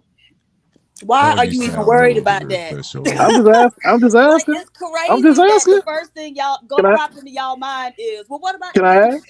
Can I No, ask? why do you, but I'm talking about the motivation. You can do a lot of things, right? I'm just inquiring about the motivation behind you doing it. I And get it. I'm just he curious. just wanted to. All right. So also we got the catch as it says, "Get him, Brownsville." That's what it said. But my brother, right? To answer your question, the simple answer is yes. Well, can I find any reason to drop anyone, men, women included? Absolutely, right? But what I need you to understand, my brother, is once again, this is an example of men comparing themselves to women, right? So that's where you're going wrong initially, right? Because what I'm saying for men, if you desire to be a leader, right, you shouldn't be worrying about the standards of those that you want following you. Just maintain your standards, uphold your standards, right? Stay true to your expectations and fulfilling them, right? And that's where our mindset should be. You see, when we start being illogical, right? And what I mean by being illogical is when we decide to compare ourselves to the quote unquote weaker vessel, right? Which a lot of y'all believe in. That's when you are mentally reducing your own standards, right? And then now, instead of worrying about how can you solve a problem, how can you move forward in a situation, now you're putting yourself in a toxic situation to where you're in a competition and you don't even realize you're in that competition. Yeah, I get that. I was just imagining a scenario where the guy's being stoic, the girl, and then the female's just going back and forth for no reason. The guy's just sitting there nodding his head and going back and forth. It's like, at which point is you gonna stop the aggressor? That's what I was just wondering. Look, they always cast themselves in the role of victim. Nevertheless, just a That's just regular dude, that's one scenario. $5. One Just scenario. a regular dude, $5. Panel full of men and women, and only men get addressed. What does that encourage? It's really simple on the environment you encourage. Also, we got with the Cash App adding for spice. LOL. And also, My brother, let me ask you a question, right? Hold on. We got two more. About to be a situation. Hey, hey, hey. Big J, please go on. D. Gen Jack, a boring broke boy and retired simp with a 20 ball. Just here to remind everyone that the light-skinned black woman with natural red hair, freckles, gray eyes, a straight smile, a flat stomach, who can do 50 squats and is a good human being is God. That's all. Shout out to Brown. Okay, what I Just miss? a regular dude, $5. The men handle the men. The women handle only the men. Laugh out loud. It's real easy to handle, y'all. Men and women who pander have similar tactics. But go off, sir. They can't stop talking about the women no matter what. But to answer the Gail, he asked a question. So I'm married, right? I'm married to a man, and if I started to act up and my husband just look at me, he just look at me, he may even walk away. Like, what's the problem with men being men? Like, y'all want to participate like us? So maybe I'm on my menstrual and maybe I'm acting up, I'm emotional. What's wrong with him just realizing, okay, she acting up, let me walk away? Why y'all want to pop y'all coochies like us? Was that rhetorical? I have a question then. I asked the brother a question. So I would like to I'm have some sorry. man to go. God damn. Okay, go ahead. I'm sorry, sir. There's a delay on my Jay, end. I'm wasn't your sorry. turn. They were talking to There's a delay Gail. on my end. Go ahead, Gail. I said there was a delay on my end, nigga. Damn. Can't fucking hear? No, I guess to answer your question, there's no reason. There's no reason unless maybe she call him sassy or out his name, and that's when y'all kind of trigger us to kind of match up with that same energy. But a real man would, well, I would say a real man, but a man of stature or whatever would just ignore it, let it roll off his back. But it's, I don't know, circumstantial, I guess. Great answer. So yeah, if you get triggered like women, but most men wouldn't. Okay, I like your answer, babe. Yeah. Well, what about the fact that they initiate a lot of the shit, though, right? And then when we in their ass, then it's a problem. Don't do it.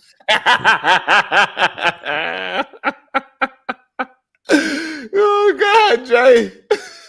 Otis with the good advice. So don't take the bait, huh? I ain't gonna take it this I'm not time. trying to be funny. Listen, all jokes aside, I like Gail, but he knew this is his first day. He got to understand. Just give it at least 2 weeks. It's my first day on the panel. I'll be here every day though. I know what's but up. so you know how it So goes. you know what just it be careful. is. I know what it is. Welcome to the panel, my brother. Welcome. Yeah, welcome to the panel. Appreciate Just you. a regular dude, $5. Problem is, you purposely get at men, then judge the reaction you wanted. If they walk away, they're weak. If they argue, they're sassy. Ignorant behavior. Yeah, that's totally not true. I've never called a man weak for being a bigger person, like Gail just said. Right? Actually, what I said was exactly what he said. I said men show strength when they have the ability to have self-control and self-discipline, right? When they're not easily emotionally triggered, right? When they don't have to match energy, right? You see, emotional intelligence is the ability to not only control your emotions, but to read the room of everyone in the room and manage everyone else's emotions, right? You see, the energy that you bring is going to dictate the response, right? And then you dictate how you move within that response, right? That's maintaining your standards. That's a bar. That's a bar. All right. D-Gen Jack, a boring broke boy and retired simp, $5. Definitely a Fincel at college football. Thanks for noticing. I've tried so hard to remain inconspicuously incel. You unmasked me. Back to basement I go. I would have messed that word all the way up, Diva. I'm glad you here. Shit. Just a regular dude. I'm talking about Bomb Cherry. She's good at that. Bomb.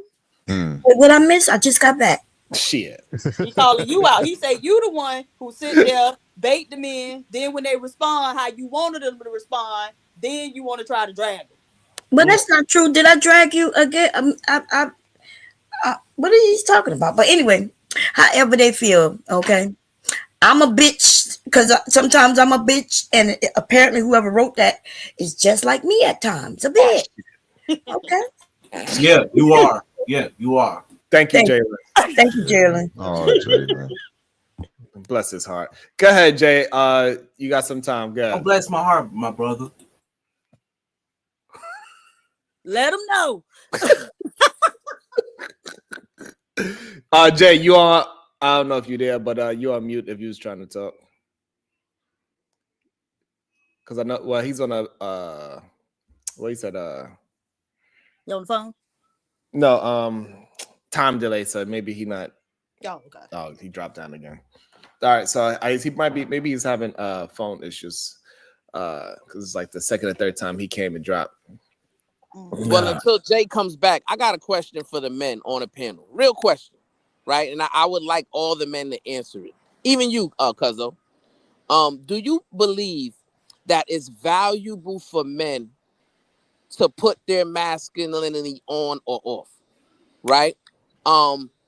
should a man stay in his masculine frame no matter what situation he's in, whether he's on a phone, whether he's in person, or whether he's on the internet? Or do you believe it's valuable for men to be chameleons, to have masculinity in one situation and then forego their masculinity in another situation? Yeah, Otis, you can start it off. I believe a man is always masculine. I don't believe he turns it off. I believe there might be different levels or degrees of how strong you show it, how stoic you may want to appear. But a man, in my opinion, is always masculine. That's how I would answer that. Okay. Jalen, would you like to answer it? Answer what? I said all the men, cuzzo. Thank you, Jalen. man. Go ahead. I didn't hear what he was saying. Answer what? No problem. Go ahead, Miguel. How would you like to answer that question? Yeah, I would say I don't see how it benefits them to turn it off. So what does that look like? Being feminine? That's the opposite, right? So I don't see how. So yeah, on at all times. But like Otis said, I guess there's degrees of what you can apply your masculinity to different situations. I mean, like a man could be nurturing and still masculine, right? So it's just different levels of degrees to the masculinity. Chicago Gorilla? Oh, okay. You there? Rilla's at a meeting. I definitely don't believe that it's supposed to be an on and off thing, because that it seems that it's supposed to be a masculinity code switching. I don't believe in code switching the way how I communicate my words. So I definitely don't believe in code switching my masculinity. I'm gonna always remain to my core values of who I am as a man, and so absolutely not. I don't see no value in code switching your masculinity whatsoever, not even a little bit. How would you answer it, Brownsville? I'm the same way, right? I believe that if you're a man, you're gonna remain true to yourself regardless of the setting, right? The way you communicate with men and women do not change, whether you're on a phone, in person, or on the internet, right? But we've heard men countless times admit that they communicate with women in person differently than they communicate with women on the internet, right? To me, that's code switching your masculinity. You turn it on when you're in person, but you turn it off when you're online. I don't understand. I personally will push back on that. I understand your take. I really do. But I can personally say, and again, maybe I'm taking code, however you say it, a code change or whatever. Maybe I'm taking it as a derogatory term, but maybe I shouldn't. It's up on me how I interpret it. But I am different in some instances that I am from being online than being in person. I would talk differently to a man or a woman based on the conversation differently than being online than being in person. I would never turn around and tell the camera, tell somebody in person to kiss my ass in real life. I do it for theatrics and just to, piss somebody off to try to trigger them on here. Don't when I forget do to go back and forth with a woman, I try my best not to disrespect them verbally for us calling them out their name or anything like that. But I try to jab a little bit versus in real life, I would never do that. As far as we was in person, no, I would never do that. So, and that's just being me. So, and that's why I will push back on that. Okay. Feminism keeping black women. Feminism keeping women single. Yeah, and I said it. You Thank said you. it too. He said it good. While we there, I got 2 articles of it. If you want to screen share it. Okay. Oh, okay. Go ahead, Diva. Just a regular dude, $5. I believe it's valuable for people to practice self-respect and hold themselves to a high standard regardless of gender. Sorry. Self, keyword. Just a regular dude, $5. The ability to govern your own behavior is a human thing, not gender. The gender war only excuses and discouraged personal growth. And if you're worried about yourself, then why you keep worrying about women? That's the problem, right? And that's the double-mindedness that we're talking about, right? Because in one breath, he's saying, yes, he believes in what I'm saying, right? And then on another breath, well, what about the woman, right? They don't understand how that comes across, right? It's not taking responsibility in the manner that you deem you want the responsibility to be taken, right? If you are supposed to govern yourself, right, then nobody else around you matters, right? Because you have to control your own emotions, right? You have to maintain your own standard. So why you keep asking about the standard for a woman? And then to respond to Otis, right? Mm-hmm. That's the thing. I don't understand, because basically what you're expressing is the ability to put a mask on when you're online and then take the mask off when you're in person. That to me is not it's unbecoming of a man, right? Wow. Because what a man is supposed to do and be is true to himself, regardless of whatever situation he's in. A man is supposed to be consistent, Otis, right? That's one of the main complaints that women have when they're interacting with men. And that's what makes them uncomfortable. And a lot of times, that's what makes them lash out. It's because they felt like you were this type of person, and then you all of a sudden switch. You became inconsistent, and now you're acting like this. So now they don't even know how to receive you. They don't even know how to respond to you. They don't even know if they can trust to be around you, right? Because they don't know who you are. 1 minute you got a mask on, the next minute you don't. That's a problem. This is where again you lose me. I be with you all the way. All the way. We almost gonna touch that damn shore. We at the damn, I see the shoreline. We have our oars. We almost there. And then you go to the extreme like you just did. Now I heard what you say. I'm hearing what you're saying. There's a difference, sir. Now, in your realm, which is a good realm, I put you in the classification of a pastor. You stay consistent. And I know for a fact, well, I don't know for a fact, I'll be lying, but I believe in my heart, as you say what you say, you are off this, if you live the same way, offline. I could honestly probably say that's how you are. You stay consistent. In my realm, in YouTube, I purposely came on YouTube to be as obnoxious as I possibly can, trying to find my spot, say what I say, and fall back. That's what I do. And there's a lot of other characters on YouTube, whether they're failing or succeeding.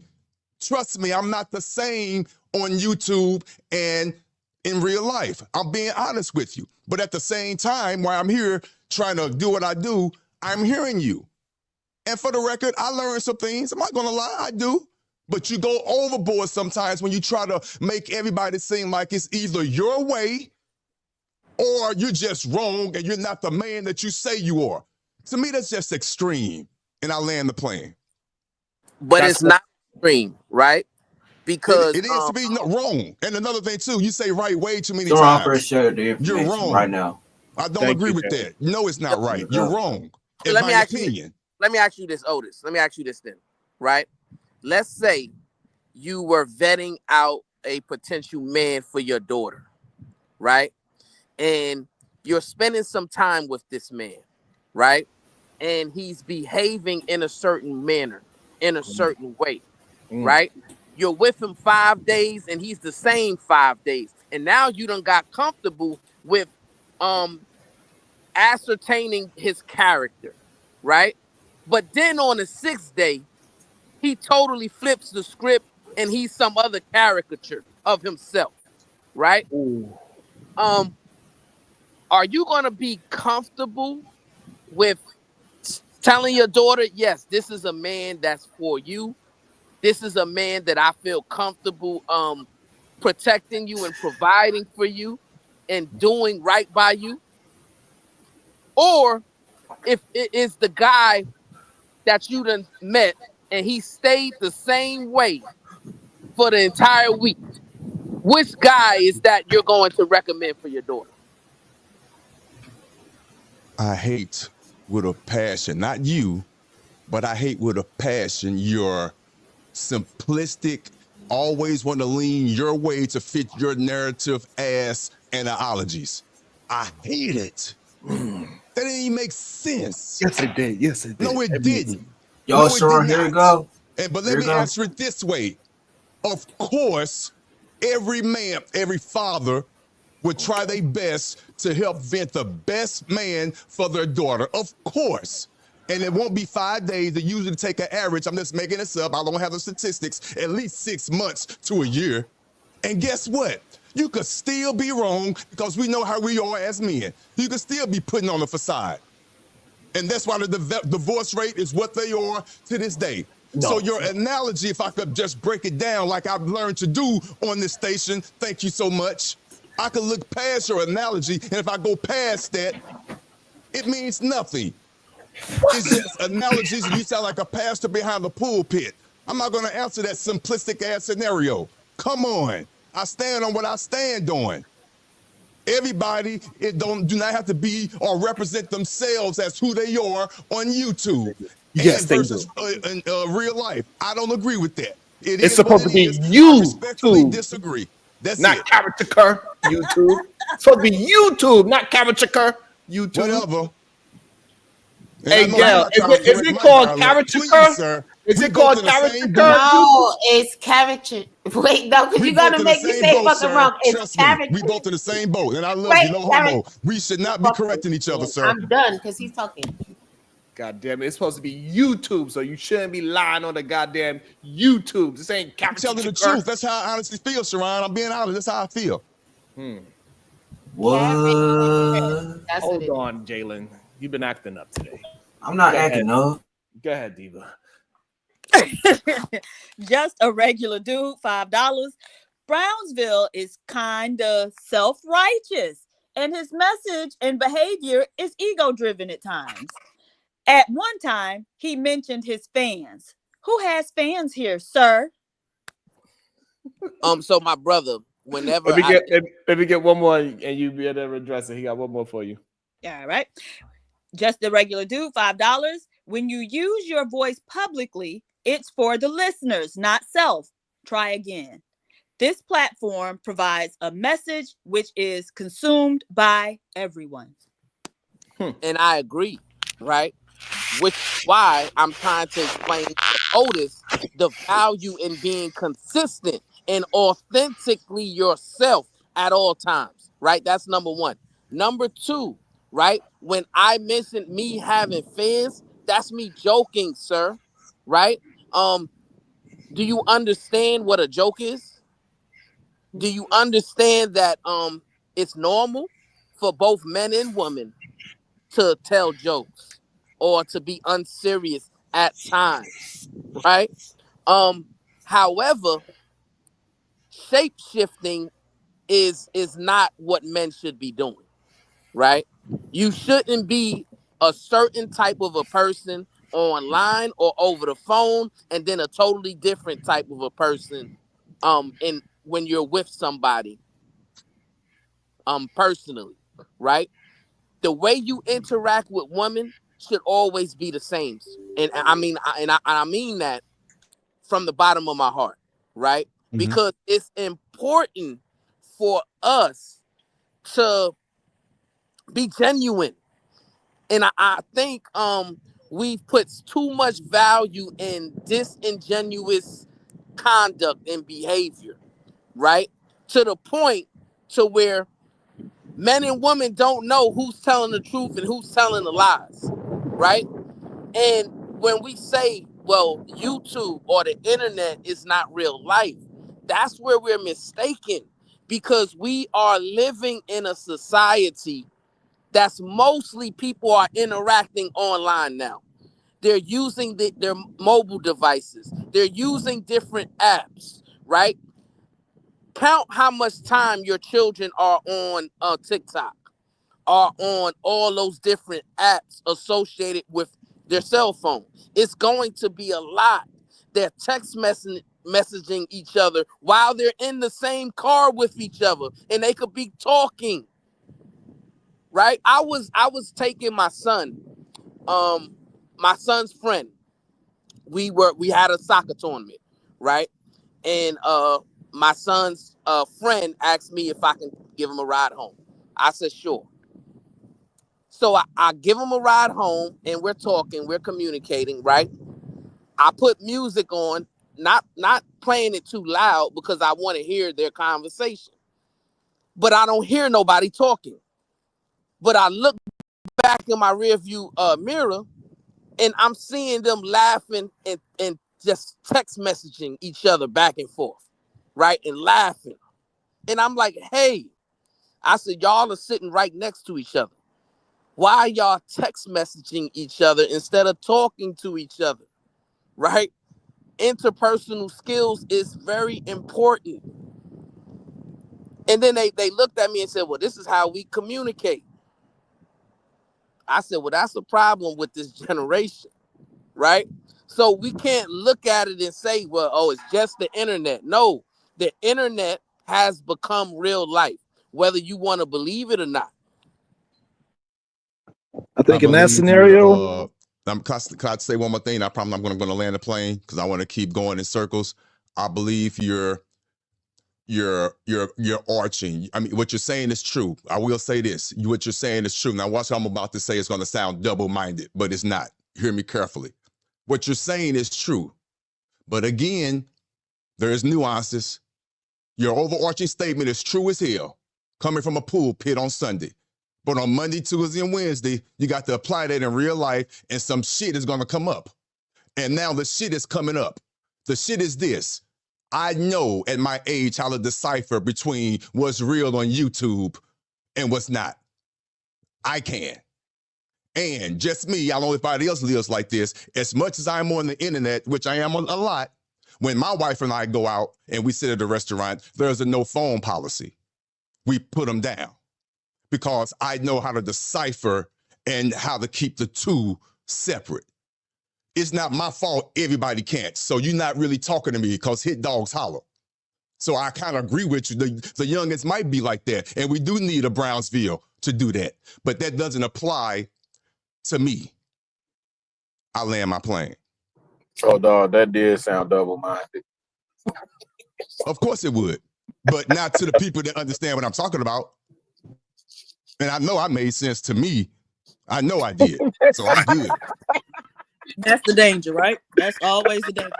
Just a regular dude, $5. That ain't right. What I know about the internet is if the purpose of your message isn't genuine, it will turn against you eventually, as it did everyone else. All right, Okay. giving you a warning. into Brownsville scenario, could it be the fact that they just didn't want you hearing what they had to say instead of, maybe if you weren't there, they would have talked in person? You don't know that. Well, that's a good possibility too.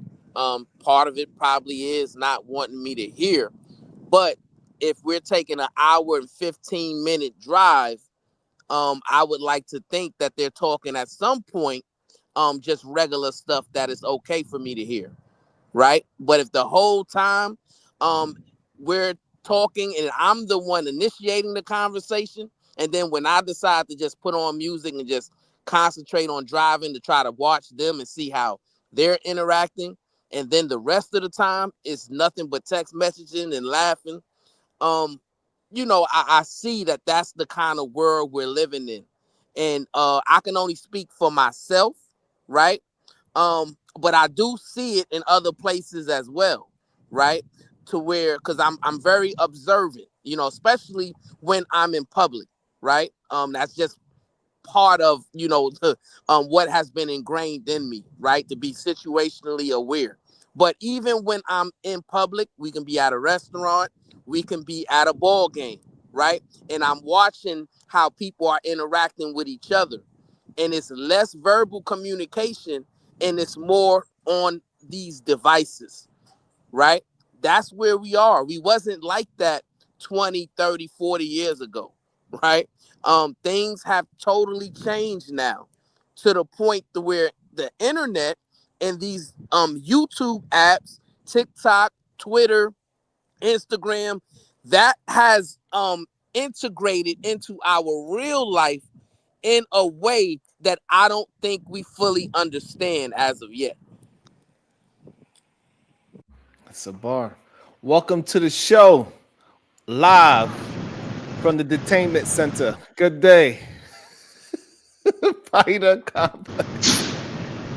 Hello from Toki is the cloud chasing Okolo Dominican representative. Y'all can hear me? Yes, we can hear you and everything else in the background. I mean, talking shit when I get money, you know? Similar to what you do. But you have a lot of background noise. You probably got to put on noise cancellation. All right, let me do that. Did you see my live I did on you yesterday? I started. Why you laugh, Diva? I started to watch it this morning. Cause don't nobody be watching Fighter. I be watching Fighter. No, my shit used to be lit, PhD book, back in the day, yo. Yeah, my shit was when lit. when he had all his teeth, Diva. Man.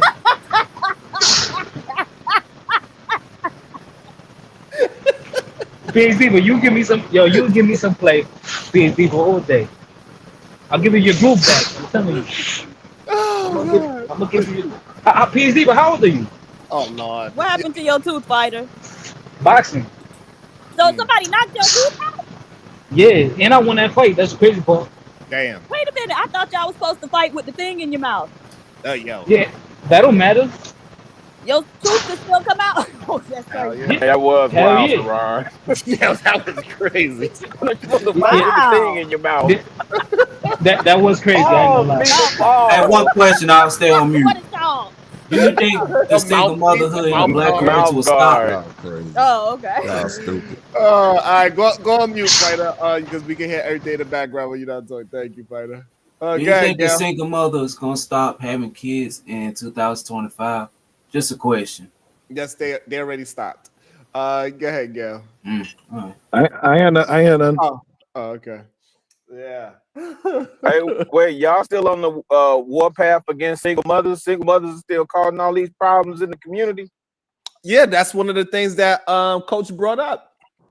It said that he said black women are single mothers. Out of all the single mothers in the black community, 47% of them are single mothers. That's the stat he wanted to bring up. Oh, wait, out of all the parents in the community, 47% are single mothers? Yes. Interesting. I thought so too. But why do we label it that way, right? Because we do know that when we're talking about single mothers, we're talking about present mothers and absent fathers, right?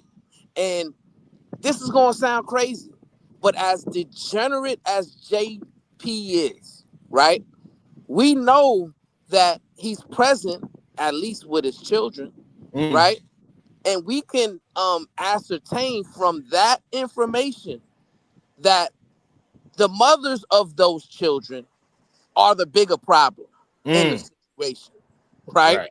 The absent mothers, right? So when we're considering looking at this stat and doing a deep dive in it, we should be wondering what's happening with these absent fathers and why are they so motivated to abandon their children, right? Just the other day, Cuzzo, there was a man on Bomb Cherry's channel who had no problem admitting that he abandoned 2 households. Damn. Right? And now the children are being raised by single mothers. So I think that's the bigger problem. I think that is the issue that we should really be talking about is why are the men lacking love? Why are the men so selfish? Why are the men so inconsiderate when it comes to children that they are co-parenting creators of? That's the issue that I want the men to answer, right? Stop talking about the ones who's present. Let's talk about the ones who's absent. Well, great point. Brownsville, to do that, see, again, when I broach this subject, nobody really wants to either admit it or talk about it, right? To do that, those men would have to admit, number one, they fucking for sport, and number two, they didn't want those kids to begin with. In the first place. That, Right, but then we're still jump in these spaces and advocate for fucking. Right, they don't advocate for being intentional with building family. They don't advocate for covering that woman that they deflowering or whatever. Right, they don't advocate for being responsible for that woman and raising family or whatever. They just want to fuck on something. So to get to peel back, I mean, to get to your point of what you're saying, you'd have to peel back the layers on that first. Woo. And you got too many cats just willing to stand there. Shit, I just want to fuck on something. That's it's a bar. Sean, you know that's your biological imperative, man. Rappers talk about selling their box, though. Thank you, Jalen. Go ahead, Diva. They want you to read it specifically. Either Man Williams, $2. If you got a thing in your mouth, you not fighting. Either Man is a nut. Either Man. Oh man! But go ahead, Gail. Browse wanted you to answer that next as well. Chicago really said a very good point. That was very good, Rilla. Go ahead, Gail. Yeah, I would just counter with the question: how many men are trying to be in their kid's life and is having pushback? You know, what percentage of that? What percentage of that is a part of them? So what percentage? I don't know. I'm asking. Do we know? Oh, because we have a system, right? Where if those men's children are being withheld from them, you can go there and they will make a decision and give you access to your children, right? And then if that woman still goes against the order, then the judge can penalize her in various ways. And so what percentage of men are actually taking the opportunity to go through that system and try to get access to their children? That's a great question. Oh, okay. Well, the fact that y'all are so concerned, at least when we have these conversations about, men have access to their children, but you all have not come up with a way to collect data, collect and aggregate the data so that you can bolster your point. Like, that's very concerning to me. It doesn't really make sense to me. So we just assuming that all the men have been tried under this specific scenario? No, we're not at all. What I am saying is that you all should, if y'all so concerned, you need to be showing and proving it, how prevalent it is, right? Y'all just saying, oh, well, I know two dudes who, that he wanted to see his kids and his baby mama wouldn't let him. That's very different than, being able to point to that same man and say, and so in response to that, he went down to the courthouse, right? And filled out the paperwork and took the baby mama to court, right? And then you can track all of that, right? The courthouse is a government entity. They track everything. And so y'all could track down those numbers and then be able to bolster your point with that empirical, data or that statistics or whatever it is, depending on what it is, right? But the fact that you all, I'm sitting here telling you this, and I can see in your face that you're going, yeah. But the fact that y'all haven't thought of this on your own, that is the concerning thing, right? So black men, while y'all here trying to blame your mamas for raising you, and black women, let me tell you what that is. I said it before, and I think y'all heard me, but y'all didn't really hear me. All of this single black mama is the root of, everything bad in the community. Black women, these men blame you for birthing them into last place in the man Olympics. That's what y'all need to know. They blame you for birthing them into last place. You birthed them into last place. And they mad at you. Right? And so what all the men and the women producing is men who in a spur of the moment, because they want to try to make a point about women, will talk themselves into a conversation that just shows how inadequate they are, you know, with regard to this issue, and how they don't really even need to be talking about this issue because they can't think their way through this discussion of this issue.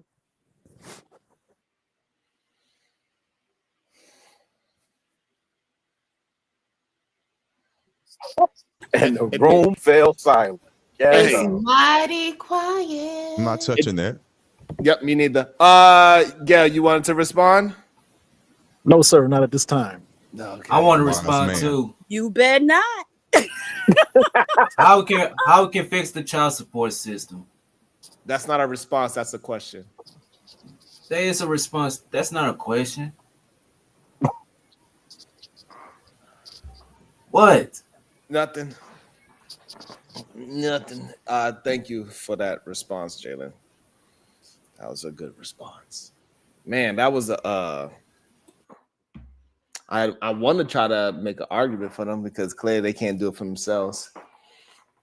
But And then one of the dummies in the chat to say, "Oh damn, she hurt." No, baby. You just saw that y'all don't even think 2 steps ahead of where you at.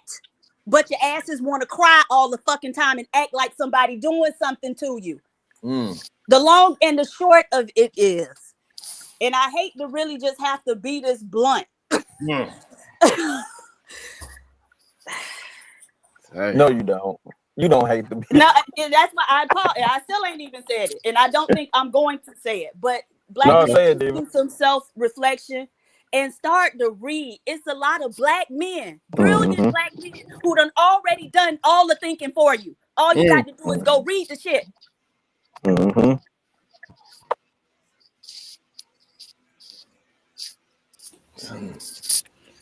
And you can fight for your children if you really want them. That's the point. That's the issue, right? Gail's question was, well, how many of the men want to be in their child's life? Well, the truth is a woman cannot keep you out of your child's life, right? You can fight for it. I'm gonna give you an example. So my older brother, right? With his first child. He was in a toxic situation with the mother, and they decided to not be together, right? The mother decided to say, well, hey, I'm not going to let you see your daughter. He said, no, that's not happening. He went to court, right? Got a court order. She kept violating the court order. He went to court with the instances that when she violated the court order. And guess what happened? He got awarded custody of his daughter. And guess what? He raised her as the primary custodian, right? So we can't make it seem like these men are not being awarded rights to see their kids and they're being pushed out. No, these men are willingly walking away from children that they have created in order to go somewhere else and make some more children. That's really the problem. And that's why I asked. That's a good point. So I kind of see it different now. That's a good point.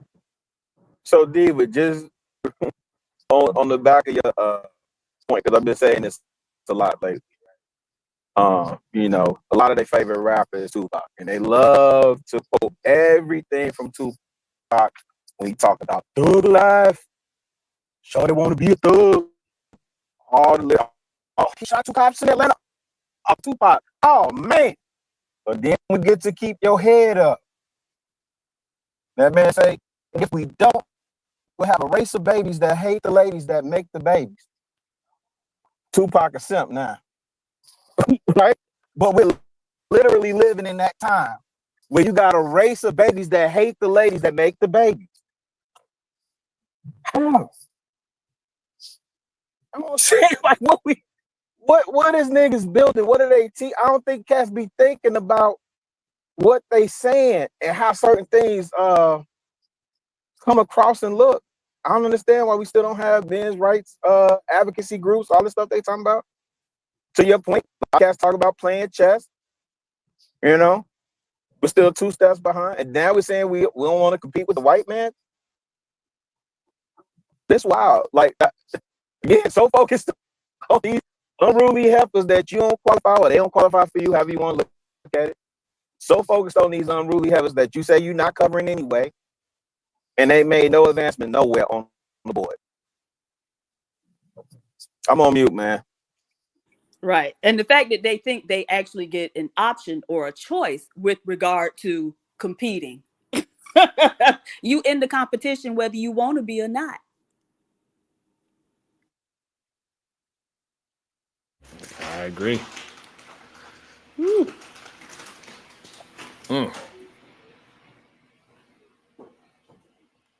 I got a quick question. Let's go.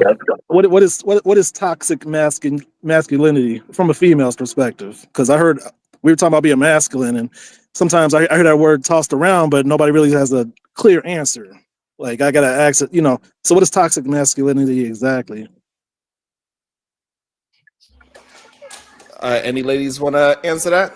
He says for the ladies. He didn't give it to us. So He didn't say it was for the ladies. He said he wanted a female to answer it. And so we waiting for the females to speak up. Okay, can a lady answer it? A female queen? Can somebody answer it? You better talk right.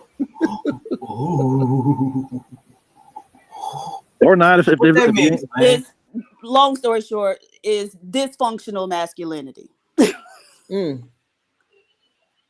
Okay. That still don't clear it up for me. How does it? Do you know what dysfunctional means? I do, but can I get one example? Dysfunctional means not acting accordingly, not acting to par. And so when something is dysfunctional, what happens if you got something in your life that's dysfunctional? You gotta fix it. It's going to impair you in some type of way, correct? Right. So that's what toxic masculinity is. It's that dysfunctional masculinity that actually impairs you.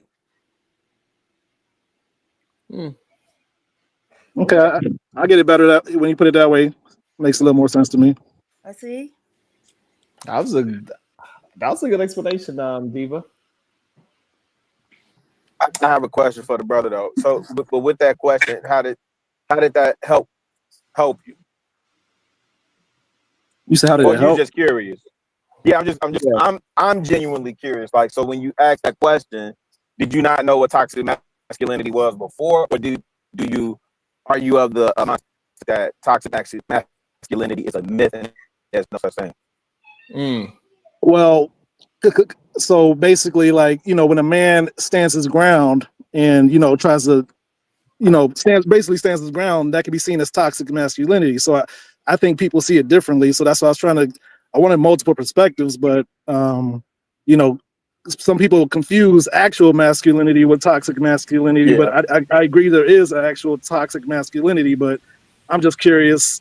That's why you got to ask every individual what they think when they say it. I would only ask somebody who actually set the term to see what they're actually talking about. Yeah, no, I was just curious, brother. Okay, and I also, before Bond goes, want to shout out to the Cash App. Thank you so much, my brother. I really appreciate it. Thank you so much. Always holding me down. Oh, they making that coochie go woo woo, huh?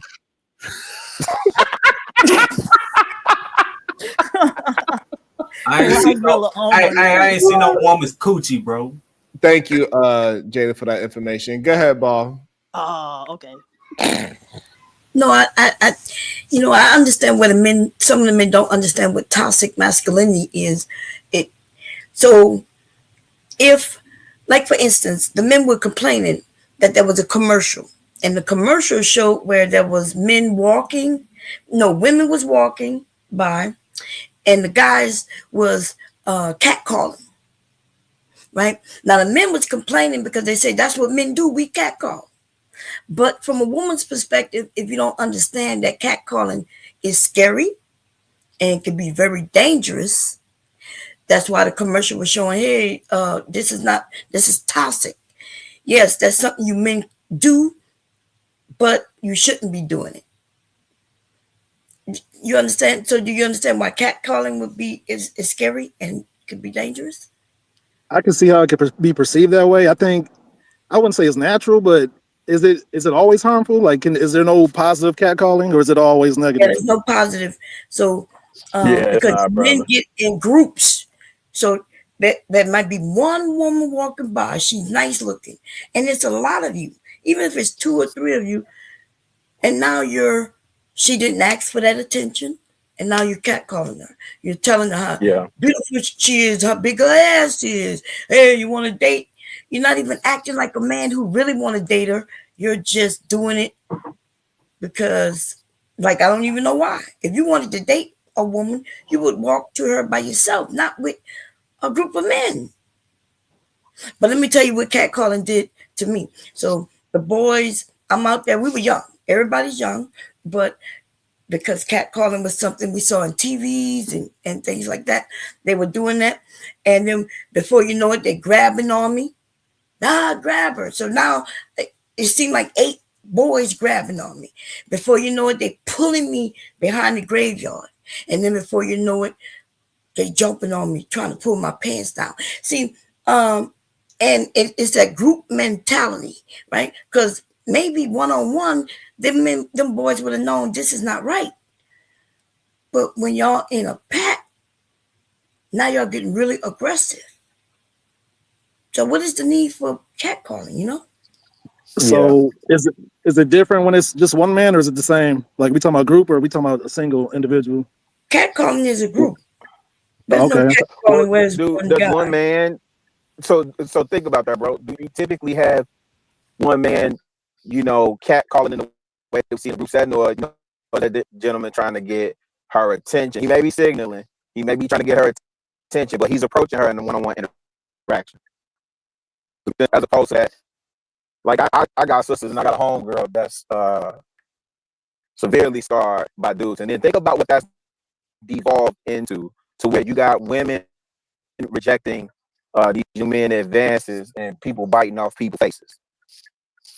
Right? You remember that in New York? Right? So that, there's no, I don't think there's a good cat call personally. Can you give an example of a good catcaller? Because if you want to talk to the young woman, you don't stand across the street and whistle and woo woo, hey, and continue to do it, right? You will walk up to her as a man. If I see an attractive woman and I scream, "Damn, you beautiful baby," and she turns around and smiles, that's a positive catcall. I made her day. What if she turned around and flipped you off? I like that shit. I love that aggressiveness. See, even when he said he liked that shit. So You now know what he's females like, will say? You know what these sisters will say? A lot of times they give a positive response just to keep the brothers at bay, so they don't put themselves in danger.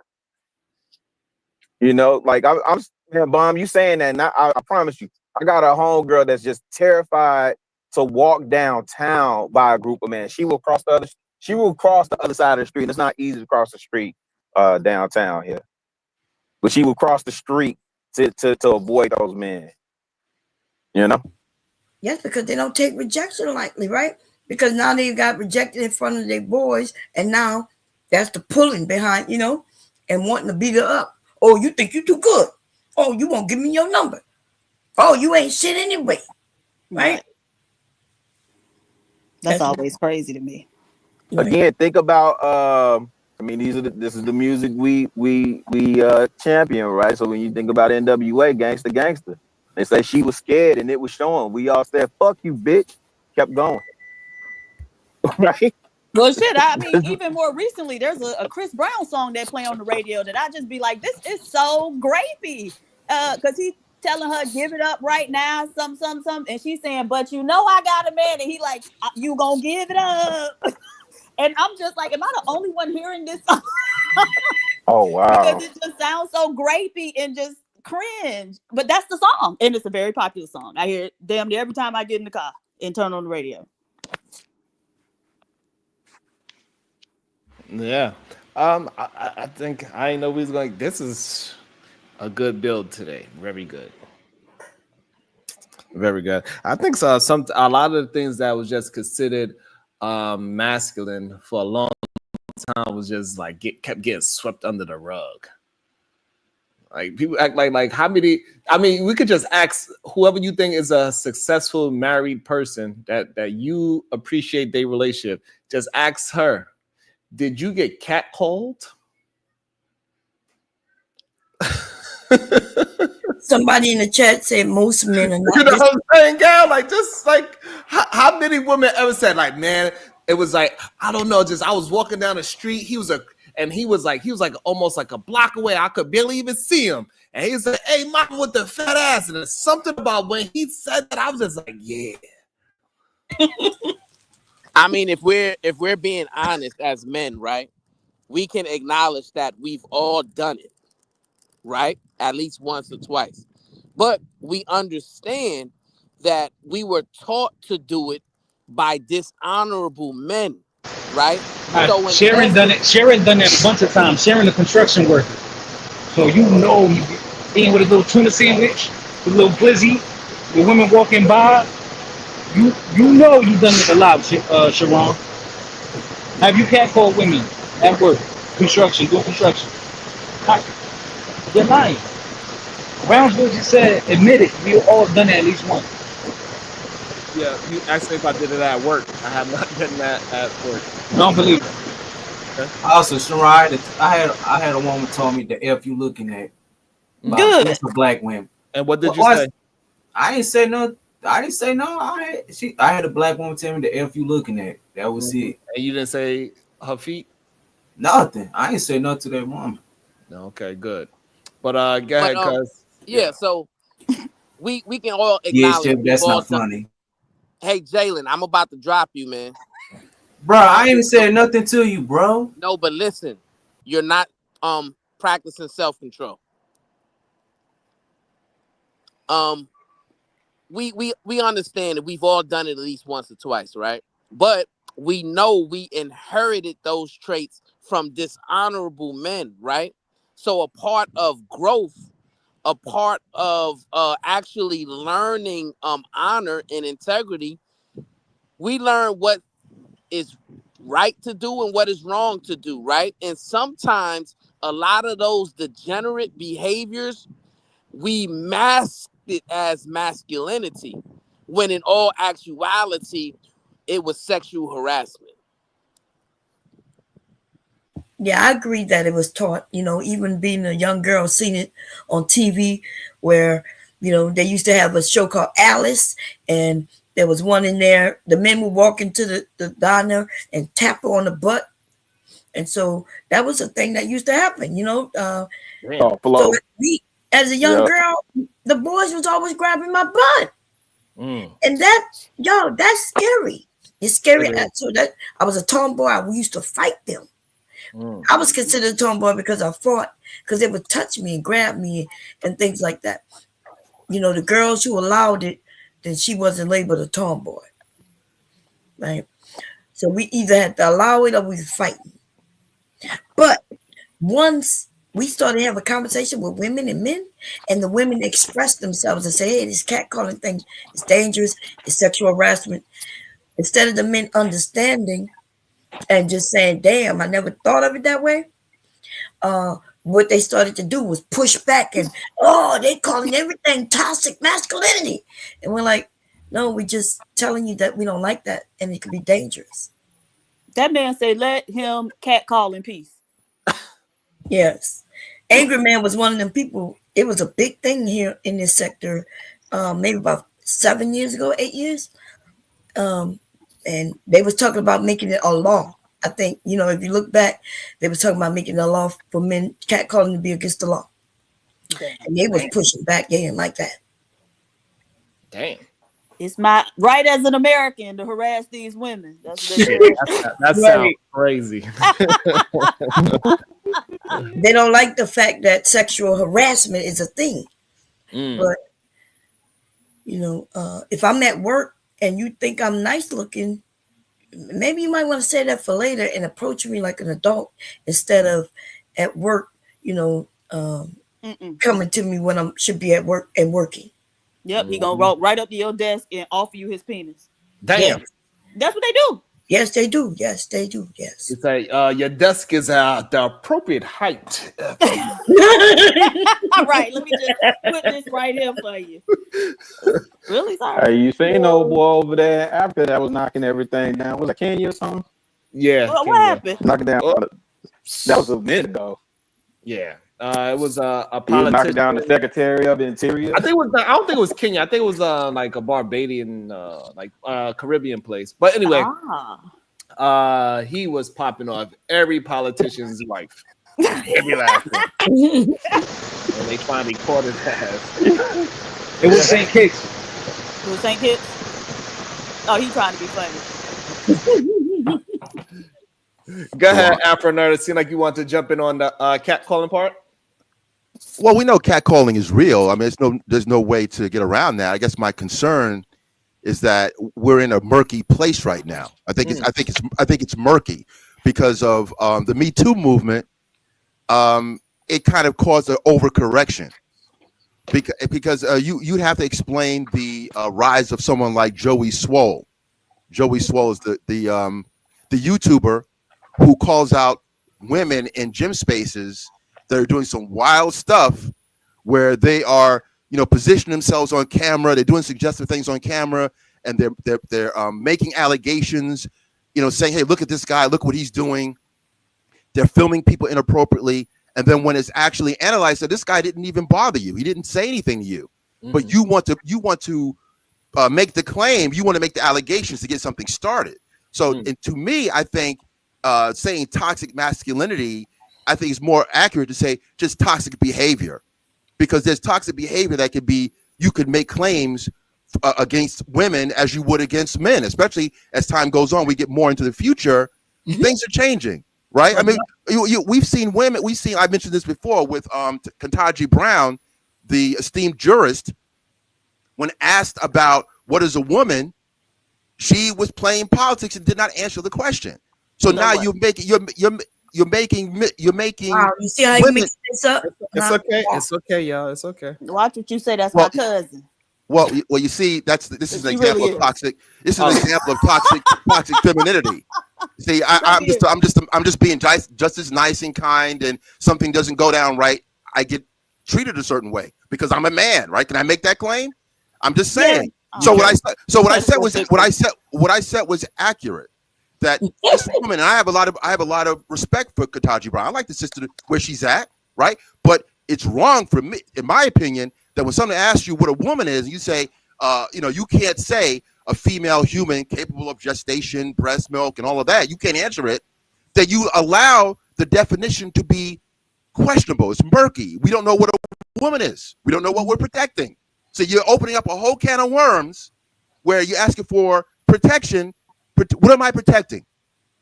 See, it's not. You can't ask. It's talking about traditionalism. Well, you we just waiting for you to finish so we can actually. I'm not. That's it. Okay. I think Bomb want to get the first strike. Go ahead, Bomb. Yeah, because he want to come up here and start talking about terms. It should be just toxic person instead of toxic masculinity. But if it's something that you men are saying that you were able to do and you're no longer doing it, and you say it's being a man, then that's why it's called toxic masculinity. But there is toxic femininity. Right? If a woman is crying or being a Karen, making up shit, then she could be using her femininity against you. So that does exist. Nothing's wrong with it. And we're not crying about, oh, you calling it toxic femininity. Okay. But my thing is the idea that you came up here and y'all just want to compare women to men. And the truth is, I thought we were different, right? That's what I thought. So, but y'all want to be the same as us? And it's not murky. The water is not murky. It's just that y'all don't want to give it up. Y'all don't want to give up the things that you were taught to do from other men. If somebody say, hey, I don't like you doing that, and if you respect that person, what do? You stop doing it. You don't become murky. You just say, okay, out of respect for you, I don't do that anymore. Can I respond to that? That was a great answer too, by the way. Okay, yeah. So I think it's important that when you have someone who represents the Supreme Court of the United States, when that person in that position can't answer that question, I think that's problematic. I think it Yeah, but we're reverberates. talking about No, catcalling. Right. Men's No, toxic masculinity. What no, does no. her not defining what a woman is have to do with what we talking about? Right. And so we call it toxic masculinity because it's a male behavior predominantly, right? Women ain't standing out there in groups catcalling the niggas for real. The Woo, other those thing great is sweatpants. Woo! one of the reasons I think that Black men don't want to let that type of behavior go. So Dr. Amos Wilson talks about how many Black men have what is termed reactionary masculinity, right? And so his theory, I guess, is that Black men were cut off from many of the ways that men exercise masculinity, due to racism and discrimination or whatever. And so in order to feel like men, they developed a form of masculinity that emphasizes relationships with women and dominant relationships with women. I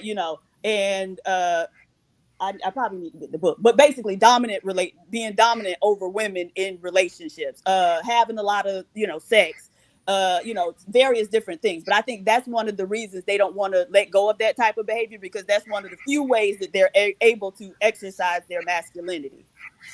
Can we mute Big J? I don't know why he come up here breathing up all the air. I'm not breathing. My headset was down. So what the fuck you talking about? So just we still mute heard you. yourself. We hear We heard breathing.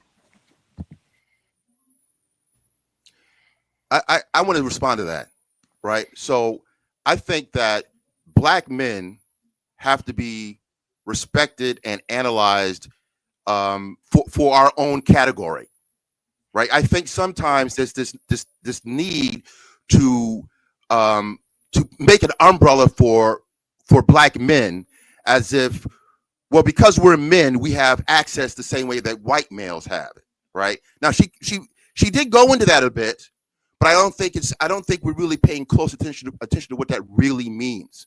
So she is going to give us an answer as to what Black men actually feel, right? So when you do have Black men speaking up and articulating what is going on according to their experiences, if it doesn't align with certain Black women, Black feminists, that they're gonna tell you, no, that's the wrong answer. This is the real answer. And I find that at issue. Well, also is that, and you need I someone literally like said Amos Wilson came up with all of that, not me. And I'm exactly right. Fine.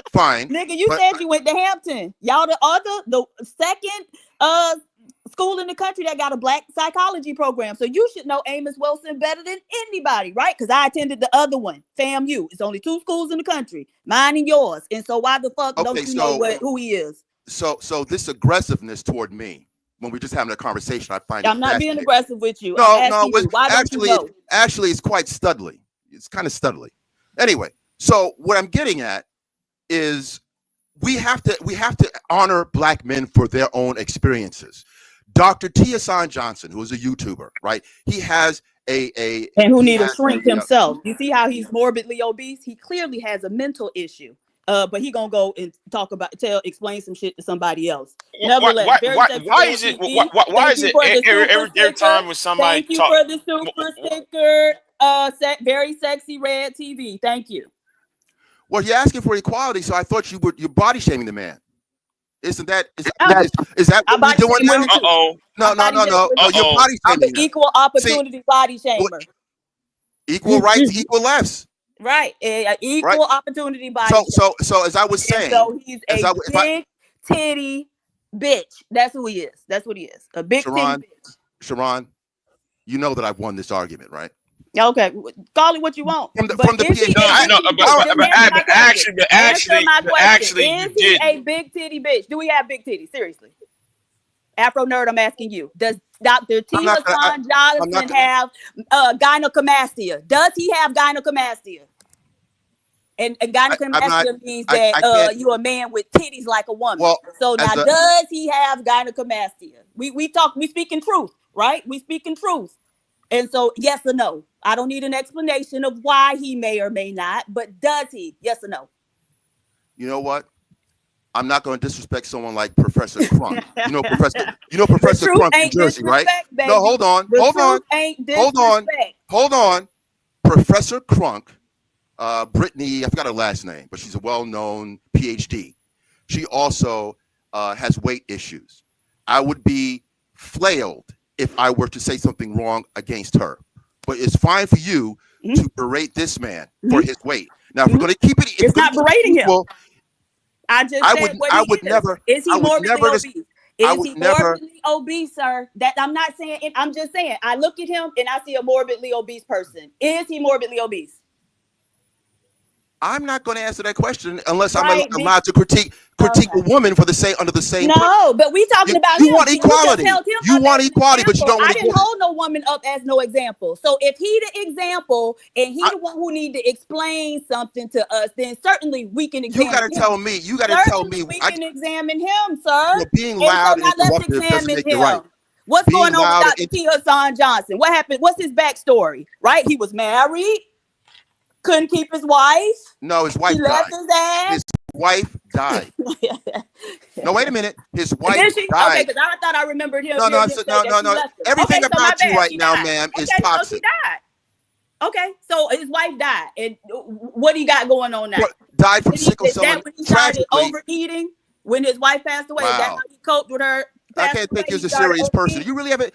You know, when I called you Aunt Esther with a PhD, I don't care what it you seems call like my me, analysis is getting more and more correct. Right. Well, your Gentlemen, did you analogy see this? ain't worth two See, cents. this is Because what you where can't the answer argument. a This simple is where the question argument is lost. about a You man lost the that argument. you held up as somebody Take the that L. we should listen to because he was going to be able to explain something to us. But now when I start asking questions about who this man is and what type of things he may need to reflect on and examine within himself, now it's a problem.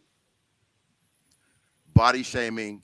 It's not body shaming. We Y'all have a talking whole. about what the man got we've going had. on. Okay, his doctor don't care about how his body look. Would his doctor tell him he's morbidly obese? Both Would of his y'all doctor tell just him he's morbidly need to obese? stop. Your doctor don't care about how your body look, right? So they're not body shaming you. Your doctor is concerned with your health. Would his doctor tell him that he's morbidly obese and he need to lose weight? Can I answer the question? They told me that. So yes. Something that many men had to learn from women is how to take messaging, but not look at the person's looks. In other words, oh, absolutely not. That never happened. That never happened. Wait a minute. As a matter of fact, wait a men minute. constantly talk about how I want Cam up, right? Because they want to be able to see my looks and talk about them or whatever, right? And so there have been men who have even made stuff up about the way I look, right? I was supposed to be fat. So I wasn't talking about you. I wasn't talking about you. Yeah, but I'm saying so that's an example that men do pay attention to what women say. I mean, what women look like. Over and above what we say. Men pay attention to what women look like over and above what we say. So cut it out. Okay. So now we're going to pay attention to Dr. T. Hassan Johnson. Right? Okay. Wife passed away. Does he got a child? I think he got a child, don't he? He has an adult son that's in college. Okay, wonderful. He's raising him as a single father. No. I just thought I remembered him. No, wait a minute. I did not say he was a single father. I just remembered him saying he had a child. I remember him saying something about his wife, but I didn't remember that she passed away. Okay, so he got an adult child. Okay, so that means he in wherever he lives, which is probably a 1-bedroom apartment. He in there by himself, sad and lonely. They call it the male loneliness epidemic, right? And then he turn on his little computer and he get in front of it and take up the whole pretty rough. screen. He's hitting you pretty hard, obviously, because you're reacting. You're reacting over. No, I'm explaining. You're explaining on falsehood. You mentioned a lot of things. You mentioned things about Dr. Johnson that were true. Right. Oh, what? Like what? Several That his untruths. wife passed away? That his wife No, passed you said away? no. First, you said she left him. Right. Okay. I did not remember that. So, and I conceded So that. Okay. So she died. I cared got the story wrong. He cared for this woman. Okay. So now what's the point? No, wait a minute. He cared for this woman until her death. Okay. Right? He is taking care of an adult son who is in college. And so, is that the excuse for why he's morbidly obese? Is that what you're telling me? No. What I'm telling, because I can't complete the thought, which is interesting. So what I'm saying is that what we have been told from women is that we're supposed to look beyond the aesthetic and go into what a woman is saying. But y'all don't right? do that. So don't start now. So don't start now. And we're not gonna have a different standard. Why do you have to interrupt? Go by what Is it harmful for me to? We go about what the men do, not what the You're not a women real want the person. men You're not a to real do. person. That PhD. doesn't make sense. Why would we do what the women want the men to do if the men aren't actually doing it? No, we gonna meet y'all where y'all at. And so what y'all do is y'all pay attention to women's looks over and above what they have to say. And so we gonna do that today. Right? We gonna examine Dr. T. Hassan Johnson. Oh, put his page in the back chat. I just want Sharon to be able to bring up a picture of him while I discuss him. Can we do that? Then why not? Then why not sit there and debate? And then why not you debate? Oh, him? because when I go over there, he blocked me from everything. Trust me, sweetie pie. I'm more than right. Because all you do, right? All you brought you that do old ass is, man over here to get his I ass sure damn did. toe up and I sit sure back to where he came from. Right. Yeah, and that I old sure man who is y'all's master teacher told no, us, well, he ain't my master teacher. Yeah, he's your master teacher. He's How? Big J's master teacher. How? And he told us if we gotta fight the white man, well then just fuck it. Let us stay in bondage. Fuck it. How is he right? How so is he my master teacher? And I'm his arch nemesis. I'm his arch enemy. How can I be his? He is in league with Dr. T. How can I? They do shows together quite frequently, or at least they used to. I've seen them several times on the show together. And so now Dr. T. Hassan Johnson, like Big J's big greasy crusty ass, are morbidly obese, and they need to focus on that over and above anything else. But y'all in luck today because I am an herbalist. You're done. I'm here to help. I'm here to help. You're done. And so I can make you a tea, Big J, that will quell your appetite, right? It will boost your mood and work on healing whatever hole in your heart you eating to try to fill. Are you interested in that? Somebody get me in real adult so I can talk to you. No. Good luck with that. Good luck with it. Shut up! I ain't talking to you, dude. Set the tone, Big J. Set the tone. Yeah, because the thing is, you think it's okay. You think it's okay to disrespect people. I ain't said a fucking goddamn thing to your black ass. Yet you want to come up in this bitch, act like though you want to run roughshod over people. Let me tell you something, honey. You're safe on Sherrod and you're safe on Bomb's channel, but you're not safe on everybody. You need to take that disrespectful bullshit and shove up your goddamn ass. No. Shut the fuck up. No. I won't be the third person in your chat, sir. I won't be the third person in your chat, so you don't have that to worry about, sir. Anything else? The day of you disrespecting people, the day of the geeky is over. The day of the geeky is over. Yeah, because that's all you do is disrespect people. Nobody said a fucking word to you. Yes, you did. Nobody said no damn insult to you. And so no. Nobody said an insult to you. But go on. You by your edges immediately. Just because I didn't let you say it before I snatched your edges, I knew what you was gonna say. Snatch you what? That's called a preemptive strike. Where's Brian? Snatch what? Right? That's what. Preemptive strike. Oh, Bob was in the military. Bring his ass on up here too. Bring Browns up here too. A preemptive strike where I went and just snatched his edges because I already knew he was coming up here for some fuck shit. Oh, okay. No, you was disrespecting. You come on there making insults. The argument. I thought that we supposed to have a fucking ass adult conversation, but then here is you coming with that kitty bullshit. Why you coming with that kitty? And I'm gonna say something too. Yeah. What? That shit gonna end though. I'm gonna tell you that right now. That bullshit you doing is gonna come to a fucking end. Because that's all the fuck you doing. Nobody said a fucking word to you. Why do you felt the fucking need? And who gonna make it come to an end? Disrespect some. No, hey, You said it's coming to an end. Who gonna make it come to disrespect an you? end? Did I disrespect you? Who gonna make it come to Did an I end? disrespect you? Did anybody disrespect you within the last 10 minutes? It don't, nigga. 10 minutes. We going back. I told you, hey, once you do it, nigga, we live here. And so anytime I see you, if I feel like snatching you by your edges, then I'm gonna drag your big greasy ass. That's just what it is, Big J. I'm sorry. That's the long and the short of it, sir. Nevertheless, Omar Smith. Wait, Omar hold on. I want Smith. you to. Omar Smith, $10. Morning, PH Diva. Good day, sir. I know this. Wait, what happened? Sorry. Let me bring it back. Omar Smith, $10. Morning, PH Diva. I know this is sexist, but are you going? What? Oh, are you gonna blow on the tea before you serve it, sunshine? Laugh out loud. What? That almost I went thought left. blowing was like, what the fuck? Oh, okay. God. The one and only verbal assassin, Afro Nerd whines way too much. Damn. Very sexy red TV. Can I use my credit to drop Big J? He under BGS too. I told him that was his damn daddy. Damn. The one and only verbal assassin. These two argue like an intellectual married couple. Absolutely not. Because Afro Nerd actually isn't intellectual at all. He's actually a moron if you listen to what he's saying and, you know, critically think about it. Yeah, no. You don't even have to think that critically. He's a moron. Goddamn. Passing out pejoratives, calling me out of my name.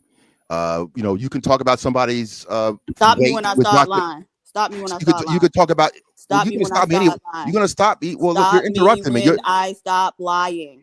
Tell me where to lie at. Look, I can't respond to someone who's not an adult. Now, Like what you BJ can said. tell me where to lie at. I'm just as If calm. a little girl, if a I'm little just boy as calm, asks you you, know. hey, am I telling the truth? You can tell him, baby, yes, you telling the truth, or no, You when told- you said you X, told- Y, and Z, that was wrong. So now tell You me told where to lie at. untruths. You told untruths. You talked about Where's this the man's lie? wife leaving him. I And said this I wife's said, man died I of. came back and Well, when you're not you gonna. said he died, I said, okay, I got No, it wrong. that's not okay. It's And so not you good. want to try to You should live there. apologize for that, though, shouldn't you? Apologize. Tell him to bring his fat ass over here and I'll apologize for it. Okay, I can't. You're not a I serious apologize person. Why for would that you either. go over What, there and you do want it me to yourself? apologize to you? No. I'm not. Why would I apologize to No. you for getting it? I'm not Ron, I looking want to for make a serious point. Can I make a serious point and dip? No, why would you I want go to make there a and serious point apologize and to dip. him? Tell him to bring That's what I his said. ass over here, and Serious I will point, and I'm out. gladly apologize to him. Tell Okay, him, can come I make on. Nobody was disrespecting you. You come with the disrespect. Why is that? Big J, you Why always is that? disrespectful. Cut it out. You're always disrespectful. Nobody I've already told disrespect you. your black Not ass. right But then now, though, but you're you here. have in the past. And so it was your turn today, now, nigga. I pulled your Okay, number. then. I pulled your number. And so that's what it was. A It was number. up. A It's up. number. You got no number. You I got pulled your no number. number. I pulled your whole card. Ain't that what it is? I pulled your whole card. Wow, this is Chitlin circuit right here, man. Oh, now it's the chitlin circuit. Well, it's got to be. You're cackling. You're beat up. pointing. You're vulgar. What kind of? You're vulgar. we You're can't laugh cursing. now. We can't No, laugh no, now. no. You're cackling. Right. Vulgar. Yeah, white bad people language. don't laugh. No, you You showing yourself can today. tell that he came from the HBCU where they was doing the damn paper bag test up until 1993. I went to the HBCU and the PWI. So what? You went to Hampton, which is And I where went to they St. were John's doing also. the So what are we talking about? I went to two brown colleges. paper bag test. That's what I'm talking about. That Hampton Institute, not the real HU, did the brown paper bag test up until 1993. I'm not even going to answer. I'm not going to. I know you ain't gonna answer that. No, because you want to shift along. What I wanted to say about Dr. Johnson, above all, one thing I have to give him credit for. He talked about gender studies, and he developed his own sliver of that with black male studies. There was never even the thought of having such a thing as black male studies, because we don't think of black men having their own quote unquote gender issues. That being a black man, a depowered man, so to speak, Disempowered. I'm using it the way I want to use it, right? What I'm saying, somebody, people in the chat, Google it, see if that's a word, depowered, and come Man, back and let us know. but you know, Alpha Nerd. I'm gonna tell you, you are BGS's sick Slap the fan. taste out of your mouth. I'd like to see it. depowered means to reduce with someone. Checkmate. So What do you mean? do. What does it mean? I didn't hear you. What does it mean, honey? I just looked it up. Hold on. Oh, okay. Well, you gotta look it up. Oh, he just said what it means. All right, hold on. Before he say the meaning, go ahead, Diva. Omar Smith, $5. Never no disrespect, my sister. I know, Omar. And so for just in case Big J don't know. Yeah. It means to reduce or remove power from something or someone. Okay. To reduce means to lessen, right? So that means you had to have power and somebody reduced it or lessened it. Okay, so to reduce or what? Remove power from something. Remove power. To have something removed, you had to have it in the first place. And so now tell me, when in this United States of America have black men had any power to have depowered, to be depowered? Go. Well, first of all, you said the word didn't exist. You said it was, you said you didn't know what the word was. So I'm just Okay, giving you I don't know what the word was, but you just told me, and so now I want to apply. So I got it. So we're using your logic. Using your logic. Right. No. So now we're applying it to what you said, and so now tell me I don't want to talk to you anymore. I don't want to talk to you anymore. Because if your statement is I'm getting out of this sandbox. then you bringing up the word. Don't provoke me to anger, or else you be in danger. Is now shown to be weak. Now, hold on. Now, Afro Beats. Why do you think that Dr. T's son Johnson? No. Let's have a real discussion, a real debate. A real discussion, real debate. So, Afro, why do you follow Dr. T's son Johnson for and BGS for? Go. Well, I'm more on the side of Dr. Johnson, right? Because there's a few things. He has a political plan for black men, right? So he's talking about addressing what's happening in the courts, some of the with families, the family court system that's very disadvantageous toward black men. He has like a 10 or 15 point plan, right? And he Hold on. There's one other part that I wanted to mention from the beginning. 18 points. Thank you. Yeah, 18 points. 18 points. Go ahead. We're gonna review this.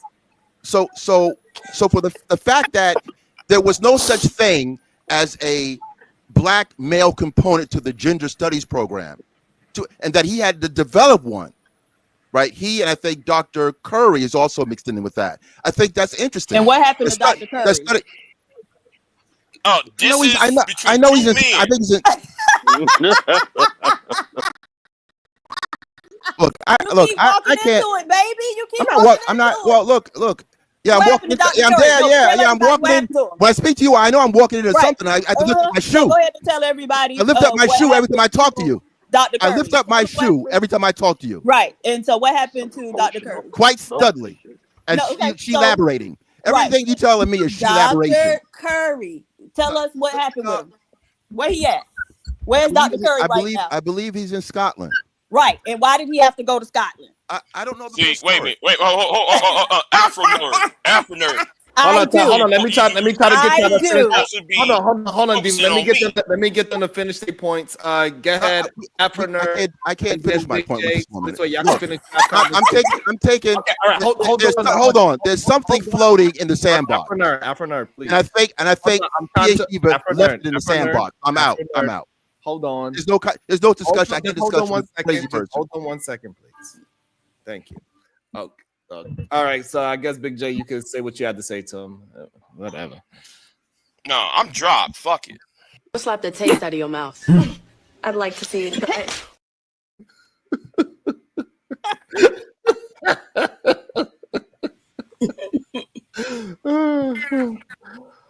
Big JX with the 20 ball. God damn it. I'm back up. Sexy Red TV came with the reverse Uno reverse card and said, "Drop Big J." Oh, this guy who went to Scotland or wherever. Why did he have to go back? PhD. Oh, so okay, now he credited him with, along with Dr. T. Hassan Johnson, creating Black male studies, as a corollary to gender studies. Now, if it is gender studies, then gender encompasses women, men, non-binary, whatever. And so why do you need a separate discipline for that? Nevertheless, they set out to do this. Okay, so I forget where T. Hassan Johnson is teaches. I don't know if he's a lecturer or a professor, but nevertheless, the other guy was at some university in Louisiana, I think. He was a professor as well. So when you're a professor, they hire you, and then you teach, you do research, and after a certain amount of years, usually like 3 or 4, they evaluate you to see if they want to keep you or if they gonna let you go. Now, so that's the tenure process. To not get tenure is it happens, but it's a thing that it says something about you as a researcher and professor if you don't get tenure. I'll put it that way. So he did not get tenure. Nobody else, no other university in this country found his work compelling enough or useful enough to offer him a position at their university or college. And so the only place he could land was over in the way off over in Scotland. Okay. I'm gonna also bring in, thank y'all for the patience, Jabba the Rainbow Boogeyman, and then OGJ Speed. Go ahead, Jabba.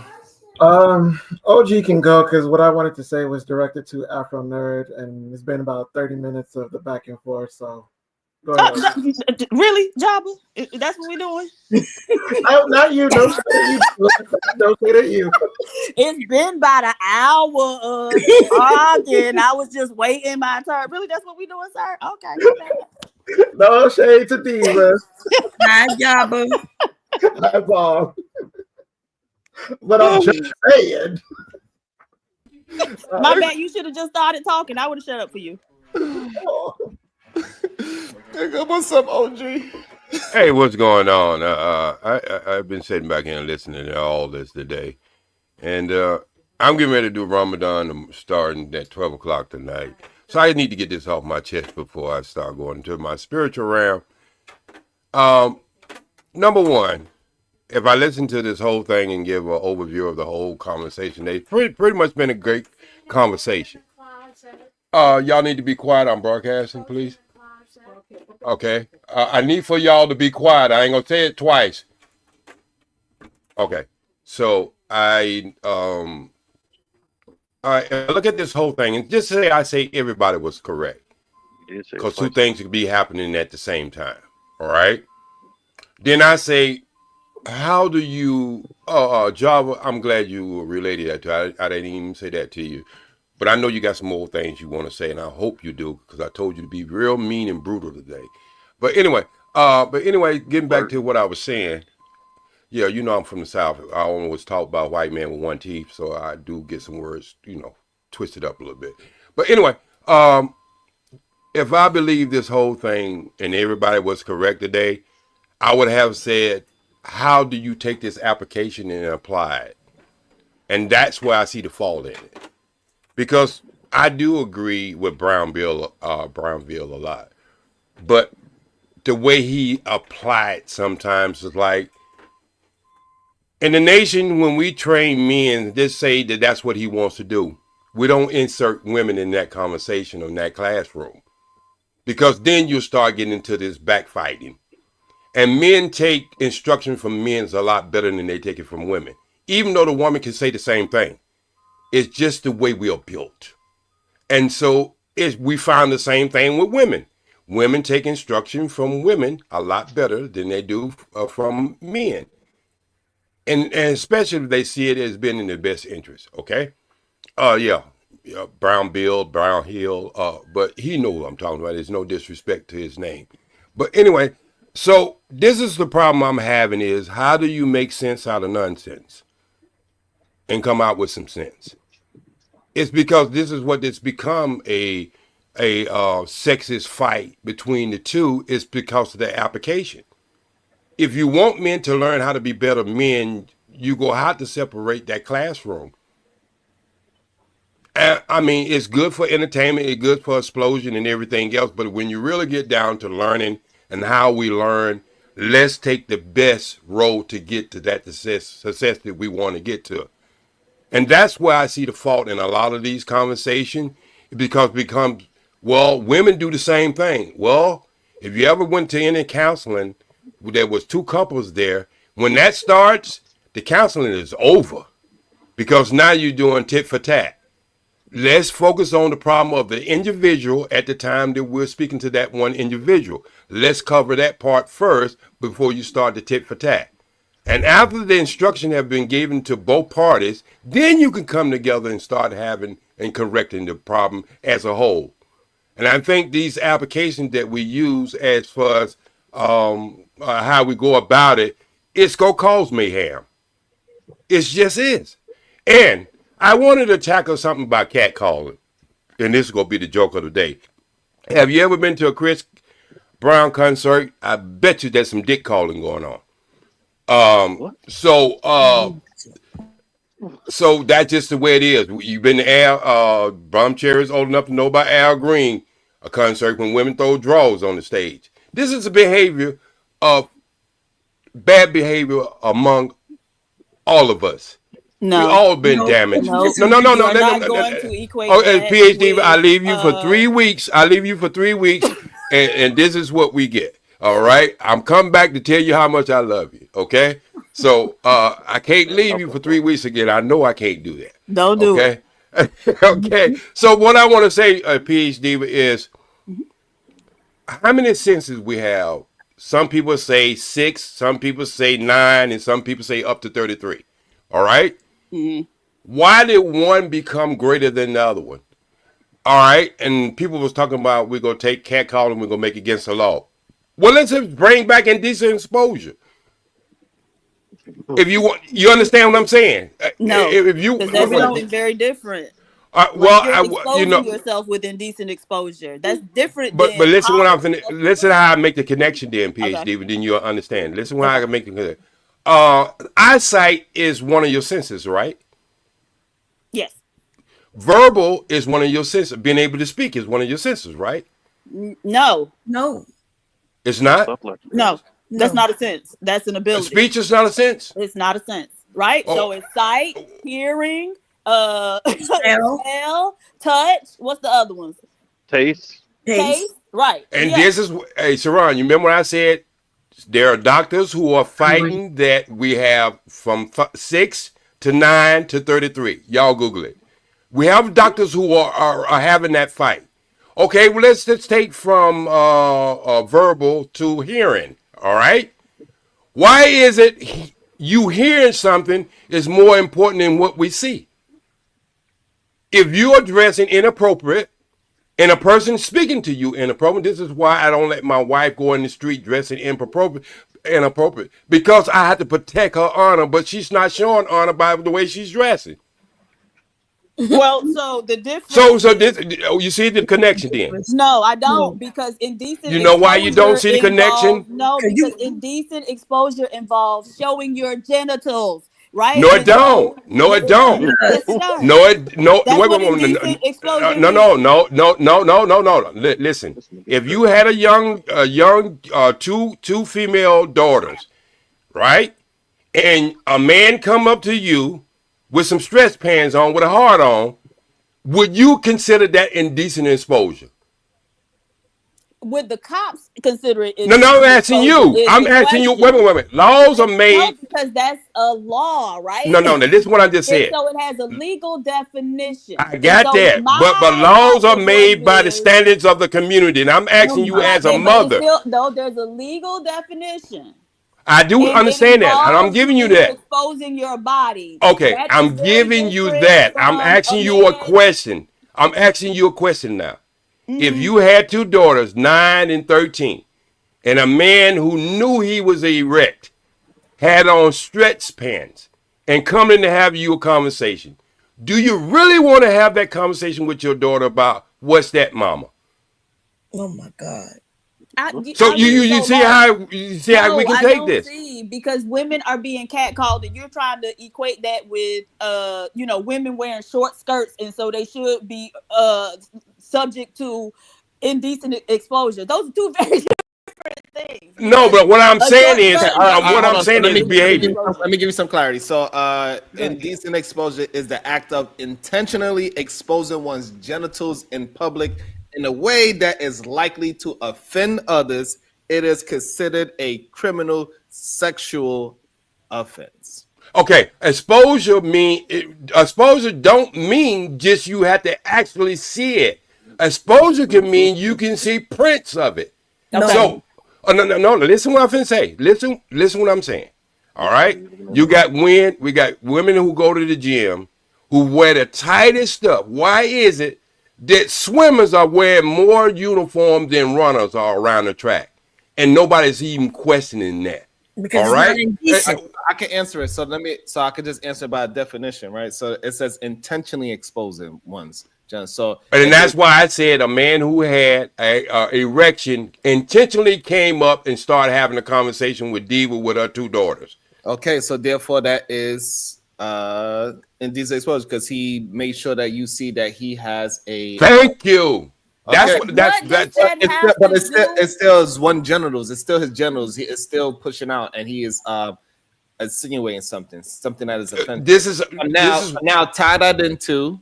I'm tying that into what we're talking about. Wait. I'm trying to tie all this into it. That's why I say, how do you make sense out of nonsense? Okay. When we all when we all are doing something as if bad behavior don't count on both sides. It's not been in competition. It's not been in competition. Bad behavior is bad behavior. And this is why I say you should have two separate classrooms and it should be applied with that prescription due to the fact is we take it a lot better from men. You know that, Sharon. We take it a lot better from men than we take it from women. Hey yo, I'm not saying we don't take it from women. Like nobody.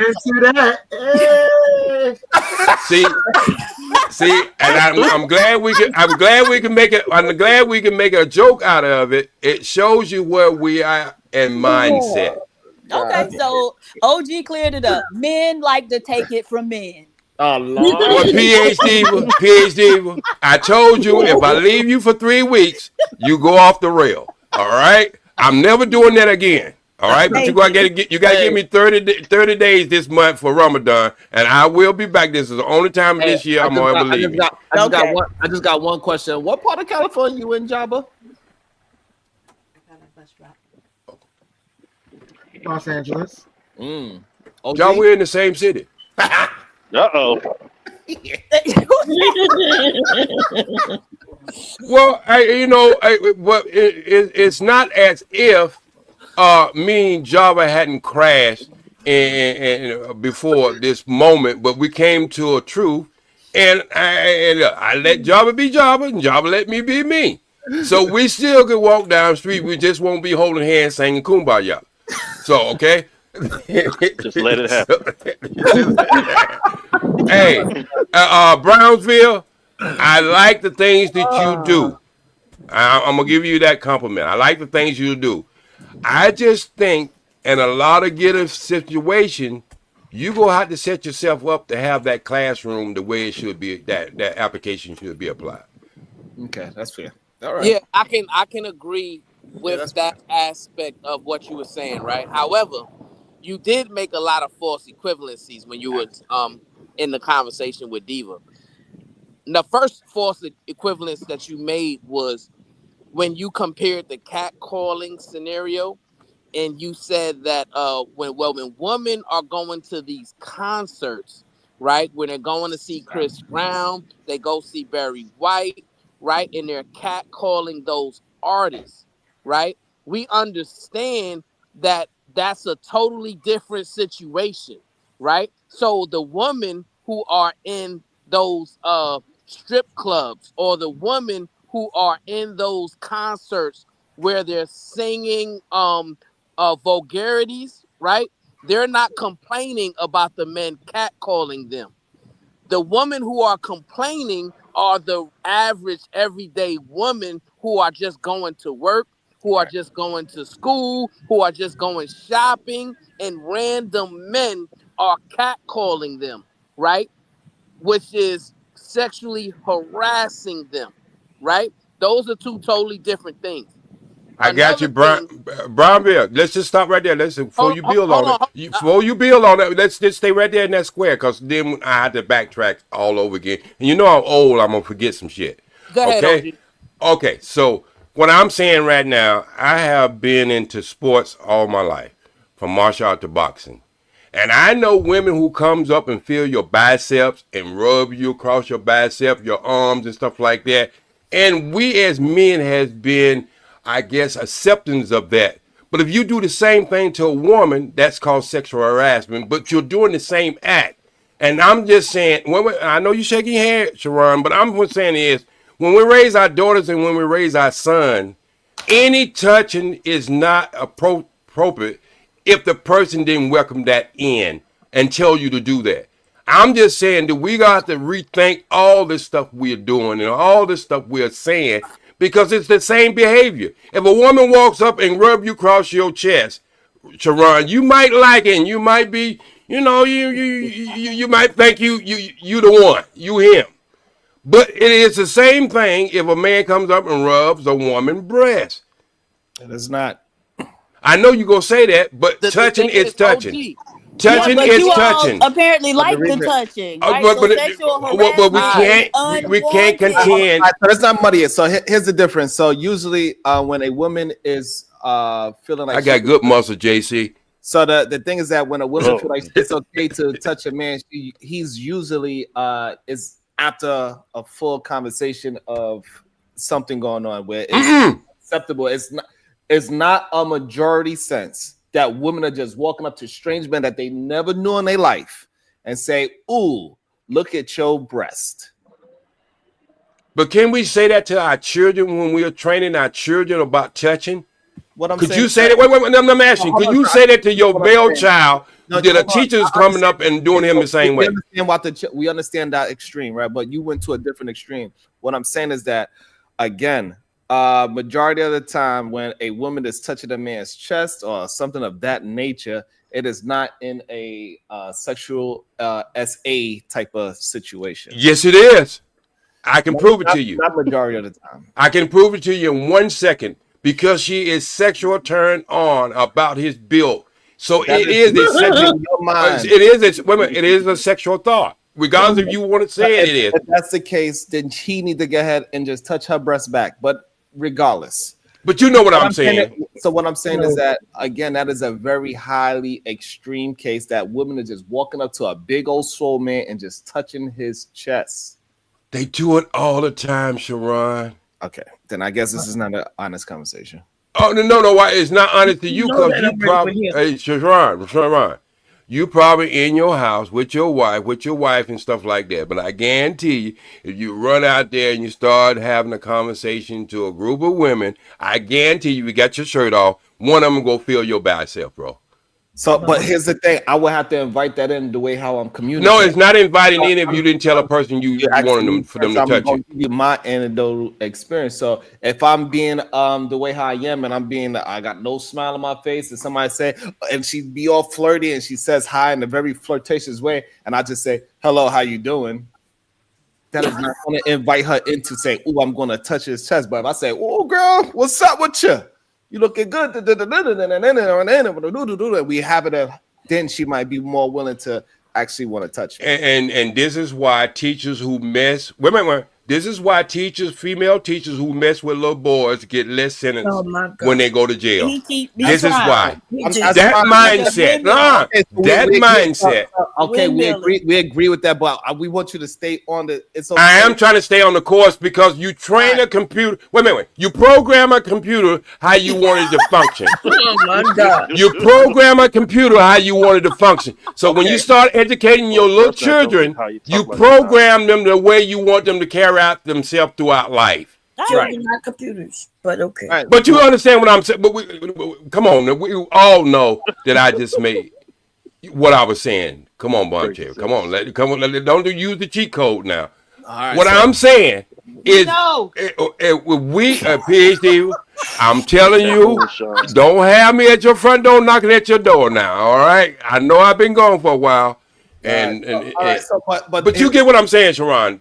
So I'm not saying that it is in. You could put this application in everything, but I just like us to start thinking a little different. It's not competition; it's behavior. Okay. We'll move on because. Welcome to the show, Aaron. How you doing, sir? You ain't out there catcalling nobody in those mean streets, are you? No. Oh, wait a minute, Sharon. I'm finna go. I gotta go because I got a mercy, but I want you to think about this. And the reason I can say what I want to say, the way I say things, because we don't get a lot of catcalling with Muslim women in the Nation of Islam. And when we do, we howling it. And that has to do with Dave, you know I can't say that over this channel. Look, they're abusing the women.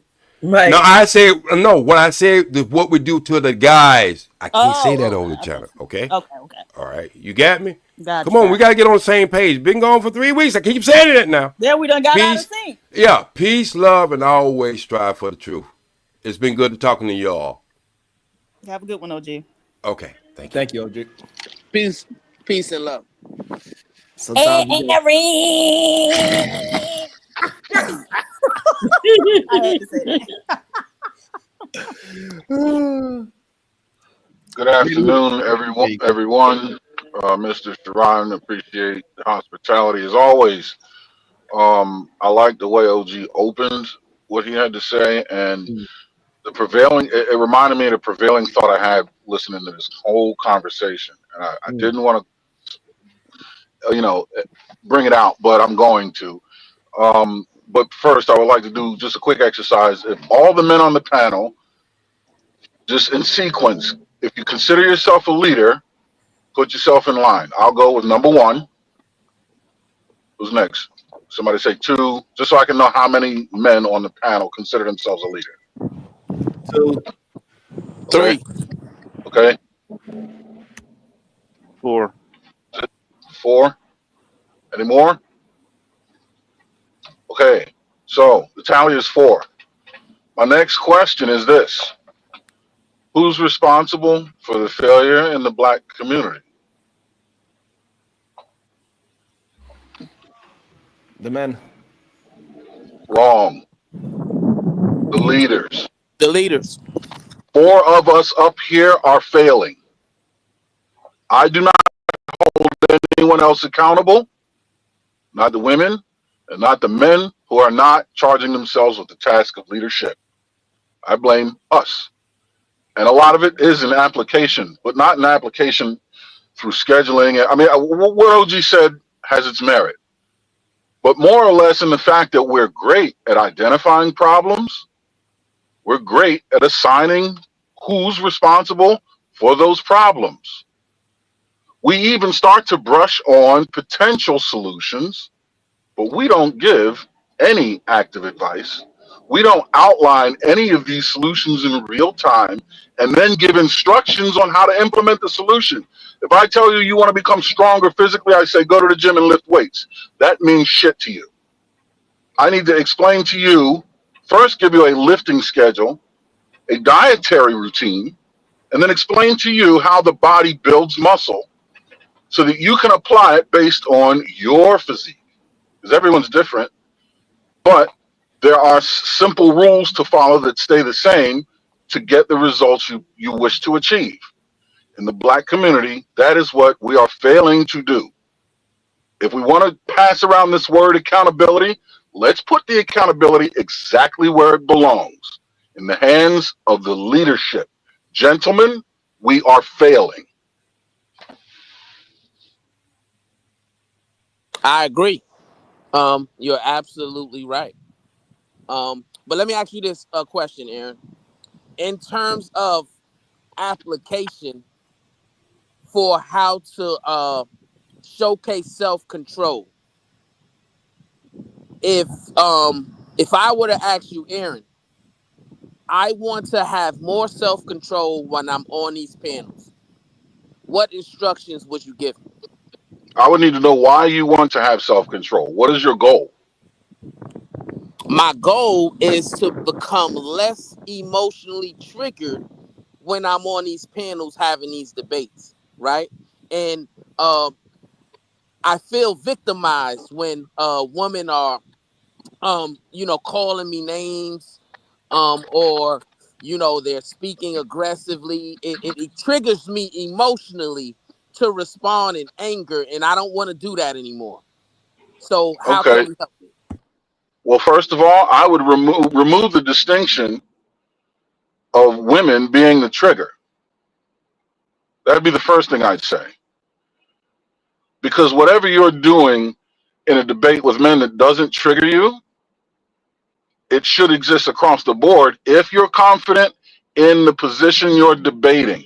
Doesn't matter who's on the other side of the debate. So you have to blind yourself to that distinction, first of all, and give credence to your message.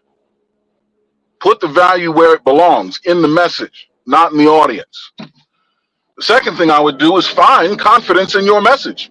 It sounds like you're not confident in what you're talking about. Because if you were, you wouldn't be emotionally triggered. It would speak for itself because you would know the power in your message. You would know the righteousness in what you're saying, right? I'm very confident in places where I know I'm going to win. If you're not confident, then you have to reevaluate what it is that you're debating, whatever stance or whatever it is that's leading you to being triggered. The third thing I would suggest to remove emotion from being triggered is consider the other side and their perspective. Chances are they are just as confident in their point, and you may be triggering them. Whether they're confident or not, whatever it is, that's from their perspective. And everyone's perspective, if you agree with it or not, is to be respected, right? I'm not saying give credence to it. I'm not saying agree with it, believe in it, give it power, but I'm saying respect it. Because we all have one thing in common, and that's we have to live a certain amount of days on this damn planet looking at it through the eyes God gave us. That's all we have. So for that to trigger you emotionally tells me you're not comfortable with the fact that there are 8 billion more people like you. Okay? I would just lean on those simple facts alone. Right. So Aaron, thanks for that advice, my brother. But I had this conversation, right? I came on a panel and I did all that what you said. I was confident. I was thorough. I tried to keep my self-control in order, but then PH Diva called me a BAN. And when she called me a BAN, it made me seem weak. And I didn't want to seem weak, so I had to respond to show the world that I'm not a weak person. But I want to do it effectively. So how can I do it? Okay, so I understand feeling weak, right? And most of the time, a vast majority of the time, when we feel weak is because we feel like we have no power. Power is best served in the form of knowledge. So you have to seek knowledge. Simply ask questions. It'll raise your understanding of your environment, the playing field, and what you're dealing with. I would ask PH Jiva, now, why is it that you call me what it is that you're calling me? What motivates you to do that, right? And then after you find that out, maybe suggest, and this is just leading by example, but just suggesting a different tone. Well, listen, I've not called you out your name, right? And I do appreciate your perspective in this debate, but I prefer a level of deference and respect shown towards each other. After all, my opinion obviously is of some value to you. If not, you wouldn't be debating me. So I can't be so much of a bitch ass anything. But I would like to know why you placed that jacket on me in particular. Okay, Right? so then Then when I you say then you shut the acquire F the up, knowledge. BAN, then what? What's that? And so when you ask me that and I respond, shut the F up, BAN, then what? Then I would explain to that person that they have essentially exposed a flaw in you because you now are incapable of articulating why you say he's a bitch ass nigga, and you are telling him to shut the fuck up, which means you are afraid of what he has to say. Okay. We avoid that which we fear. Mm-hmm. And none of that's gonna be helpful to a person. I feel like y'all should use a different person because Diva don't care regardless. But this isn't. But see, here's the thing, and this is why OG said separate the men from a woman. I can see clearly now. What Diva thinks and does is of no consequence. The advice is given to the man in the picture. That's what Brownsville asked me. It had nothing to do with Diva except for the fact that she's a player in the scenario. But she doesn't influence the outcome, especially if that man is taking a hold of his emotions. She, by virtue of that, cannot possibly influence the outcome because the power to influence the outcome solely rests in him.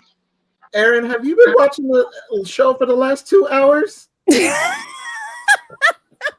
I've been listening, yes. Why?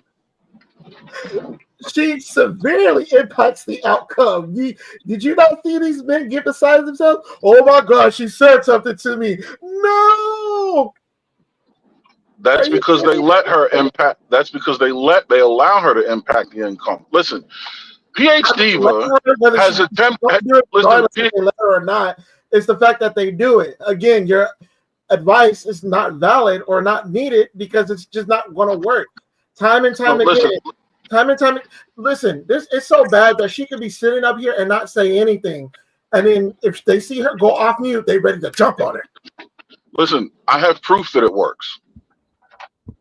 It works for me. You think for 1 second PH Diva hasn't gone and made a left-hand turn on my black ass? I can assure you she has. I have not. Okay. This version of Aaron. PH Diva, I have one question. One question. Yes, sir. What color are my eyes, my dear? That is not me taking a left turn with you. The Lord God Jesus Christ said, if they got green eyes, no. The question I asked was direct and simple. What color are my eyes? Green. Well, today they're brown, but okay, great. So, do you see that there's some there's a joviality to that exchange, but there's also validity within it, right? And a precursor to that, there have been some times where she look. You want me to seriously go back and pull up the episode where she's paid to drop me and all this sort of thing? I'm not going to do it, but it's there. Shuffle to look for it if you like. I can tell you it was around last March. But what I'm telling you is it does work. A long time ago. That was like a year ago, bro. Come on. Yeah. But we live here now, Diva. We live here. Person. No, I'm not the same person no more. I done evolved. And I'm proud. I'm proud of the growth. No, I'm proud of the growth. You're right. You're not the same person. But now, if we look at who you were and who you are now, and the way I responded to who you were and the relationship we have now, I think speaks volumes to the advice I'm giving. You know what? Because I do remember the second time I encountered you, I was big up in you for like staying in character, or staying in your frame, I guess, or whatever. So yeah, thank you, and I appreciate that. I appreciate that as well. So as you can see, gentlemen, she just sat there and gave you. Now, and this is coming from the lady who you all just now said she's pretty much everything but a child of God, And whatever's going to come out of her mouth is going to be deteriorating and corrosive. And she just admitted to giving me my props for staying in frame. Hold on. Let me correct you. I did not say that. I said that she can just say something and they will be triggered. Mm-hmm. I paraphrase, but I think you get the point. She said, "Big J, put Big J on mute because he's breathing too hard, and he about had a No. What he said was, I'm not breathing. Go ahead, Jabba. What he said was, I'm not breathing, which I thought was hilarious because that's the first thing, according to Maslow. Anyway, we need to live. She was concerned about the man's health because he was breathing too hard, and he almost had a heart attack. I love Jabba. Maybe you're right. Maybe she shouldn't say anything because that could offset what. I'm starting to believe this is derailing from the point I was making originally. And if that's the case, making an observation. I'm going mute. All right, these observations don't appear to have much. Okay, very well. Your observations noted. But anyway, Aaron, yes. where I wanted you to get to, right? And the reason why I use PH Diva is because she has an uncanny way of getting these men to come out of their stoic frame, right? And what I wanted you to hit on was the key word in self-control is self, right? And what that means is it doesn't matter what somebody else says or does. They don't have the power to control how I respond. I didn't articulate that? Yes, go ahead, sir. No, I'm asking, did I not articulate that? Well, it was in a way you did. Well, shit, we had 6 hours. Goddamn. No, I just said that what she does and says should be inconsequential to a man's, the way a man responds. If he's confident in what he's saying and doing, then she can do as she wishes, but that gives her power over him. Right. But why do so many men choose to surrender their power is the question. Because they're not confident in the power that they have in their hand. And I outlined that as well. I said you have to part of the reason why we feel weak and powerless is because we don't feel armed. And we're not armed because we don't have information that we're confident in. So seek information, arm yourself with more information and the ability to articulate it when necessary. Okay. We at the 6 hour mark. What are we gonna do? Should we set up another? I don't know. Bomb. Ladies and gentlemen, have a good day. I'm going to bid you adieu. Peace and love, brother Aaron. What you doing, Bomb? You striking up a stream, Bomb? She's sleeping. She took Bomb a nap. sleep. Bomb over there look like Salt and Pepper on that picture, man. I was trying to figure out who she reminds me. She like Salt and Pepper. Salt and Pepper's here. It was a good one today. I'm glad they did. I'm glad they starting to tell me about all these guys that's the big dogs that's saying this nonsense. It's crazy to me. Now I gotta look into TSI Johnson. I gotta find who this person is next. I heard his name a couple of times, but I never actually listened to anything he said. Yeah. I don't know what he looked like or nothing. He blocked me from over there, so I wonder why. He don't like to answer questions. I mean, I'm always going, check your logic. So I think Venus is about to go live in 2.2 seconds. I'm not, but I was coming to check y'all out. I just got Why free. you trying to get rid of us? Right. He like, bye, y'all. Y'all ain't gotta go home. But He tried to kick people out the house. I could go live, but I came to see what y'all. I missed the party. Well, just go ahead and start another one, cuz. Damn. Exactly. Like, that is not the answer. I want it. Exactly. You're not going nowhere. Sorry. Thought you had the day off. No, sir. Oh, shit. Why y'all harassing that man? Very sexy, Brad TV, and PH Diva. I didn't do anything. Y'all know how Big J get worked up, Oh man. which is my personal favorite part of the show. But that's beside the point. Okay. Oh man. Leave that old man alone. Damn. I guess. But I do find it highly interesting. I promise you, starting from the Fight Club era and coming to where we are today, I did not know so many men was just trying to give themselves excuses. I had no idea it was this deep. Yep.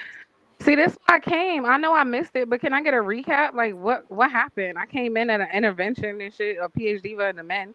So what she do? What she do, Sharon? I know she did something. Why I gotta do something? Well, clearly every week she does do something because somebody make a stream about how on Sharon channel PhD would just be they just be on there. But today we was having a conversation about Coach Greg Adams and how he was just like pushing the black folks down. He was just saying that black men are murderers and black women are just single mothers, and he was just using the stats completely wrong. And I was just surprised and flabbergasted that they say it's always down in black men, but when they star, he had like 2,000 people watching, and he just cooking black men up and black women, and not one person said a thing. They was just like, "Yeah, coach, those black men ain't idiots." Even though I'm a black man and I never murdered nobody and I never even had a fight before. Because they lack identity. I told you this already. When you don't have any identity, you go for anything. So they don't care that he's insulting their whole race and gender at the same damn time. Damn. All they care about is we want to be like him. He has a lot of followers. That's really it. Shit was weird for me. And then now I got to go ahead and break down Tia Sign and figure his ass out next. Who's that? Right. I'm finding about him too, just like I found about BGS. So I ain't know nothing about him, man. So it is what it is. We got some more asses to kick. That's just what it is. I'm sorry to learn. We're gonna have to kick a lot more asses. I can't wait. He's a self-hater? I don't know. I'm gonna look. I gotta watch. I'm gonna see if I can catch a couple of his streams or whatever and see what he's talking about. See if I could pull up a stream that we could have a conversation about or not. You know what I'm saying? I'll find it. I'll figure it out. So are you starting another show or not? Even Anya laughed because I know you. And nigga, just tell him that you gotta go. I mean, I did too yesterday. Shit. I'm gonna have to have children jumping around in the back because I can't contain them for that long. Yeah, they crazy. But so that means Sexy Red Bomb or Venus is about to strike up a stream. I'll wait. It's not gonna be me. I got some stuff to do, but you know. Okay, so that means let me know where to go. Is gonna strike up a stream. I'm going to sleep. Oh, there she go. There she go. I've been dozing in and out the whole time. So Bomb about to strike up a stream right now. No, I'm going to sleep. All right, then. So we're gonna see y'all later on. I don't know if I'm doing one tonight, but definitely I'll see y'all in the AM. It's Diva's favorite day. Hey, Fuckery Friday. All right. Yep. Hi, everybody. Y'all have a good one. Peace and love.